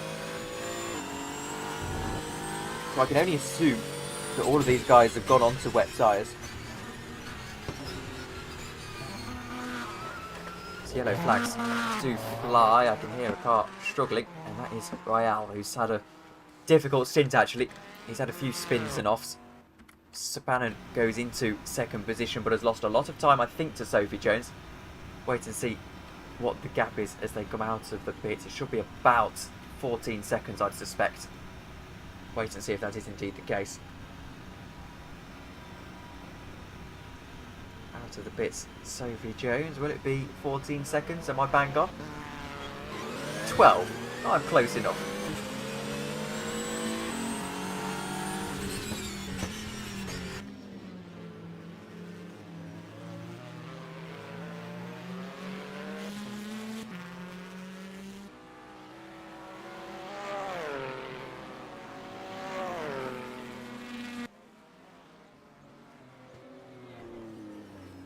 Jones struggling so much to keep this car on the circuit.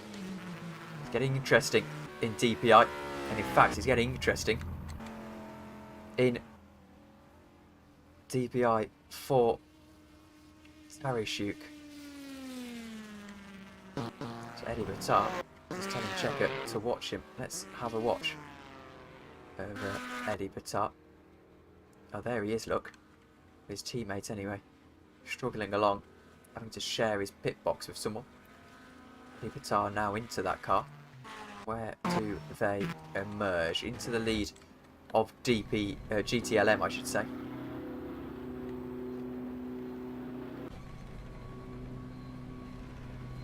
It's quiet. 26 seconds to Martin behind. I think they're going to hold on to that position.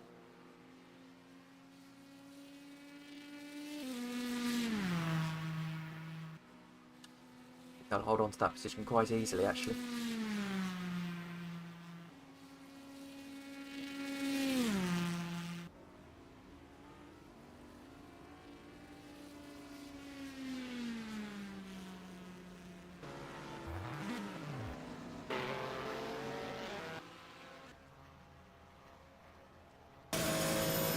Bivona looks to be pitting on the next lap.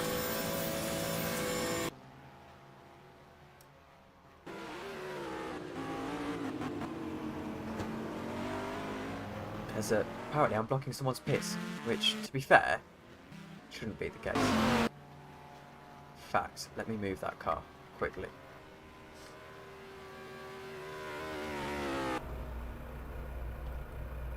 If I can figure out how. Okay, apparently no. Apparently I can't.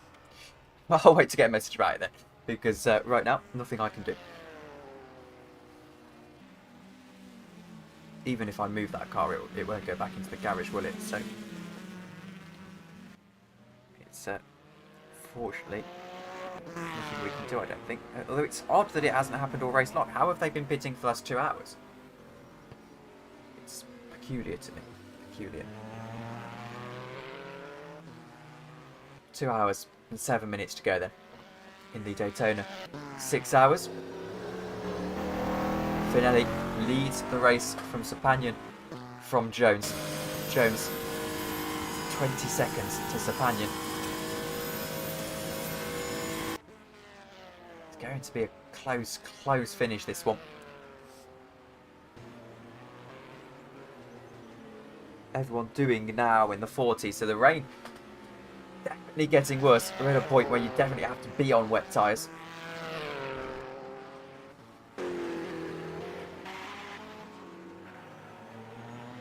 Sim Racing World logo is blocking the gap, so let me fix that point. Let's move you to the top right hand corner.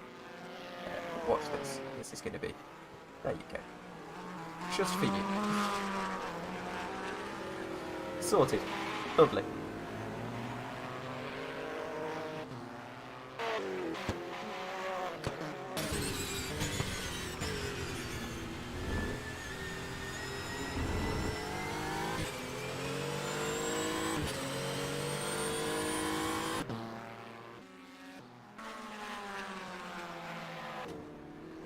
Reef into the wall. I think we just about caught that on the stream. He looks to be okay at the moment.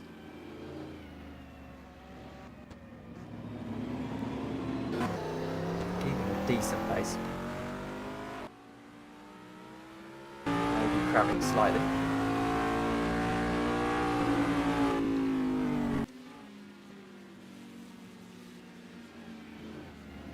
There's real-time gaps for you, Mr. Racer.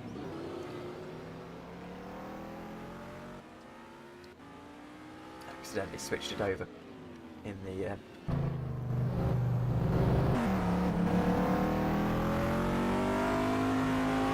something. I've lost my train of thought. Anyway, 2 hours and 5 minutes to go.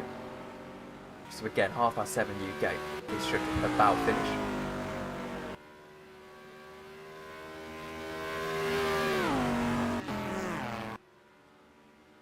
And the news of the last 45 minutes is that it started to rain quite heavily here at Daytona.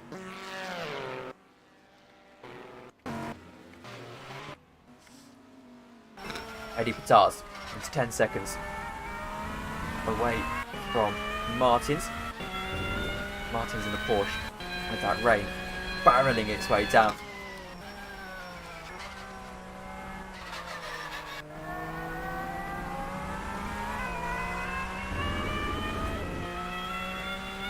How much is short shifting as well? Saving as much fuel as possible. Maybe playing the long game.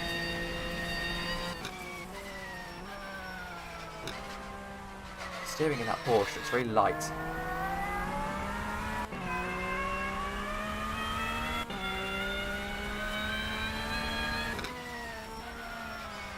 Probably engine braking. So harsh. Still keeping an eye, by the way, on Rash, who's 40 seconds down. 2 laps to Correa, and Esteves is back into that number 91 car. Esteves is barely out of the race, which, yes, his car's off, so he's out of the race. Meanwhile, Bautista has left the race. Trying to see where he is. 13th position. Apparently not 13th position, 14th position. There we go. That was one of the DPIs. Virus connection lost. It's a shame for him. Rash chasing down Martins.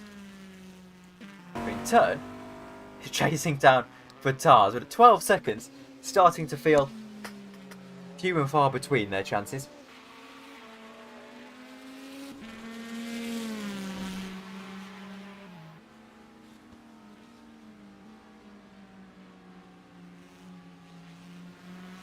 2 minutes before it is indeed the hour.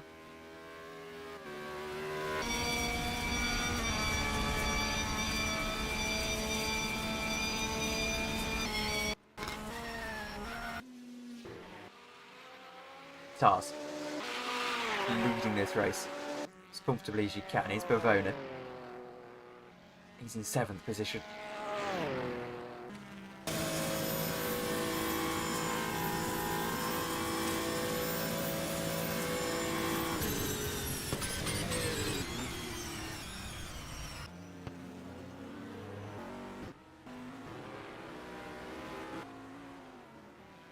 So, Finelli leads the way at this stage in proceedings.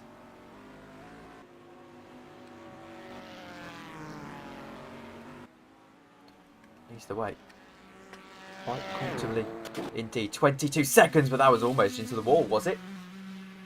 My word.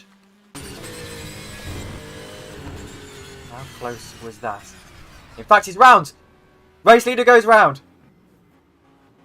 It's going to do a perfect 360, get the car back going, only lose about 3 seconds or so.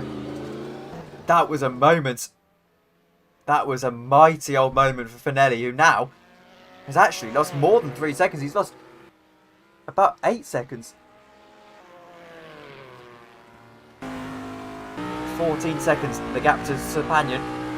All of a sudden starts to feel a little bit encouraged. I was talking about before the rain happened, about how it was a shame to see him move up to rFactor 2, Juho, and struggle quite a lot in the league that I saw him racing. But then to come back here, he's just so strong. It's wonderful to see him now chasing after this lead. 13 seconds is the gap. This is going to go right down to the wire, you know, 2 hours to go. Could go either way. Juho giving chase. Same in GTLM, except in that particular scenario, it's Eddie Vitar being chased. And it's Ignacio Martins, the one doing the chasing.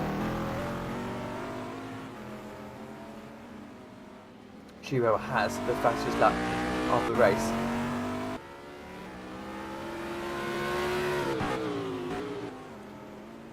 What's happened to Finelli? He just had a spin, just a small spin. It was just on the stream. Only a small spin. But in the meantime, why don't we have a feeling of what it's like to be giving chase at the Daytona International Speedway? Well, I'm going to have a very quick break. We're back in about 5 minutes.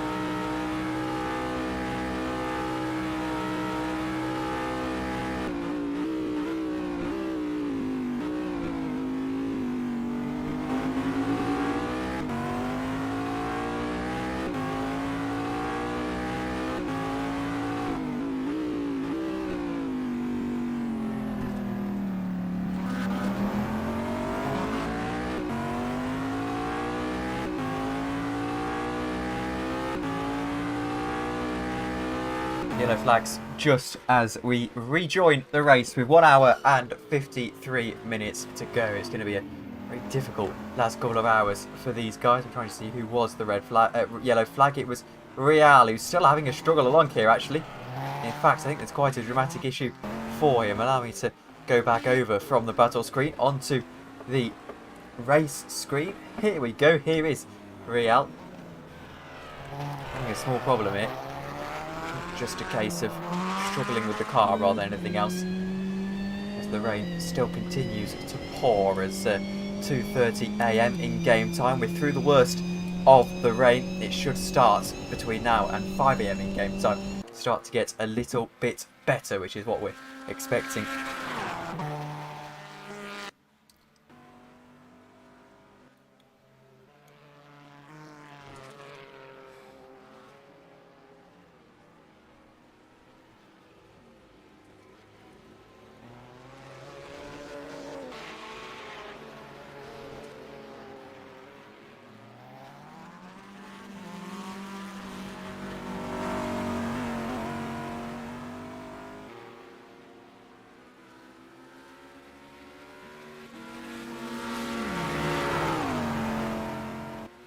Into the wall, and that's drastically into the wall. Real actually just about held onto the car, but I imagine that front right is going to be starting to feel a little bit nervous. 266 k's as he goes up to the line. So what, about 180 mile an hour? And he's barely able to turn the car on the brakes. Incredible stuff at the moment. So wet out on the circuit. There is a car off, and that's Reef. I think he's just held on to it. He has. And we'll continue on without much major drama.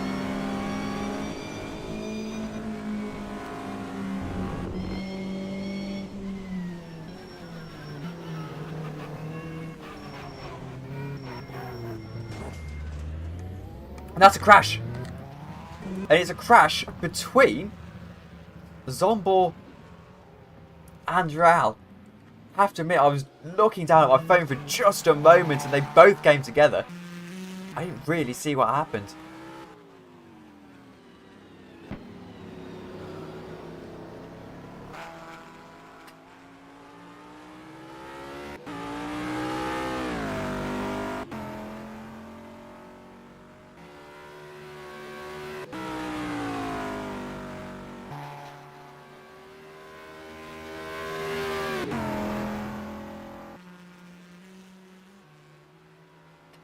Zombor looking like he might be just struggling along a little bit at the moment.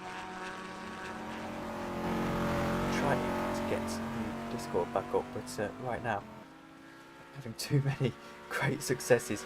Let's wait for a moment.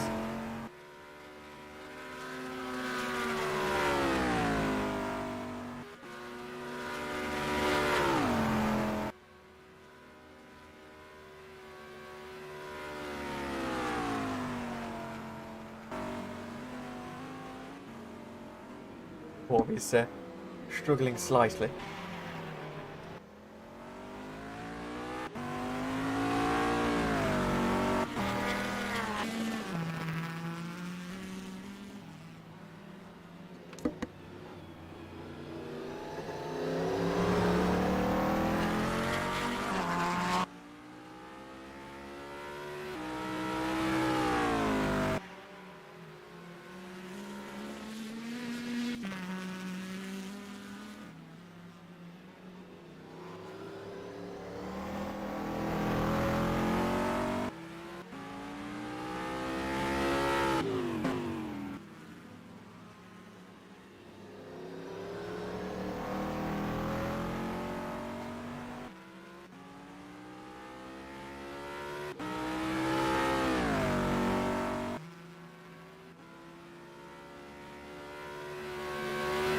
I apologise. I had to quickly submit something on the on the laptop. But anyway, we can continue on in this race. We see Zombor still relatively struggling along. Actually, he's not having the greatest of time up there in the accurate.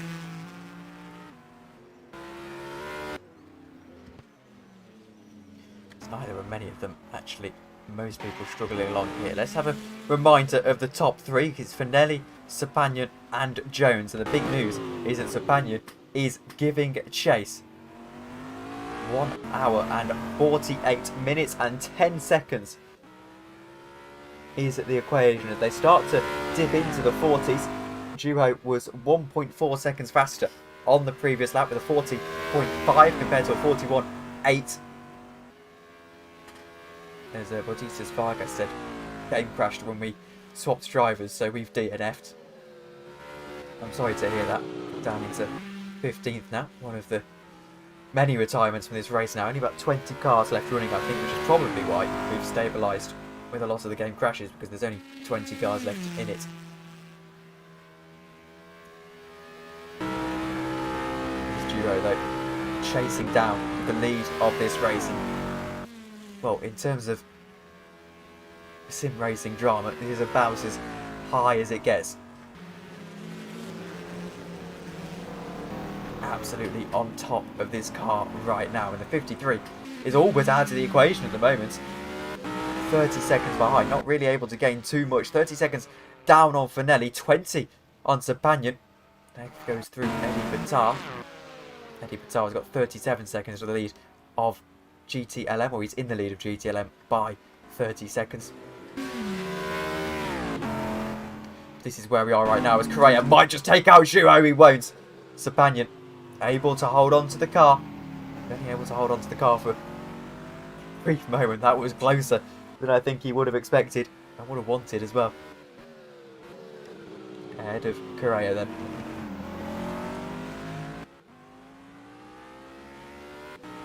What can he do? 1 hour 46, 8 seconds in fact. He lost a bit of time there. Did Finelli? I saw that lap time plummeting down. Holds onto the car though. He's okay.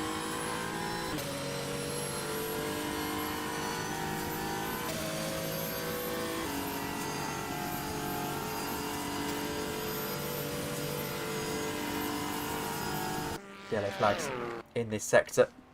It was only Royale coming into the pits. There goes through Finelli. Rashk.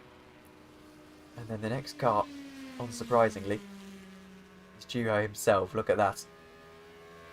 You can see the gap. There they are in the same picture.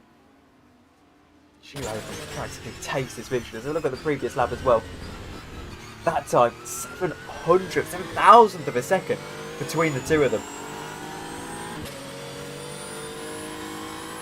This is mouth-watering stuff with 1 hour and 45 to go.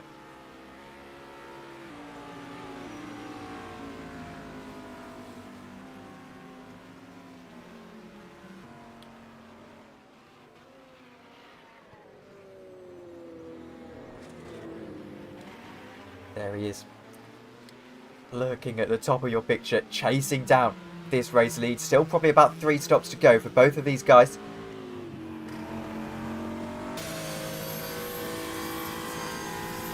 Up to the Le Mans chicane is Finelli.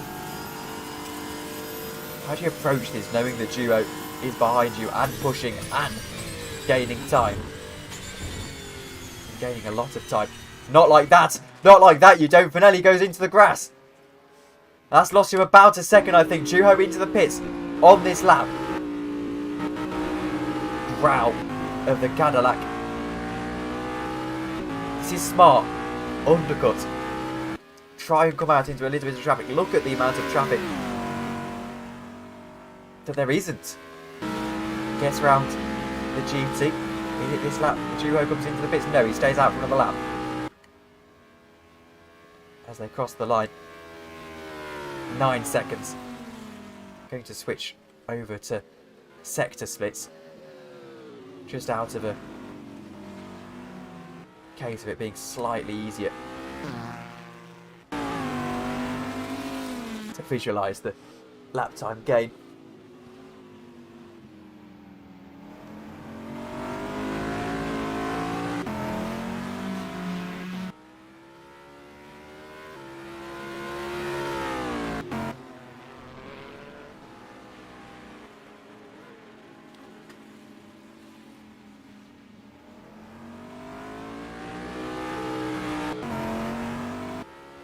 12 cars left in this race.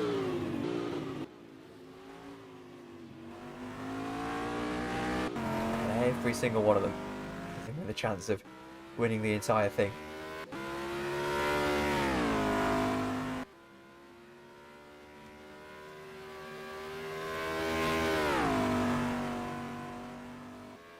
Here's due hope. Is it this lap he decides to come in? He was again a second faster on the previous lap. I don't see why he would pit if he didn't need to right now.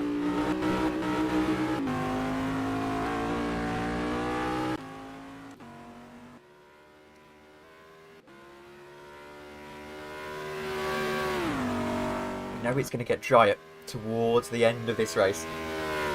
Within the next hour it will start to dry up. In he comes, into the pits, second place in the race. Get it right. Make sure you don't mess up. He's just about got that. Finelli goes through. Sophie Jones will take second place as well, you would think. Now the question is, can Due Hope get to the end now on 3 stops, as the rest of them most certainly will be able to? That's going to be the question.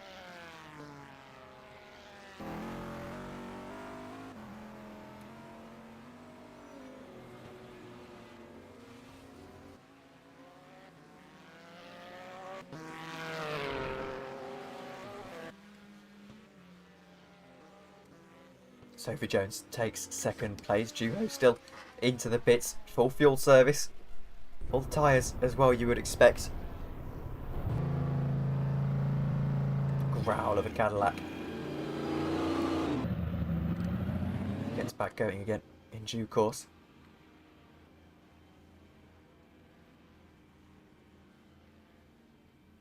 Bottom right hand corner is where you can see these sector splits.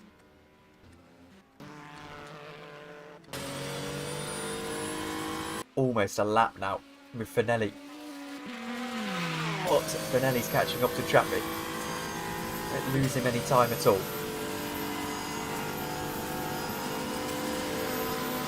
Right now, no, he's going to get it done all on the straight.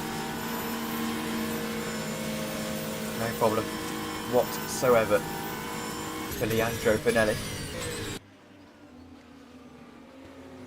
Slides it through.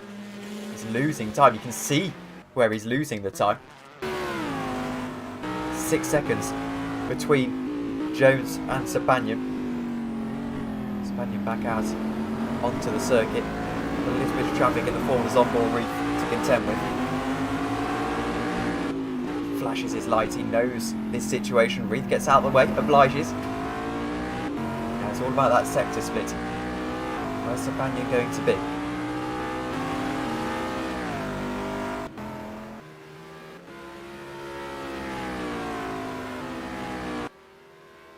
The answer is 48 seconds behind Jones. 1 minute 24 behind Finelli. Assume it's a minute-long pit stop. Well, it's got to be more than a minute-long pit stop. It's got to be a very long pit stop for Finelli. Let's have a look at the race leader. No movement on the pits just yet. 41.9 on the previous lap. Sophie Jones 47.0. Oh, he's almost off of the track there, and I think he might have been for a moment. Flirting with the idea of dramatic accident that takes him out of this race is Finelli.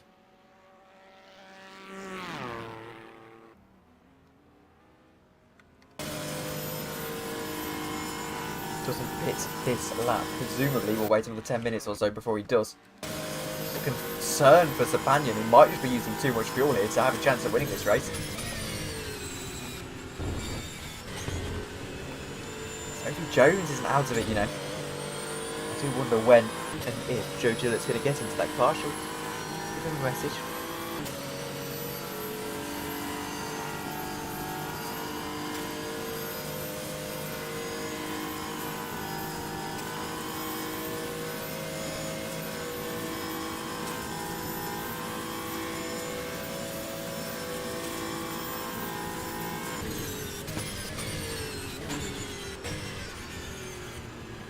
Yellow flags. Yellow flags, and it's Rashk. That That is disappointing, because they were fighting for a podium. Whether they still are, I'm not too sure. They are. And they've got it pretty comfortably. Now, basically, they're taking away the race win. There's a possibility. It's frustrating.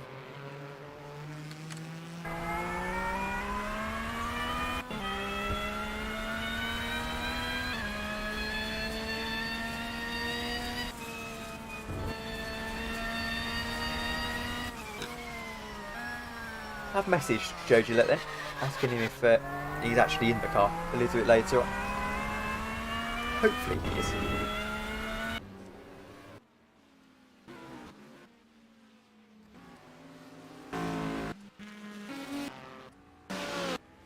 There's Zomborith into the pits, proving that Juho might not be too far off the pit stop strategy here.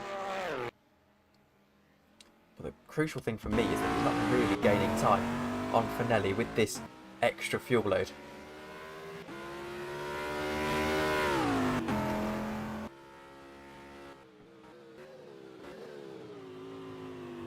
He's only on top of the car.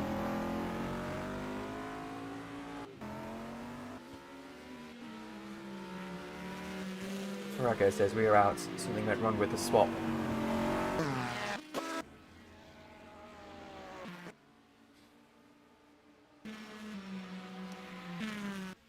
Afraid to say, I'm not too sure which car you're in, but again, commiserations on that front.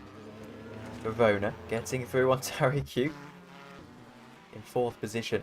That's car number 54. Not an ideal situation.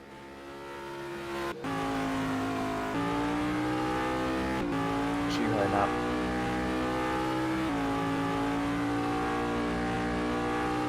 Still attacking 23, so he's gained a second. He is attacking. The question is whether he's attacking quickly enough. I'm not overly confident in his chances here. Jones, 34 seconds in the lead of the race.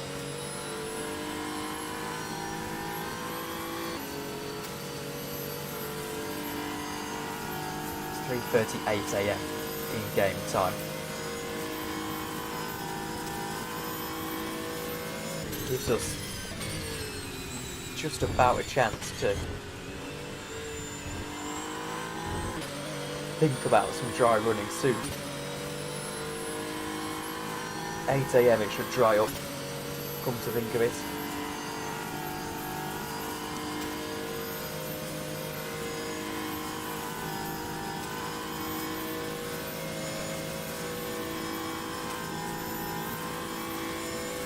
Have a look at what it is across the line. 35 again. That's what you wrote, 123 on the previous lap.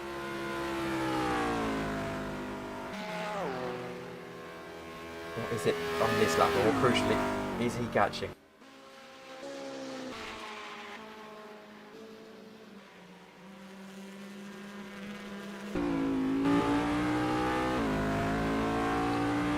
Just needs Finelli to potentially have an incident here. He's flashing his lights furiously already this far back.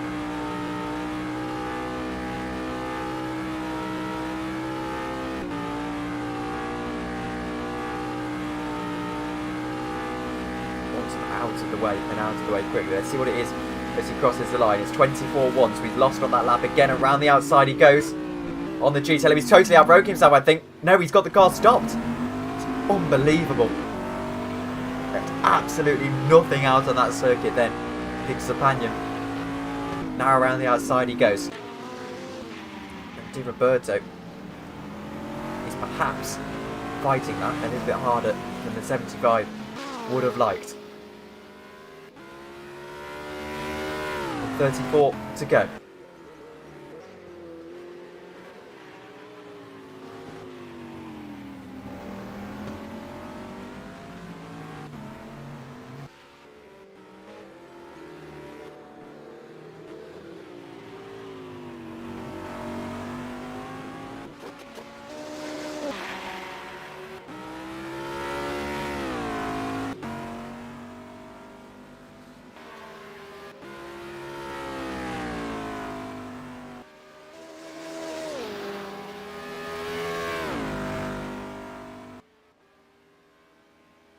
Sabanian chasing down the lead of this race still, but we wait for Finelli to come into the pits, and there he is.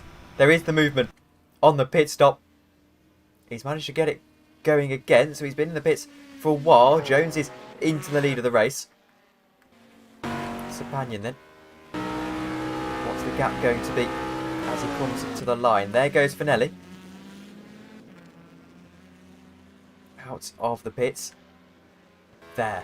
What is it with Sabanian? 34 seconds. It shouldn't be. By the time we get back round, Sabanian outbrakes himself. That's going to lose him about a second.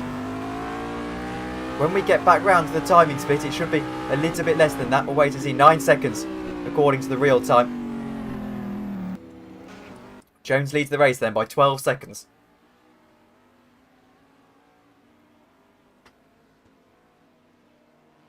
Estevez is out of the race. He was fighting for the lead in GTLM, perhaps not so much in the previous few hours or so, but definitely at the start of this race it was him and Eddie Batar fighting for the lead of this race, and now he's out of it. There he is, the number 91 car. Will take no further part in this contest. Rask is into the pits. He's in third position. Martins is in second. Batar leading the race by 1 minute and 3 seconds at this stage. We switch our eyes back to the lead in GTP, DPI. Sabanian's 9 seconds off the lead of this one.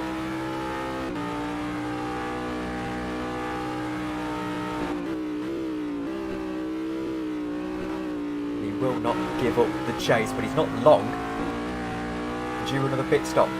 It won't be another 30 minutes for him because he came in 45 minutes before the hour, about 15 minutes ago. 8.7, he's gaining. Finelli has requested a pit stop. Whether there's an issue, I'm not too sure. Rask is going to pull out of this one. Let Finelli go through. 8.8 as they get to the line.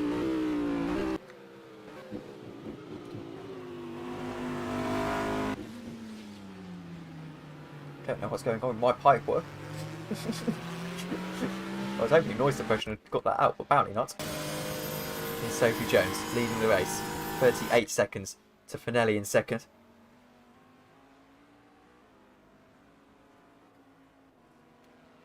Through the Le Mans chicane they go.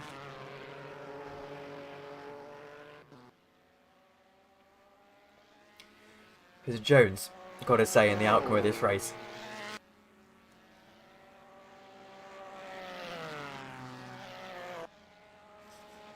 Into the pits goes Sophie Jones and the number 53 car. 2 more pit stops potentially. 3 actually. This one, the one on the hour, and the final one with 30 minutes to go. Following him in, I apologise, is Bavona.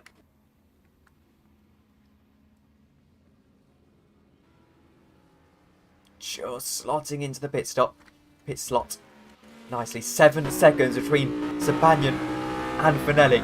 It's getting closer. It's getting closer.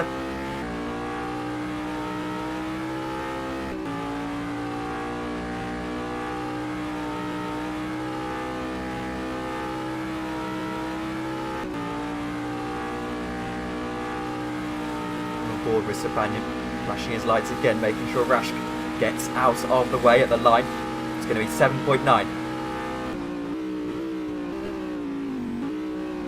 Sense the urgency and Bowie's driving, and even more so as Joe Gillett takes over in the 53 car. What can Joe do? There's Finelli. Just 7 seconds later, there's Sabanian in the same shot, not quite but almost. There he is at the top of your picture, Hugo.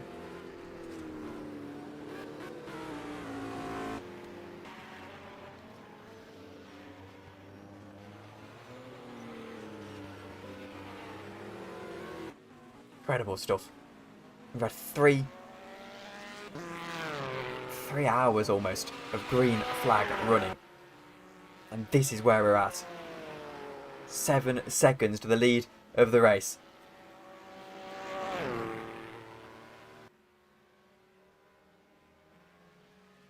Five seconds. Crossing the line. What can Sepanian do? He can see him. There's a bit of GT traffic in the way. That's not going to help. He's furious. Look, he's had to back out of it. Absolutely furious. 6.5 then as they cross the line. That's lost him half of the time he made up on this lap. It's frustrating for Duo. It's just traffic for you in an endurance race. Still want to see what Joe Gillett can do. In that prime car, still in with a real chance of winning this race. 43 seconds to the lead.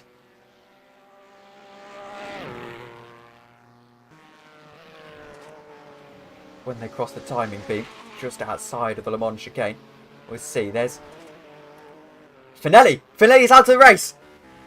Finelli is disconnected. And that is huge. Absolutely huge. Sepanian takes the lead. The race leader was being chased down and is now out of the race.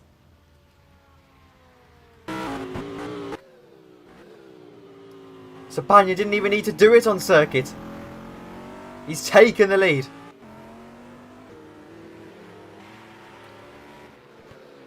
And now you question just how much more misfortune can there be in this race. Joe Gillett will take over second position. It's a flurry of disconnects. Wouldn't be surprised if we were to see a red flag soon. 6 o'clock UK time.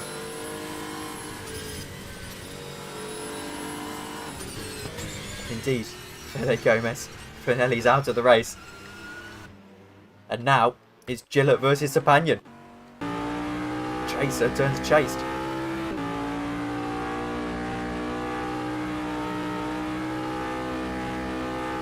What a race this has been so far. It's a shame that's how it's going to maybe end. Still got an hour and 26 to go though. Absolutely all to play for. What is Joe's pace like at the moment? Nowhere near Sepanian's.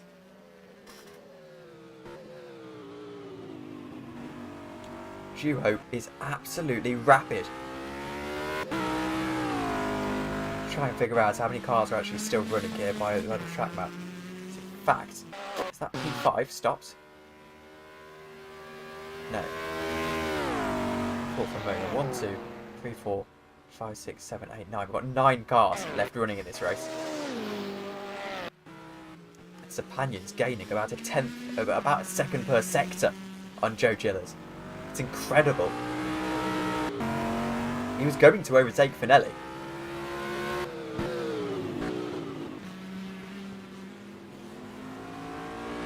Couldn't. Just keep this going for another hour and 25 minutes, could he? Fede Gomez is quite sad. He's a personal friend of mine.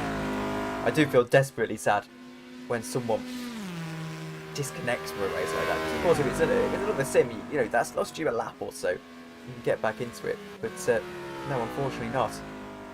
That's their day done.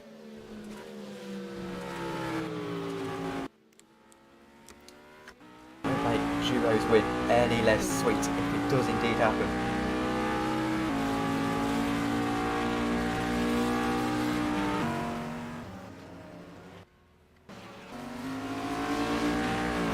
There's 2 cars disconnecting, by the way. Gabriel Romano also disconnecting. No, sorry, Gabriel Fortes. In 9th position. That was the number 54. They're now out of the race. Eddie Bitar showing no sign of disconnecting. Touch wood. As the rain continues to hammer down here at Daytona. Eddie Bitar in the Ferrari. The Italian coloured Ferrari. Showing no sign of letting up. 1.1 minutes, or 1 minute and a second between himself and Martins. Rash still in with a chance of winning this race. Make no mistake about that. Only the 9 cars still running in it though.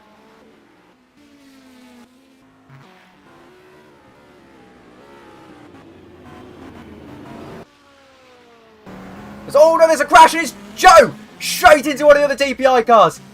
It's a huge crash! Who was that? It was Di Roberto! And he's out of the race! There is no way you can continue in that state. His engine's gone. Huge accident. And that disconnects barring might just confirm the win for Duo, as Joe, no doubt, is carrying a great deal of damage from that. That's Di Roberto. Most importantly, they were going to get the podium. That promotes Bavona into a podium position. This race has turned mad.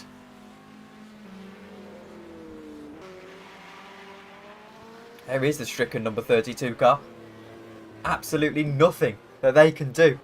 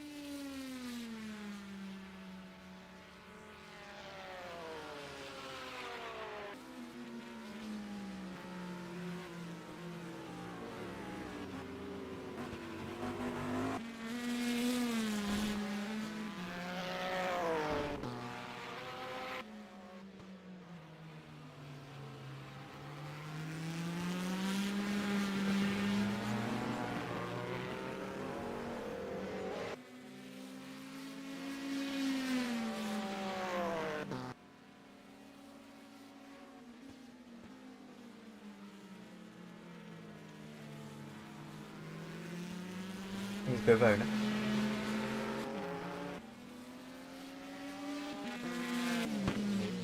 In third position. Well, will be in third position. Di Roberto does eventually pit. There we go. He's out of the race. Engine off. No way you can continue.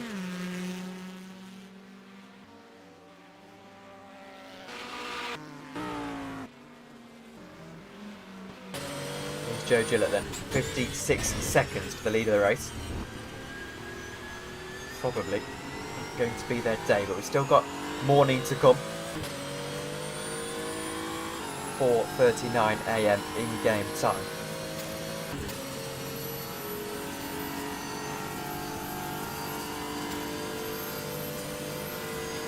Minutes still to go in the hour.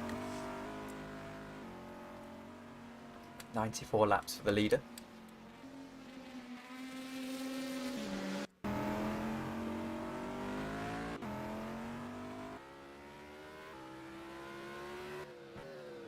Here is the leader. And I have to say, it's quickly turned into quite a dominant drive. Hope absolutely roaring along.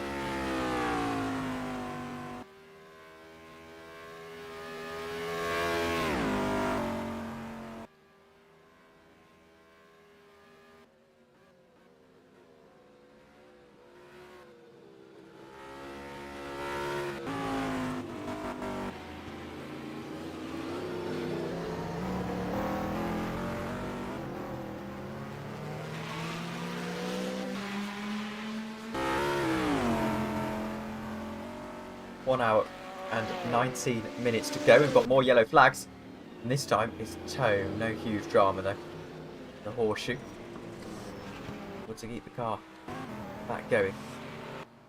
There's Zombor Wreath.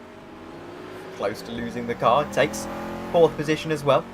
Now we can chase down the 10 seconds to Bavona. That's your next battle.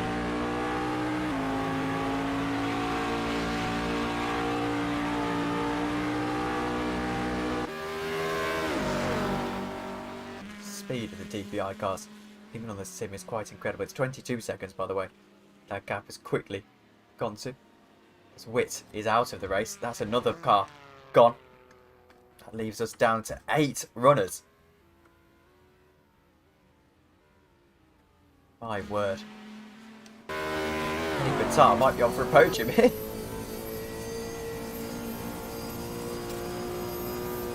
Talk about an attritional race. Attrition rate of over 50%. Just quickly run the maths because my mental maths is not strong.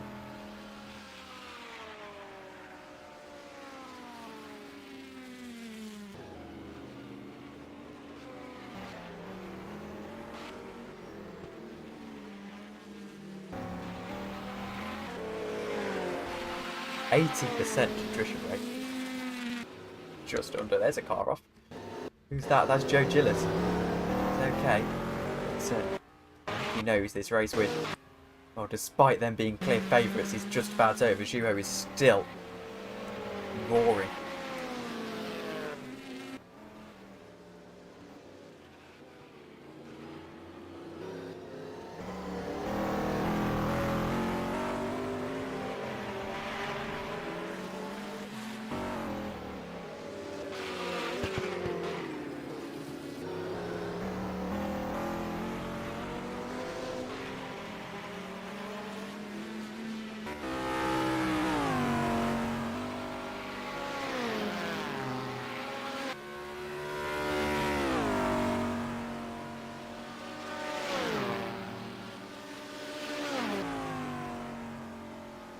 You do have to feel desperately sorry for Joe. He's lost another 10 seconds to Duo.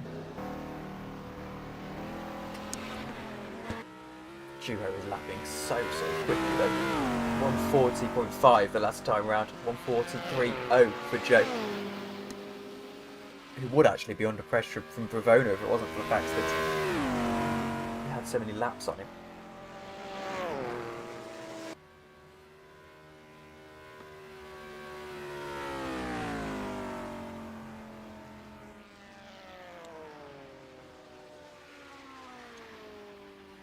All in all though, fun 6-hour race so far. Still of course an hour and 16 minutes to go. Will quickly fly by.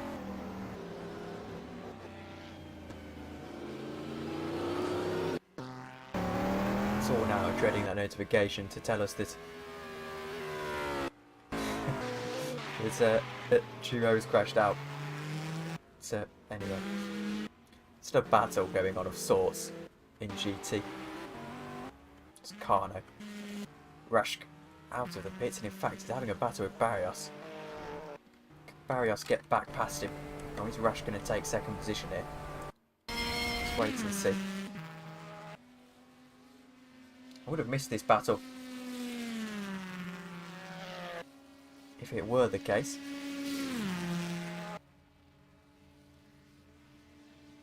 Five hours and 23 minutes on. Yeah, this is going to be close. There's Rashk. There's Barrios. They're going to be side by side as they exit the pitch, you know. Through goes Rashk. Can you put the power down? That's the question. Not quite. They're still so close. And in fact, it's going to be very close as we get out. 1 second between second and third in GTLM. This is a race that keeps on giving us stuff. It's incredible. Lifting through the kink in these wet conditions that we do expect to subside soon enough. Quarter of an hour before the hour. That gives us a quarter of an hour before it's 6 AM in game. 8 AM is when it clears up, so 45 minutes and then we should be out of the rain.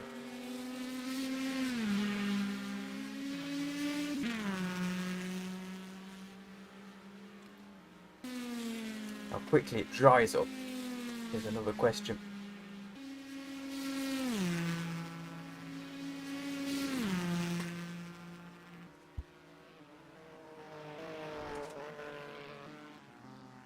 Porsche on Porsche for second place in this race.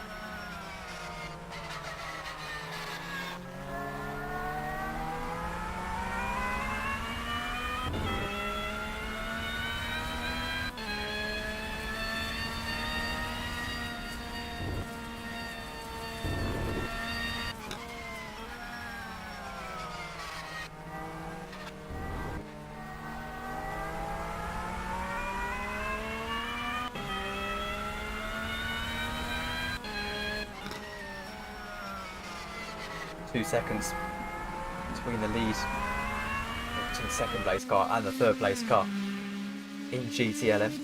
With a lap to Eddie Batar, I should say. So really, this could turn into the battle for the lead, but it's unlikely as the sun starts to slowly rise at Daytona. You can see it just getting marginally lighter as we go. And there's a mistake from Rashk. Huge mistake, actually. Will lose him time. All over the grass at the Le Mans chicane.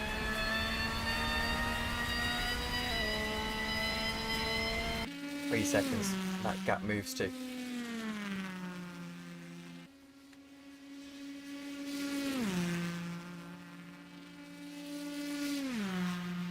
Barrios and Rashk. I'm not too sure whether we'll see Charlotte back into that car, whether it is indeed going to be Rashk towards the end, but an hour and 11 minutes, if they were going to swap, it'd have to be soon. Let's have a look at the sky.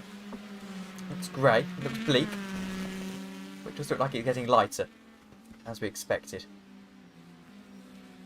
It will be 6 o'clock in about 10 minutes' time, so we'll get back to daylight, presumably by 7.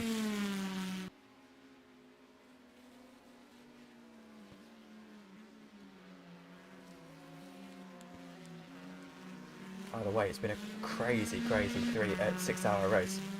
4 hours of it green, of course, and 1 hour under red flag, so really a 5-hour race.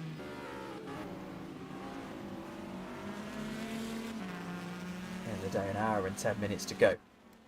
Still anyone's game. Even in DPI, where it seems all but done with 1:28 on the clock. That time Joe was 2 seconds slower than Juho. Almost exactly 2 seconds. Here he is again. About to notch up his 100th lap.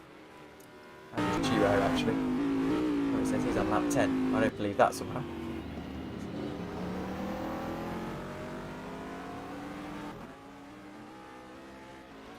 Joe into the pits on this lap then. That is their one saving grace, mind you. There is a potential that Juho's doing significantly worse on his fuel stints and will have to do an extra pit stop, which could make up for about 1 minute and 24, depending on the situation. So this isn't over. Joe's going to have to play the long game and get the jump from dry to from wet to dry. Bang on.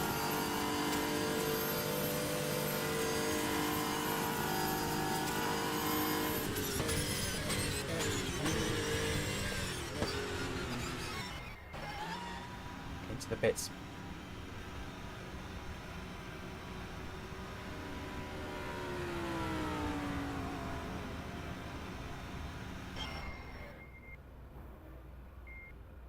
Oh no, he's actually right there. He's had to barge the 19 car out of the way. Now there's going to be a question of whether this is going to let Joe back out of the pits.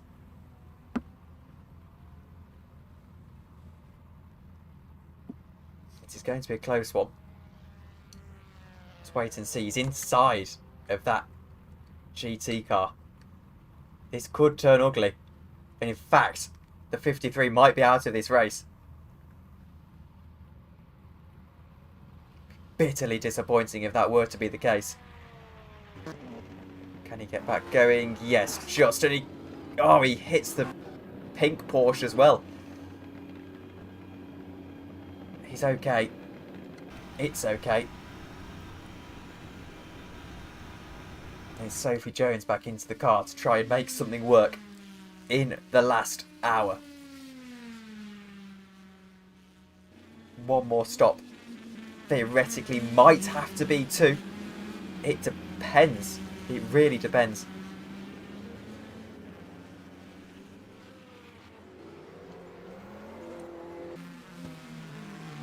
Let's wait and see. Sophie Jones re-emerges. 1 lap to Juho ahead, who's surely got to pit soon. He's been on this tank for the best part of 40 minutes. Now 40 minutes is about what the tank's supposed to be, but it's not really what we've seen throughout the course of this race, which is what's confusing me slightly.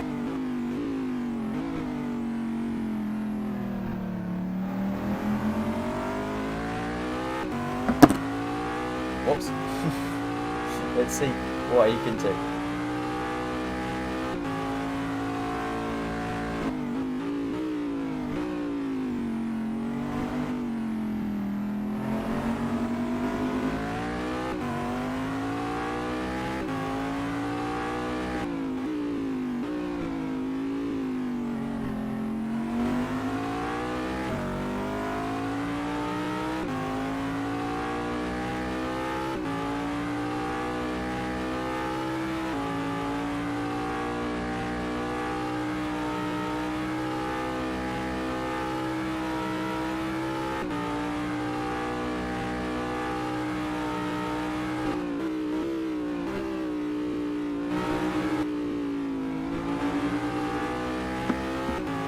Race leader Juho Sapinen, expecting him into the pits any time now.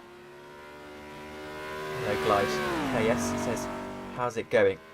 Well, we've got 8 cars still running. 1, 2, 3, 4, 5, 6, 7, 8. Yeah, 8 cars still running. But, well, Juho at the moment is holding on to the lead of the race. He's going to pit this lap. Sophie Jones is sort of chasing him down. Sort of. But there's a will, there's a way.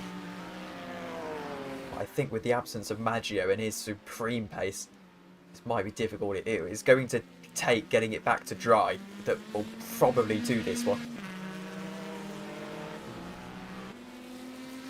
Let's wait and see.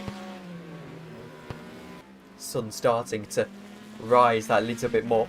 Should be about 6 o'clock in the game. There we go, 5:41.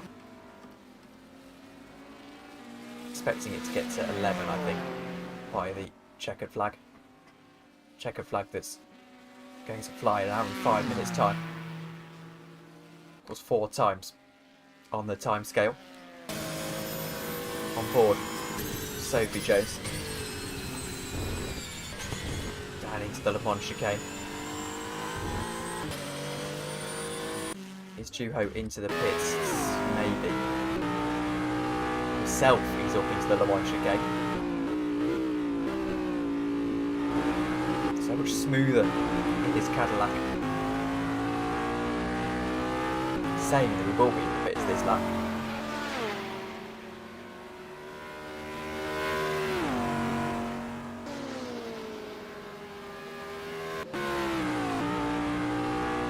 And he is. Ducks down into the pit lane. Eddie Battart has got a drive through. It won't do much. Did Juho stop in time there? That would be my question. More importantly, with all of the cars in the pits, is his pit box free? Yes. Yes, it is. That's encouraging. So Battart has got a drive through. 1 minute and 29 seconds to Barrios, who is still battling with Rask. If he loses 40 seconds, there's Hood off, and that is into the wall almost. Only 1 position away from the podium here is Hood. Bavono on the podium. It's Zanini into the car to finish it off. It's a wonderful, wonderful stint from Juho Seppänen.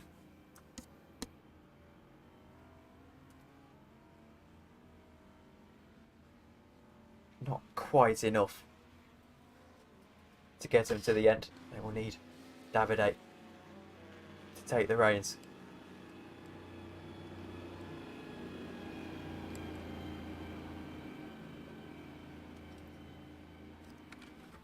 Juho was, by the way, going to lead this race on pure pace.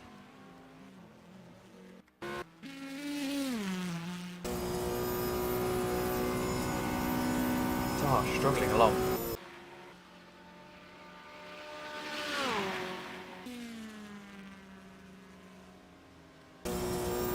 Wants this drive-through removed desperately, but I fear it might not happen.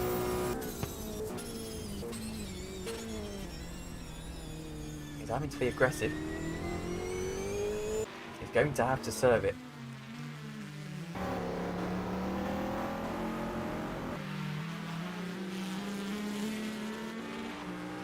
He's put 4th position. Bavona, 2 laps to Jones, who in turn has got 1 lap to Zanini. It's not going to be easy. In fact, it's probably not going to happen, this. You never know.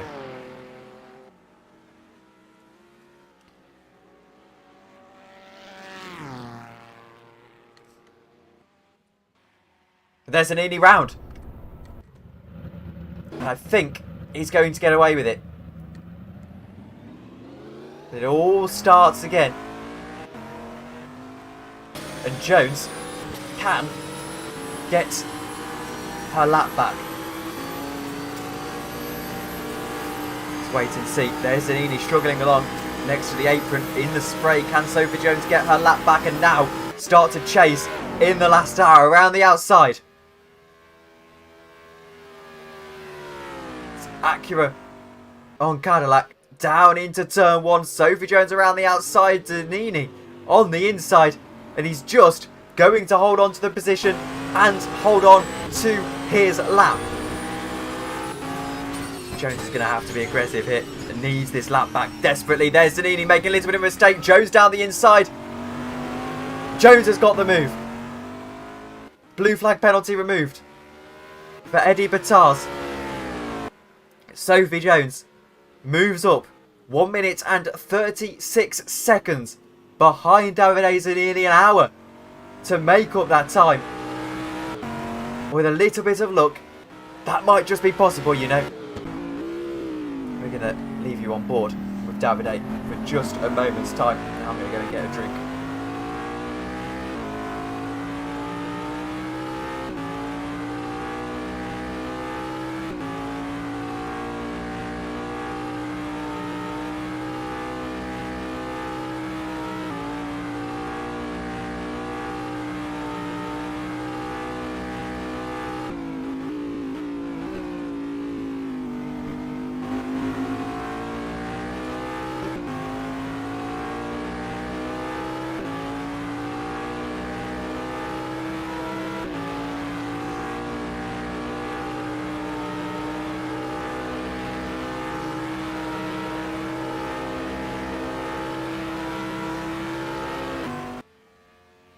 Zanini trying to get his lap back. In fact, does put a lap back on Sophie Jones. It's incredible stuff.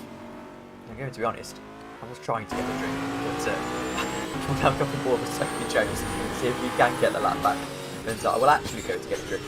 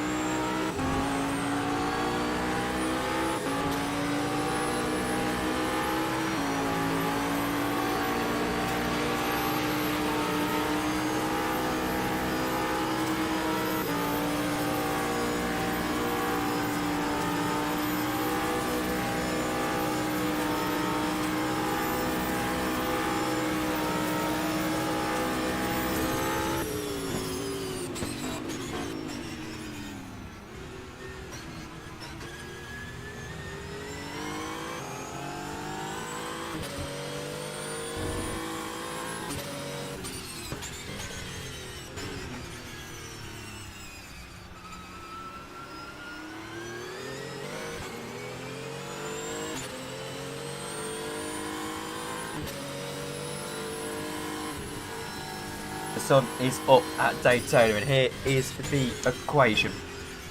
1 minute and 31 seconds for Sophie Jones to try and chase in the next hour. 57 minutes left of the 6 hours of Daytona here on rFactor on the Shadow of Quality. Daytona 6 hours. This is going to be superb. Sophie Jones right up against it. But I've seen crazier things happen, and she's gaining and gaining.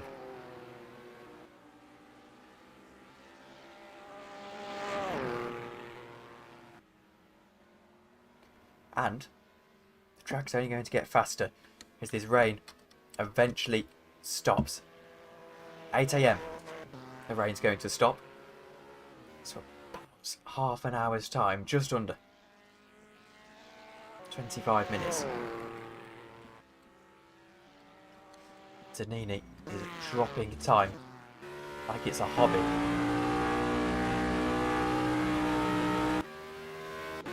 Has Duo Sopen given him enough of a buffer? Is the question. Look at the lap times.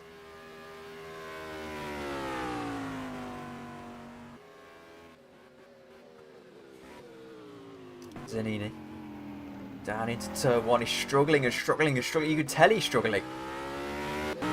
150 on the previous lap. 141 from Jones. Jones with the fastest lap of the race. Knows this is an absolute possibility. Not like that though. Absolutely not like that. Spins around and undoes half of a hard work.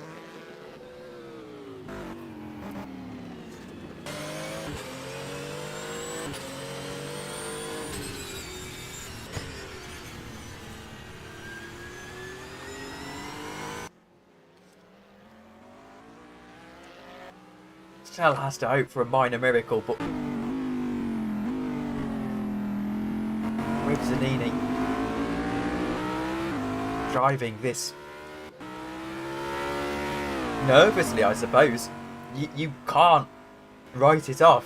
Let's go back to sector splits, if I can get to the right one. There we go. Back to sector splits. See, Zanini is just behind Jones.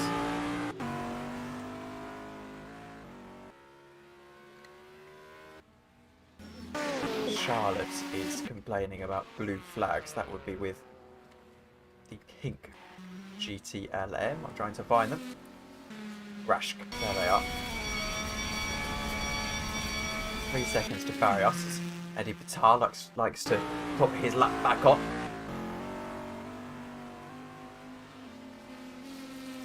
Expect Charlotte will be back into that car soon enough.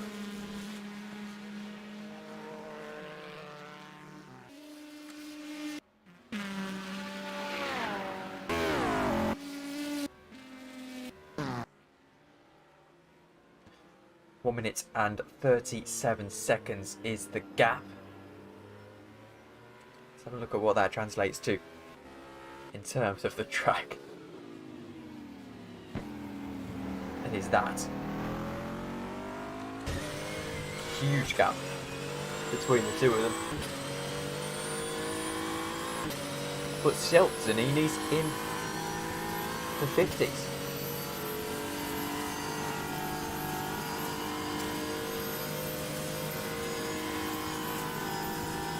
Jones could foreseeably take 10 seconds a lap out of him. And then, where does that leave us in, 10 laps time?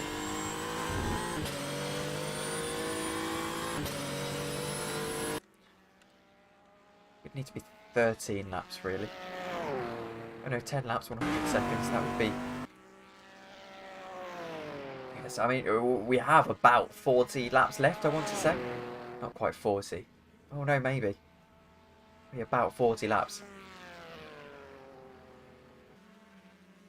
But Jones has got to aim for 40s hit. 44 that time by. So it's 5 seconds elapsed. So she'll be behind, but I don't know how far behind towards the end of this race.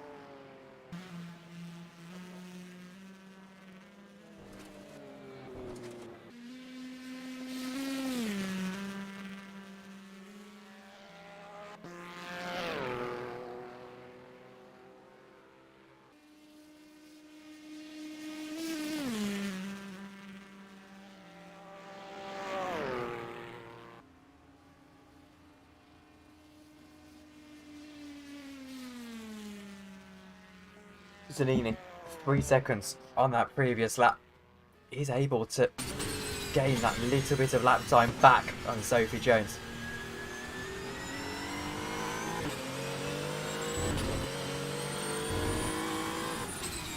And oh, Jones is spun! And just taps the wall on the left hand side, and that might just be all she wrote. That could do it. It could be game, set, and unfortunately match. 4 seconds lost in that little spin alone. I daren't say it's over yet. But Jones is not quite as pacey and prolific as she needs to be. Scary, scary stuff at the moment. Lucky that that car is still able to, well, keep going.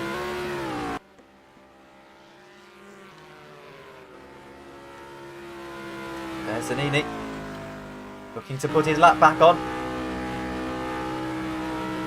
A real chance of doing so.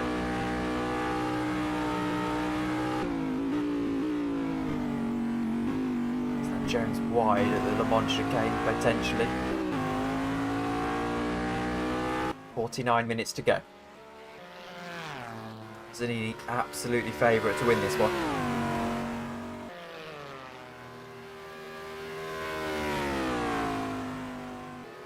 But do they have the tank to get to the end? 40 minutes. You can stretch this tank to, we believe, in the commentary box. Let's have a look at the battle screen, see if it can tell us any information.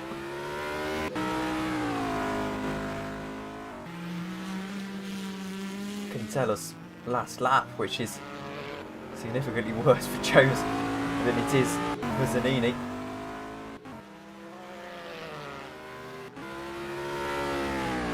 And it struggles to tell us much more, but this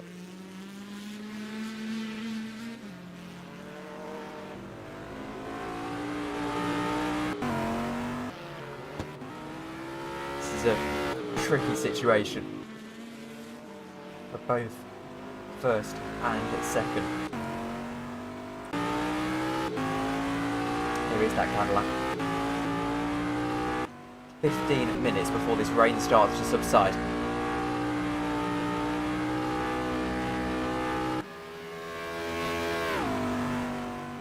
And then we can truly have a blast to the end. Now, how do you get the jump from wets to dries? How do you get it right? Let's see if the tyre tread is modelled actually. Might give us an indication as to how these are right now. by the looks of things. It's not. And the truth, I don't even know if you can get wet tyres here. Jones is now losing time. And in fact, is about to lose a lap.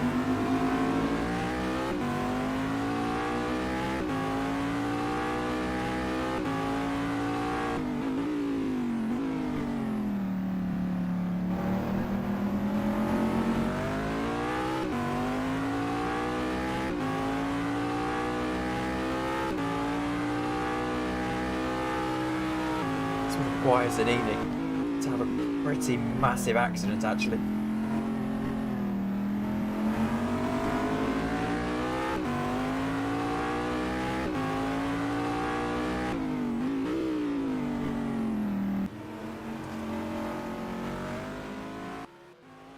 Can he put his lap back and maybe just put this to bed once and for all? He's had to get himself back into a rhythm here, Davide. Because he had a couple of spins early on. And it just took him out of that momentum, out of that rhythm. And now, he's back and ready to get his lap back. Oh, never mind! Oh, my word, is it a curse. My word, is it a spin as well. Zanini's going to struggle it. He needs to get back onto the track. He needs to get back onto the track safely. He's going to spin even more. This could easily be another 20 seconds lost. Look at the delta. He's going again now. And that will just stabilise. That's 15 seconds lost. Easily. 20 actually.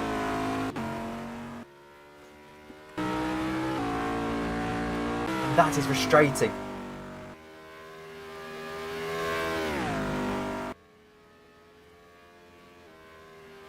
One more. And Jones is back in this. 45 minutes to go. Can you make a pit stop shorter? Can you gain 10 seconds just by not taking tyres?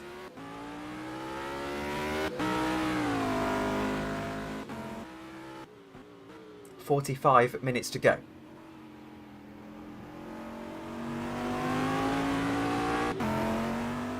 Can you get that jump right? Back to dries. The track is declared dry by race control.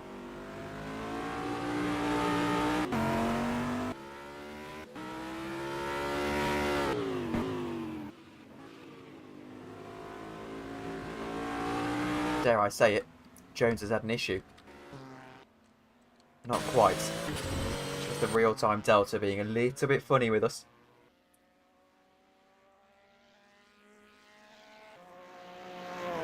40 minutes might be the magic number where you can crawl these DPI cars home.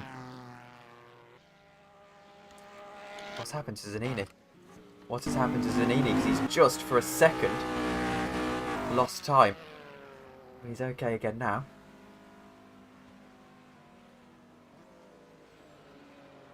Through goes Jones. 108. It's just an issue. It's not actually that lap time. Let's go back to real sector splits. Track is starting to dry up, it looks like. 7 o'clock in game. Let's double check that. Yeah, 7:08.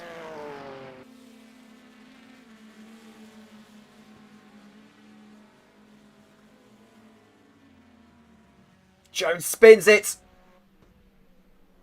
It's all of that hard work just gone again.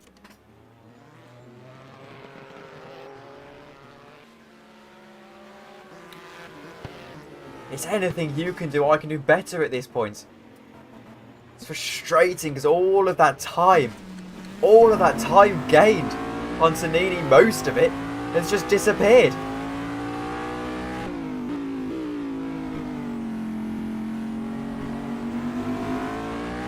I'm in at 26 now.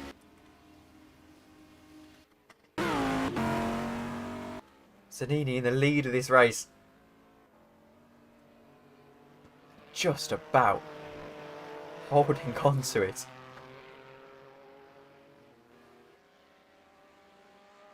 Here's Jones.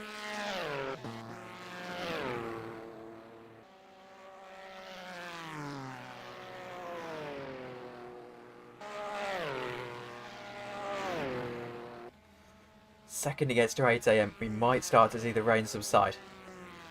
In fact, oh, I thought it had subsided there for a moment. So not quite. We know it's going to be sunny by the end of the race.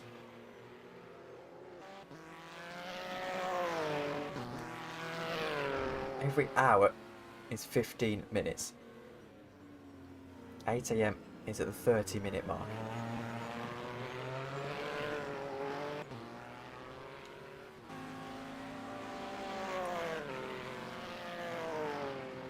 One minute then, until the prototypes can get this done on one more stint. We think that might be about 40 minutes. These two, by the way, Barrios and Rashk, having a bit of a battle. It's 10 seconds.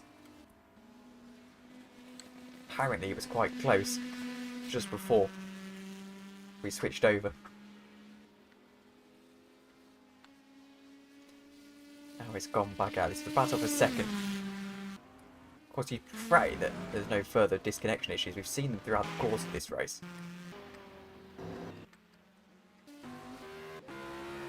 Here's race leader, Davide Zanini.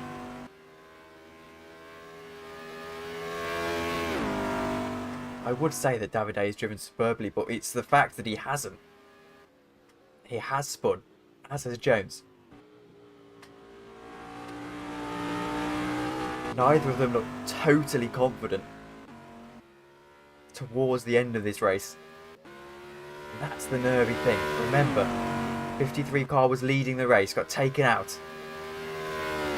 That huge crash with the Joe Gillett in the car. Has recovered and might just get to the lead of this one. Might. Very unlikely.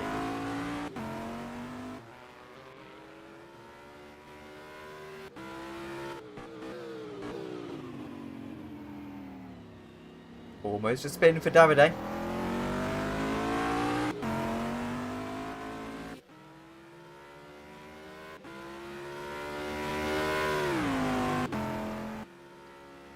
Holds on to the car. Still going.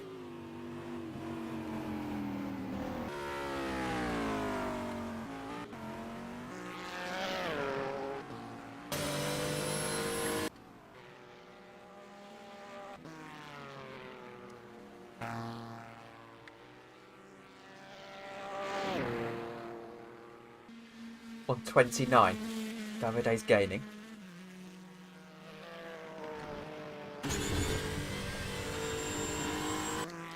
And now we think they can probably get to the end on this tag. Or on the next tag. One more stop for both the two leaders. We know that for sure. Has Davide had an issue? No. Again, that timing tower just being a little bit deceiving.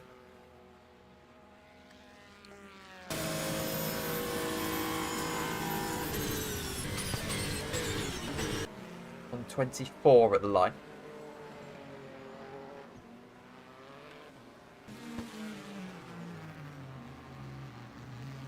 .28 actually at the line.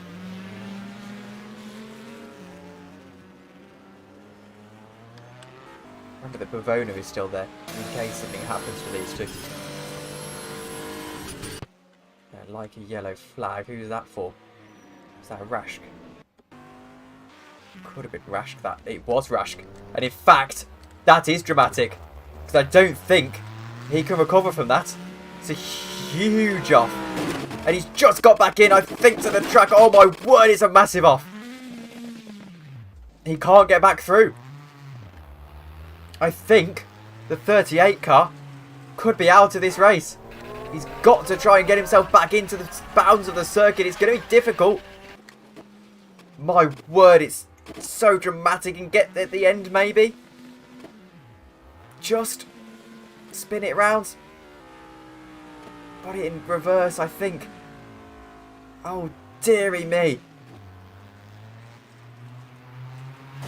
Oh, it's a dramatic, dramatic crash. He's back in the circuit, is he? I don't know. I frankly don't know. He's glitching along. Has he just about got it? Oh my goodness me. I think that is their day and their podium. He can't retire because he's bouncing around. Just going to have to leave him there, or he's going to have to pull the plug. Dear me, he's going to keep trying. Try as he might, I think it might just be a helpless task.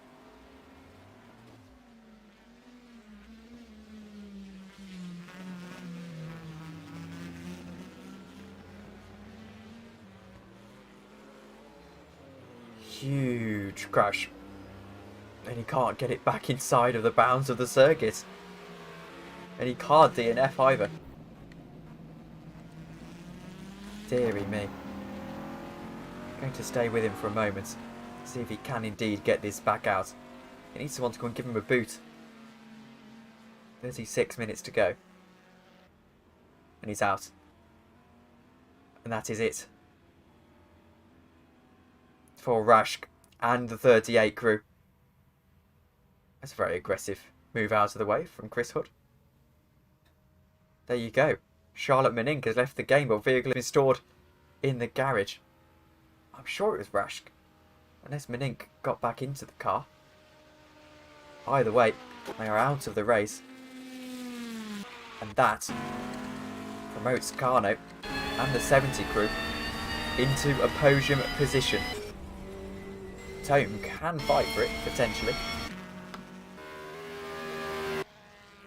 It sort of puts a damper on the entire GT battle, which has now basically gone away.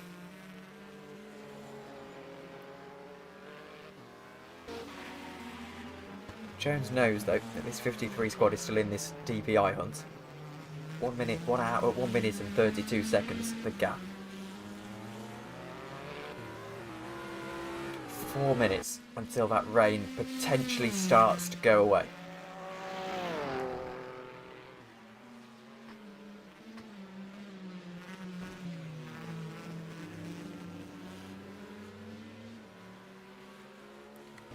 Alan Kopich is taken over the reins of the number 88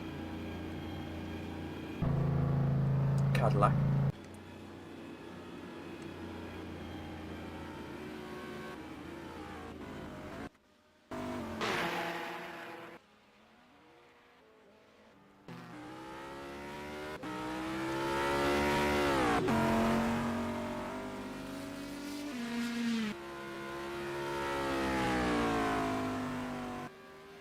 Now it's a question of when the DPI cars come into pits for the final time. It should be about now. We've seen a couple of them come into the pits, haven't we?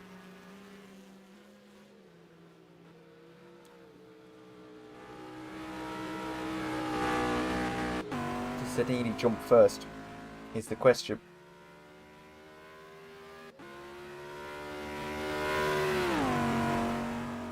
Cannot really extend to the end. They've got a best part of a tank to go. Just come up to 7 o'clock UK time.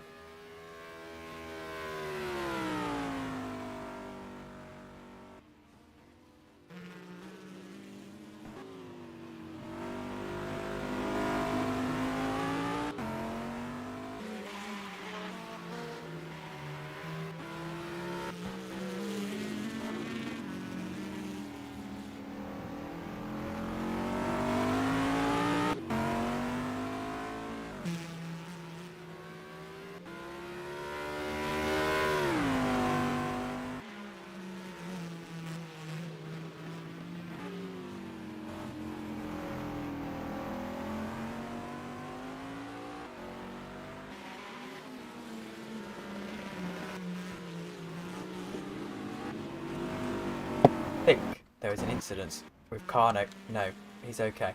I thought I saw him spinning at the top of the picture.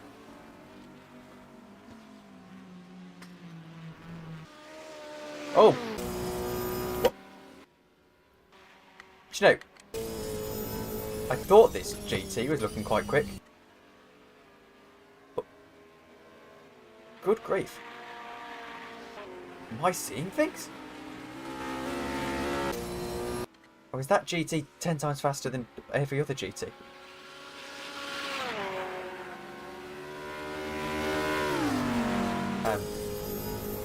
No, maybe? He's only going 260. My brain, okay. I swear he was going 10 times faster than any other GT I've seen. No, he's okay. Alright. Oh. I think it was just a little bit of a lag. Made it look a bit deceiving.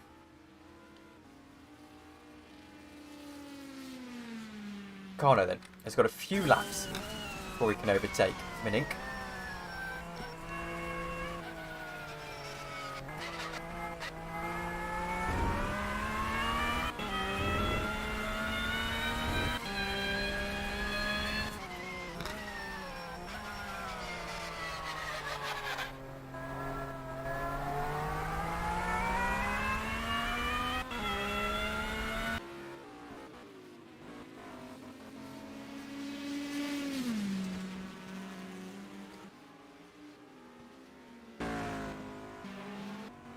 Here we haven't been to the top of the field for a while.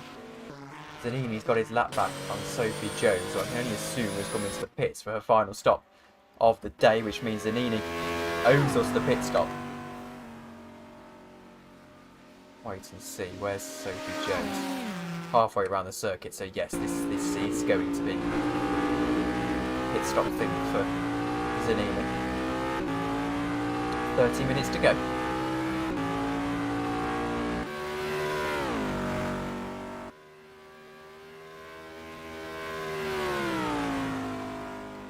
About as close as we can get here to the end of this race. Celebrate it with me. 30 minutes to go. 8 AM in game time. That means that the rain should be stopping very, very shortly indeed.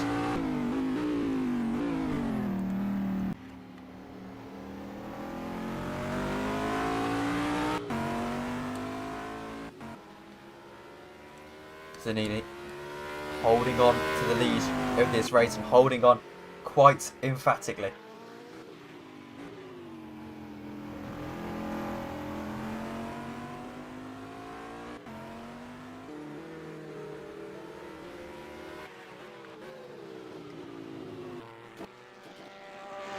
Here is Sophie Jones.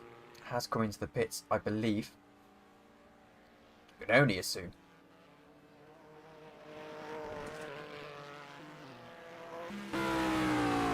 Zanini travelling wonderfully.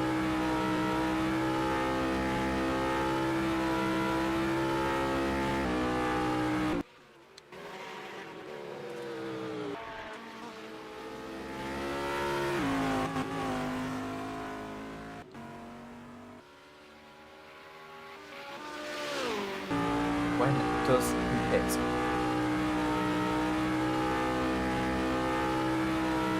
Does pit pops available?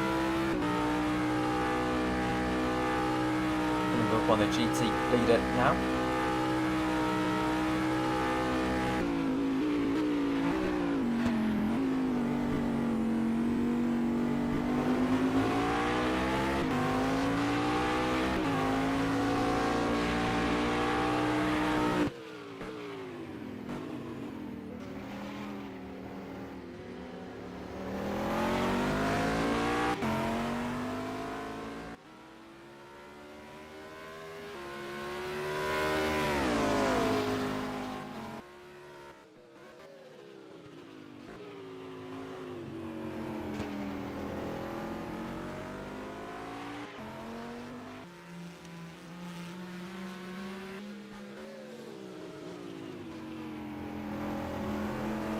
Such a long afternoon for everyone involved.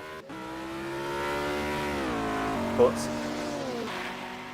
are on our way to the end, and this man, Davide Zanini, owes us one more pit stop.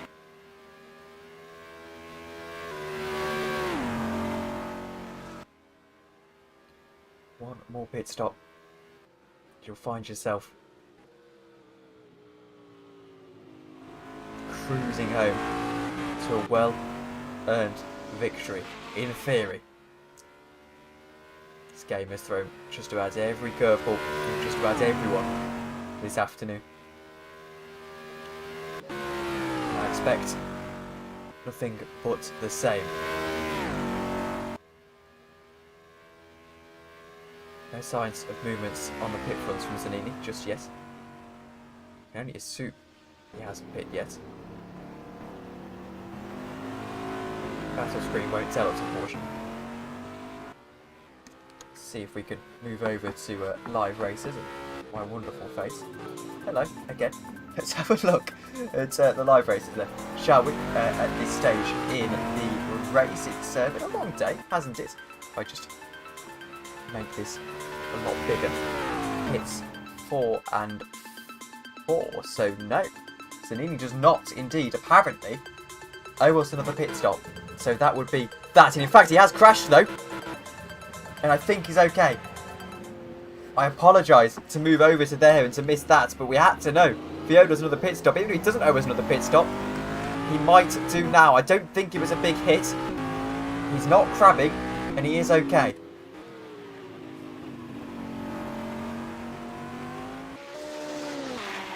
It was almost. There you go, there, he's into the pits. So, he must owe us another pit stop then. Is he trying to repair damage? Has he got damage he needs to repair? Is this just a fuel tank stop? Surely, it's just a fuel tank stop, and that live races information must be wrong. Oh my word! He's obviously got some damage, I think. Look at that car through there. One final twist, perhaps, in this 6 hour.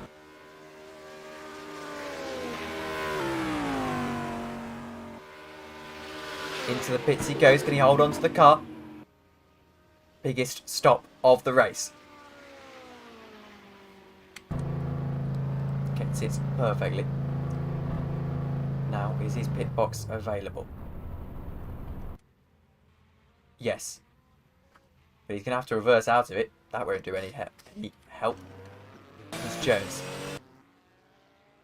About 2 minutes is the gap now. Can he get into the pit box? Yes, just. It took him a while. Crowded pit lane. He is indeed on to the jacks. Watch for Jones. Can't quite see at the moment. Over there, somewhere.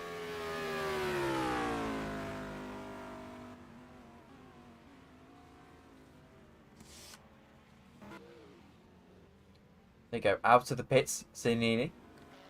As Jones comes up to the bus stop now, so Zanini going to hold on to the lap, I think. Quite comfortably. Quite comfortably indeed. Jones was a little bit further behind than I had anticipated. Continuing on, Jones down into turn 1. Might just get the lap back though. Wait and see. There's Jones. And there's Zanini.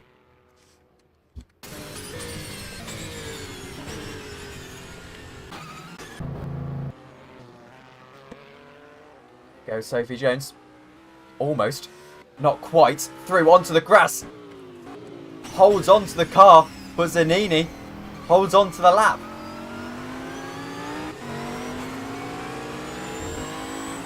And now the chase is on. Get the lap back. And it's basically anyone's game. Onto the grass go both of them. Still waiting for this rain to subside. It should do any minute now. And then maybe we get one more pit stop to the end.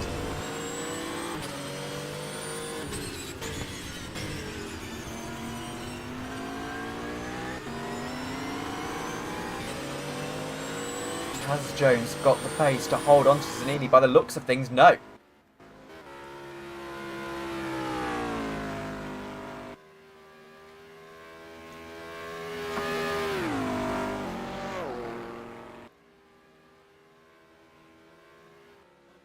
One crash.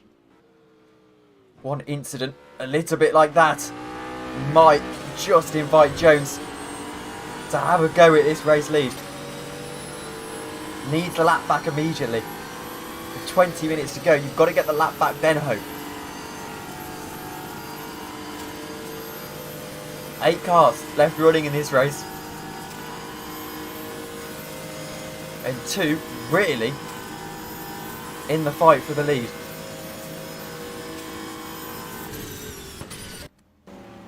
And even then, it's only just.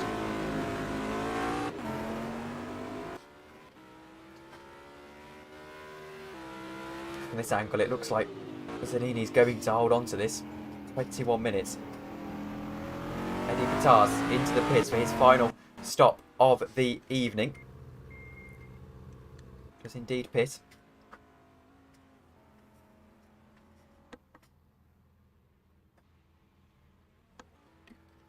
Holds on to the car as well, I think.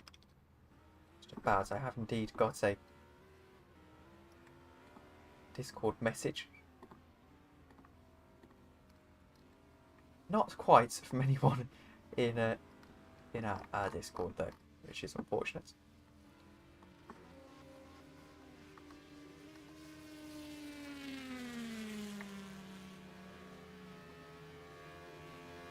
Out goes Eddie Batar. 1 lap into the lead of this GT race, as in goes Barrios as well. Carno is in 3rd position finally. Got past Menink, I should say, and Rashk in that car that crashed out in the most dramatic style earlier on.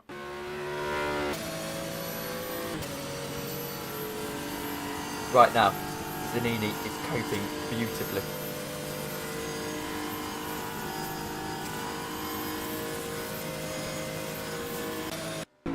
Batar still in the pits for me. There he goes, out of the pits. That's just Santiago, he leaves as well. Out into the fast lane.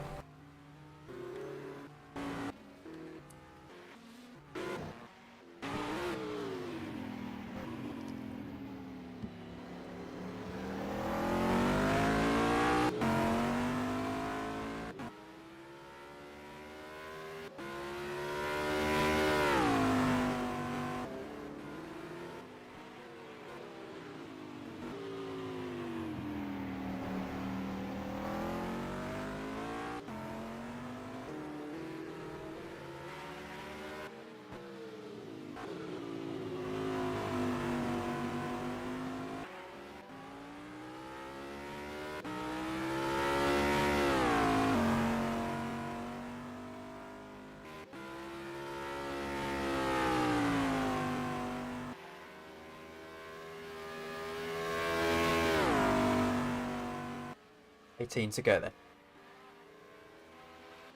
Not sure what's going on with this rain, but it should have gone by now. 8:47.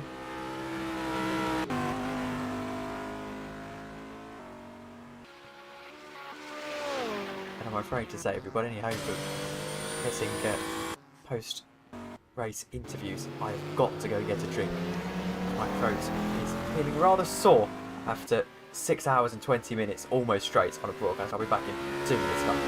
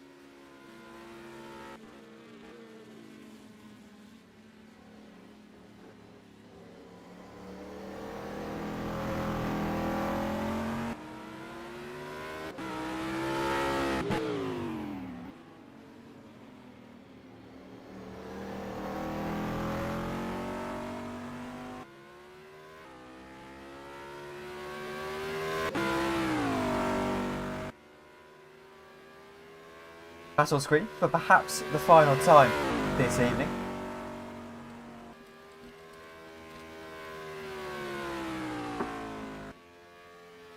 And before we do so, I've invited Thomas Raschke through for an interview. And Thomas, hello. Hello there. How are you after? Well, I have to say, what was a pretty dramatic crash. Well, apparently our car, like we were flying today in terms of pace. Like we caught up to the 78 car, and then we went flying again, but this time over the fence, which was quite unfortunate for us. And I Looked like saw you struggling along to try and get back into the race. Was it just too far gone? it was. Well, basically it was a desperation move, trying everything to get into the race again, but the track for some reason doesn't have anything to go back on. Like once you're off track behind that blue fence, then you're just gone from the race. No way to get back. And you're not planning to do that to my GT3 car later in the year on rFactor 2, are you? I hope not. I hope I can further impress with my wet weather driving like I did today. Like catching up 50 seconds to the 78 car back again. Yes, Wasn't too bad. It was very impressive, I'll give you that. Just unfortunately not to be at the end, of course. But I think me and Charlotte can look back to a very well-rounded race. We did everything we could. We utilized everything we could. She was driving great today. And, well, stuff just happened. And now we're out of the race. Yes, well, that's unfortunately the way it goes sometimes. But at the moment, it looks like Eddie Batars is going to win this one. He has just got a drive-through penalty for blue flags. I know you guys had a little bit of trouble with that. Is that something that has plagued everyone throughout this race, the blue flag penalties? Well, the blue flag penalties are kinda... The game gives them out when you're not moving. But in the pre-race briefing, we said that we wouldn't be moving for the cars. And with the DPI cars, they zoom past you and they are gone. But with a GTLM car, on the straights you're the same pace, and that's also why I didn't let him through on the chicane like I did. Otherwise he would have just been behind me and maybe a collision would have happened with him driving into the back of me. He was extremely fast in the rain. And I know we're expecting this rain to sort of go away. Are you on the same page as me on that? Because it doesn't seem to be going away very soon. It might be going, or it might have a chance of going away if we went full distance. Then maybe it would have played out. But like this, it will rain till the end. It will get less towards the end, but it will rain till the end. Well, thank you very much, Thomas, for joining us, and I Thank you look for having forward me. to seeing you in March for EOC. Yeah, looking forward to maybe get into an LMP2 of yours. Yes, hopefully in a couple of months' time. But thank you very much. Thank you. Enjoy the rest of the race. You too, you too. That was Thomas Raschke, who is supposed to be driving for me in rFactor 2 in a couple of months' time, trying him out in the GT3 for a few weeks, and then we'll get him into the LMP2, hopefully. Oh dear, that's the 53, and that, looking at that car, will do it.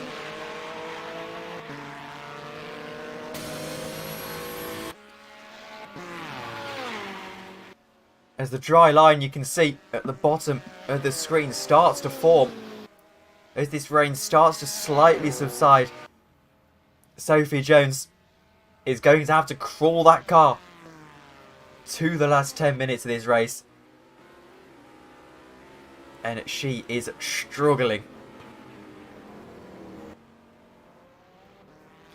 That could easily be 3 minutes of damage, and then all of a sudden you've lost second position. So right now Zanini can rub his hands together, because that is not an easy car to drive. Half a DPI.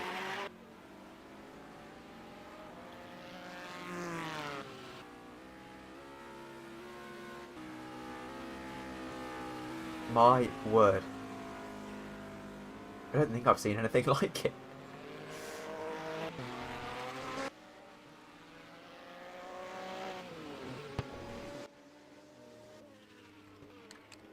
No chance of hitting an apex in that thing, not in the wet.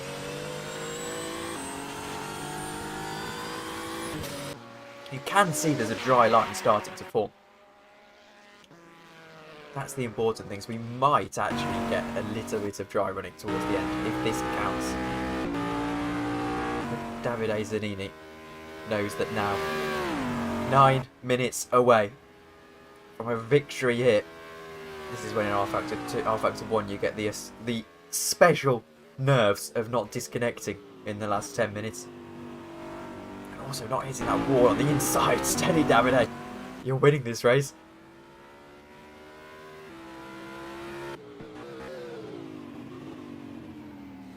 Oh, he's round, and he's just about round. Got to be careful of the GTE. There is a GTE on the way, and he's seen it, thankfully. Thankfully, he saw it. But my word, 9 minutes to go.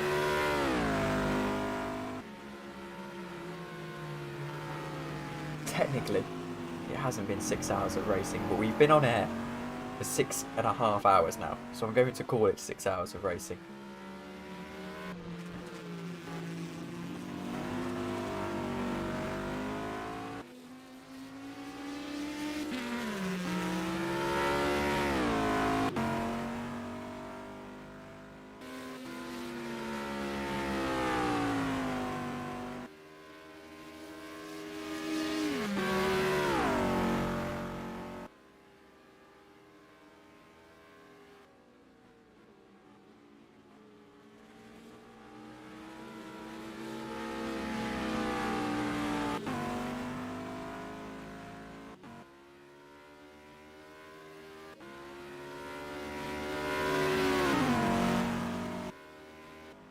Jones still going along in this car, but look at how difficult it is to steer. Can barely get through the chicane.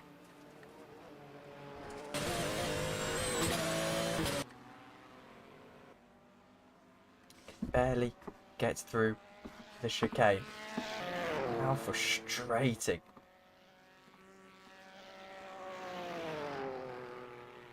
How so frustrating.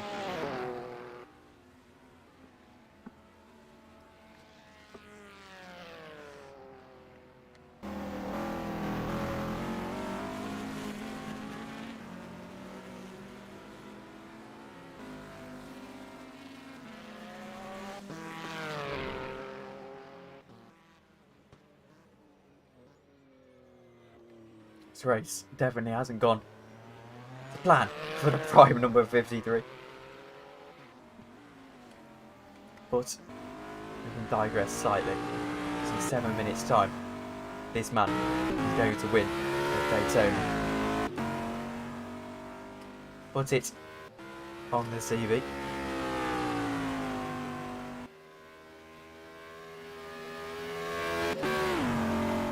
Probably time for a nice takeaway on this Sunday night.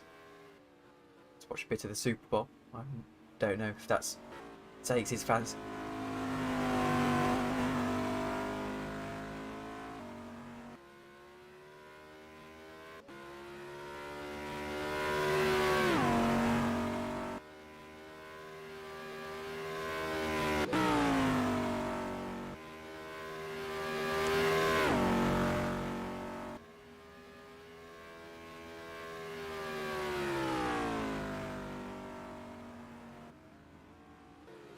I think we can all admit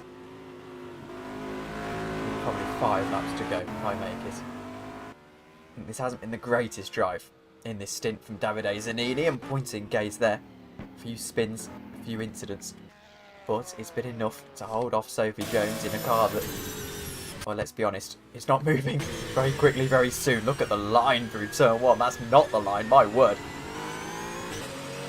Really should be black and orange flags on that. There's a spinner at the top of your picture. It's a major drama. Not a major drama, I should say. Able to get clear before race leader gets there. Has been a perfect drive from Eddie Batar. As the rain has now stopped, look, as we expected it to, towards the end of this race. Should be coming up to about 11 o'clock in game time. Actually, no, it will be coming up to 10 o'clock in game time. 9:41. 5 minutes to go. Eddie Batar leading the race. Now the question is there one final twist in that they come into the pits for dry tyres, or do you just leave it out now? You've got not even 5 laps. I don't know why I was saying 5 laps. Let's think about this. 1 minute 38, let's say. At this stage with dry line forming. Potentially. Let's say 2 minutes a lap then. It's 3 laps. It's about 3 laps, I think. Maybe sneak in a 4th. Let's wait and see.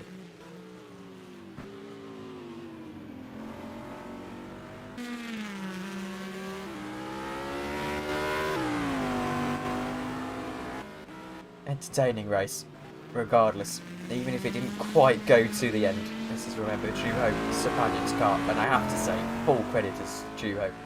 I think it's absolutely credit to him that they won this race. Obviously, Davide has driven superbly, but Juho put in that monster stint to get into the lead of the race. I know they were helped by the disconnect, but regardless, I think they would have won the race anyway. They were that fast.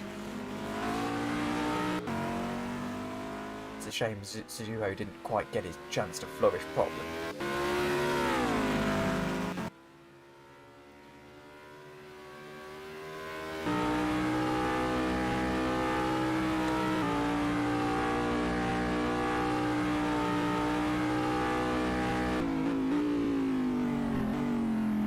Two laps at the line, I think. Maybe 3. Or wait and see. Should be 2.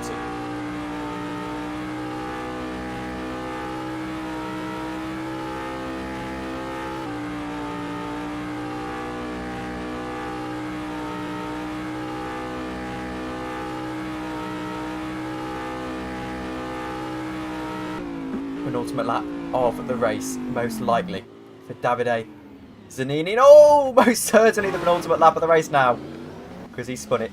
Tactical time wasting, I call that. Don't go into the wall, my word. There you go, Prime. Just a few moments away from winning this race. Doesn't look like this is going to Prime GP. Crash would have to happen on this lap. I don't see that happen.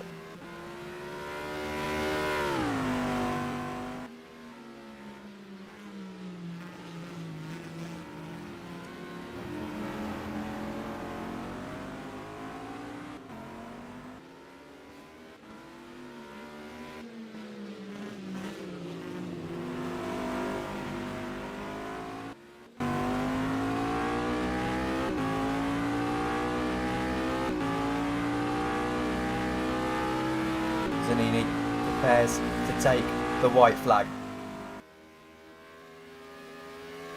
Once he crosses the line, he should have the race win in the bag anyway. He's in a rush to get another one in, isn't he? Let's have a check up on Sophie Jones, who looks like she's coming into the pits on this lap. Not really sure why, to be honest.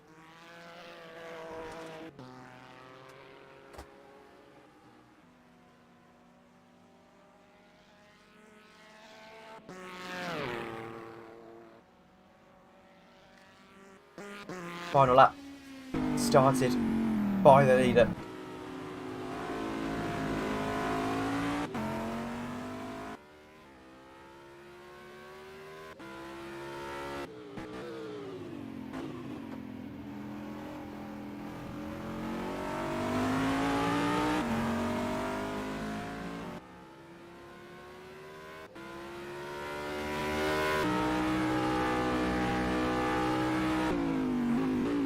We are not changing our cameras at all for this one.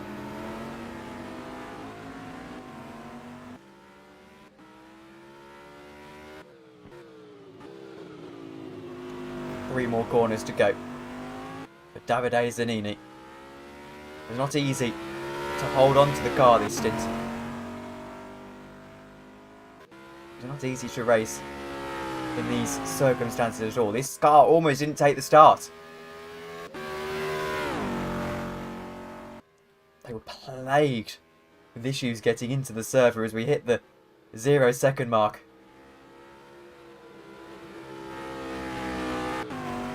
Rounds Le Mans chicane for the final time. Maggio will ceremonially finish the Prime GP car. But it's going to be Mirablau Motorsports and the number 75 who will win in Daytona. And it was a hard fought victory indeed from that squad. Through goes Eddie Batar, by the way. He's about to complete a just as dominant performance in the GTLM category. Had to fight it so hard today. They were side by side practically for the first hour in these GTLM cars.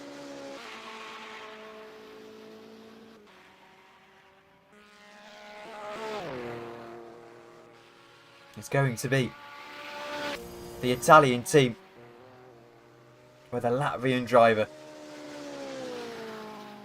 Eddie Batas is going to win with bizarre circumstances happening to his left-hand side. Wins in Daytona. What has happened here? Barrios has run out of fuel. And he's being pushed to the line by Cano. Incredible sportsmanship. As they both do take the checkered flag. Prime GP will be coming round to take it in just a moment's time. It will be Maggio who started this car. Should have won it really. Oh no, Maggio, no, not quite, not now. My word. Should have really won in this car, but it wasn't to be. Circumstances just about put an end to that.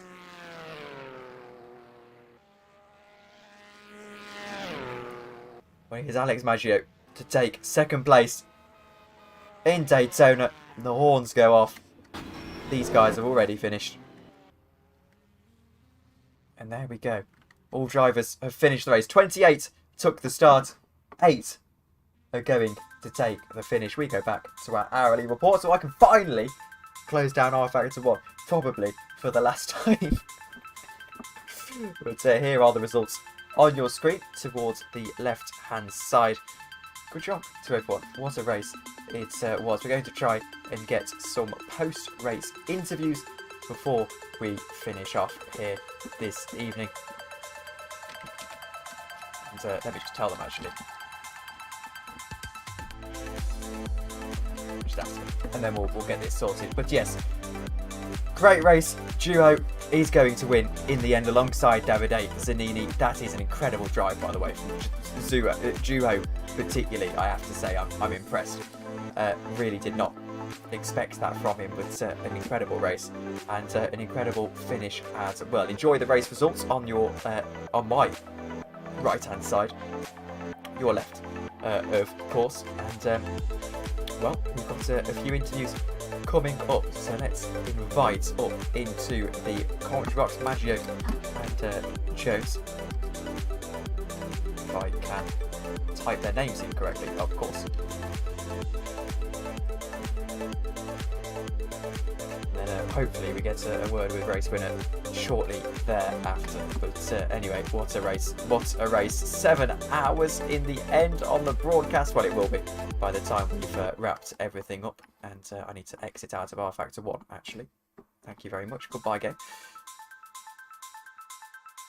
And Maggio and Sophie Jones, 2 of the 3. Wait, guys, I wanna apologize to Sophie for that turn 1 incident. No, you're fine. God. I kind of cut across a little bit. I was just really trying to. I shouldn't have braken like behind you. I should have gotten Incredible. on your side. Incredible. I You're cannot. What a race! What a stint from Checo. He did an amazing stint on the Yeah, wet. and so did you. The only issue is that I had no force feedback, and I also. I had first feedback pulling to the left. I have continuous first feedback to the left. It was a pain. Yeah, because I had no force feedback. The entire car around like the edge was like yellow, like the damage indicator is all yellow, and we were losing about 20 kilometers an hour top speed. Oh, yeah. I was fun with spinning it. many times, and meanwhile, Maggio that drives without force feedback always. Yeah. She No, gets 'cause, done. I put him in for the last lap. Number one, just because why not? But I was telling him, Okay. like, literally, you can go faster than me. So why I don't not? know. Yeah. I don't know. So, It was a hard First, effort. first stint was unfortunate because I didn't know I was starting from the back because of the last minute change, because of Checo had crashing problems. Yeah, I was so quite mad. guys, can we just sort of organise this for a second? I do want to get a word Yeah. with the Yeah. Prime guys first. Third place We'll- finish. Then we'll go over to the winners. But Maggio and Sophie, you had a pretty difficult run there. I mean, for a start, what was going on with that car at the end? Well, it was interesting. So, the track was drying out, and of course, you know, we were still on wet tires. The car was already completely destroyed, and I had no force feedback. So, when I lost that, like, front nose off the car literally went faster because I had gained my top speed back that way, and because no matter how much the rear's overheated, there wasn't enough front downforce for me to spin, so I literally just drove like Maggio, you know, like full steering lock, Henry Sinek type shit the whole time, and literally went faster, and then let Alex in on the last lap because I felt like it.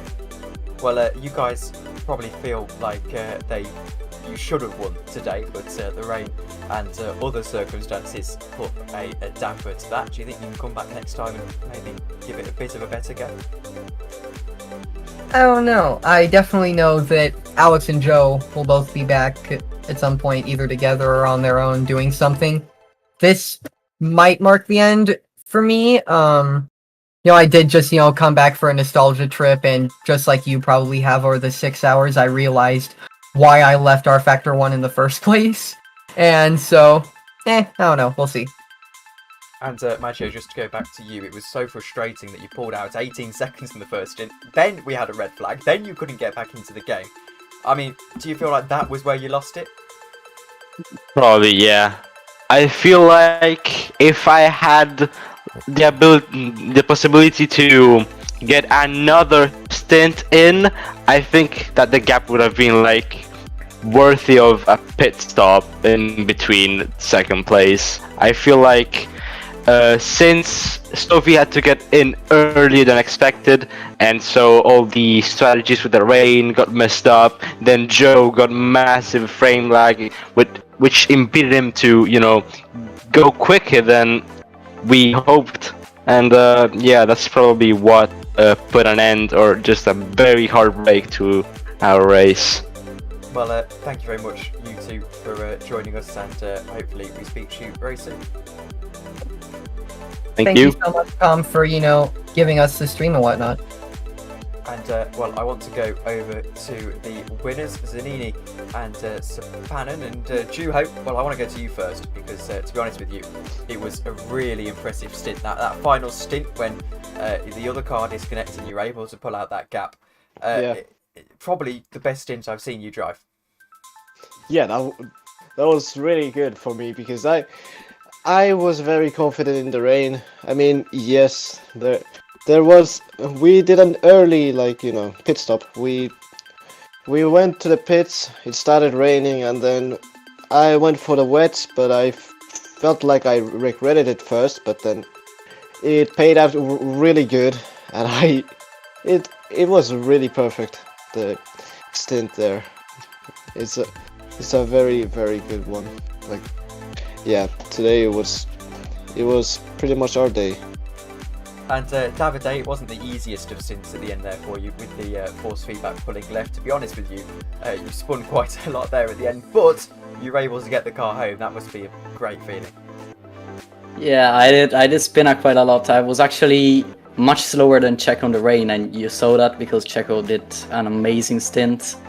I'm very happy with him. He's one of the fastest guys I know. And yeah, I was struggling a bit at the end because of the force feedback. I took some time to get used to it, but at the end I kinda got used to it and bring it home. And to win probably the biggest event of the year, I mean, it must be great. Do you guys think you can bring this, forever home again? I don't know, because I mean, beating Alex and Sophie was pretty much luck. I mean, Alex was an alien in this truck. He pulled off the record of the truck. It was 23.3. I got a 23.6. He was extremely fast here. And yeah, because of his bad luck, we managed to win. Yeah. Well, thank you guys for joining us. I would ask you more questions, but I'm afraid I've got to leave the house in about 10 minutes. So I'm going to I'm going to quickly move over to Eddie. Thank you. Thanks, guys. Emmy. Thank you. Thanks, Tom. Thank you, everyone. Big support to Emmy.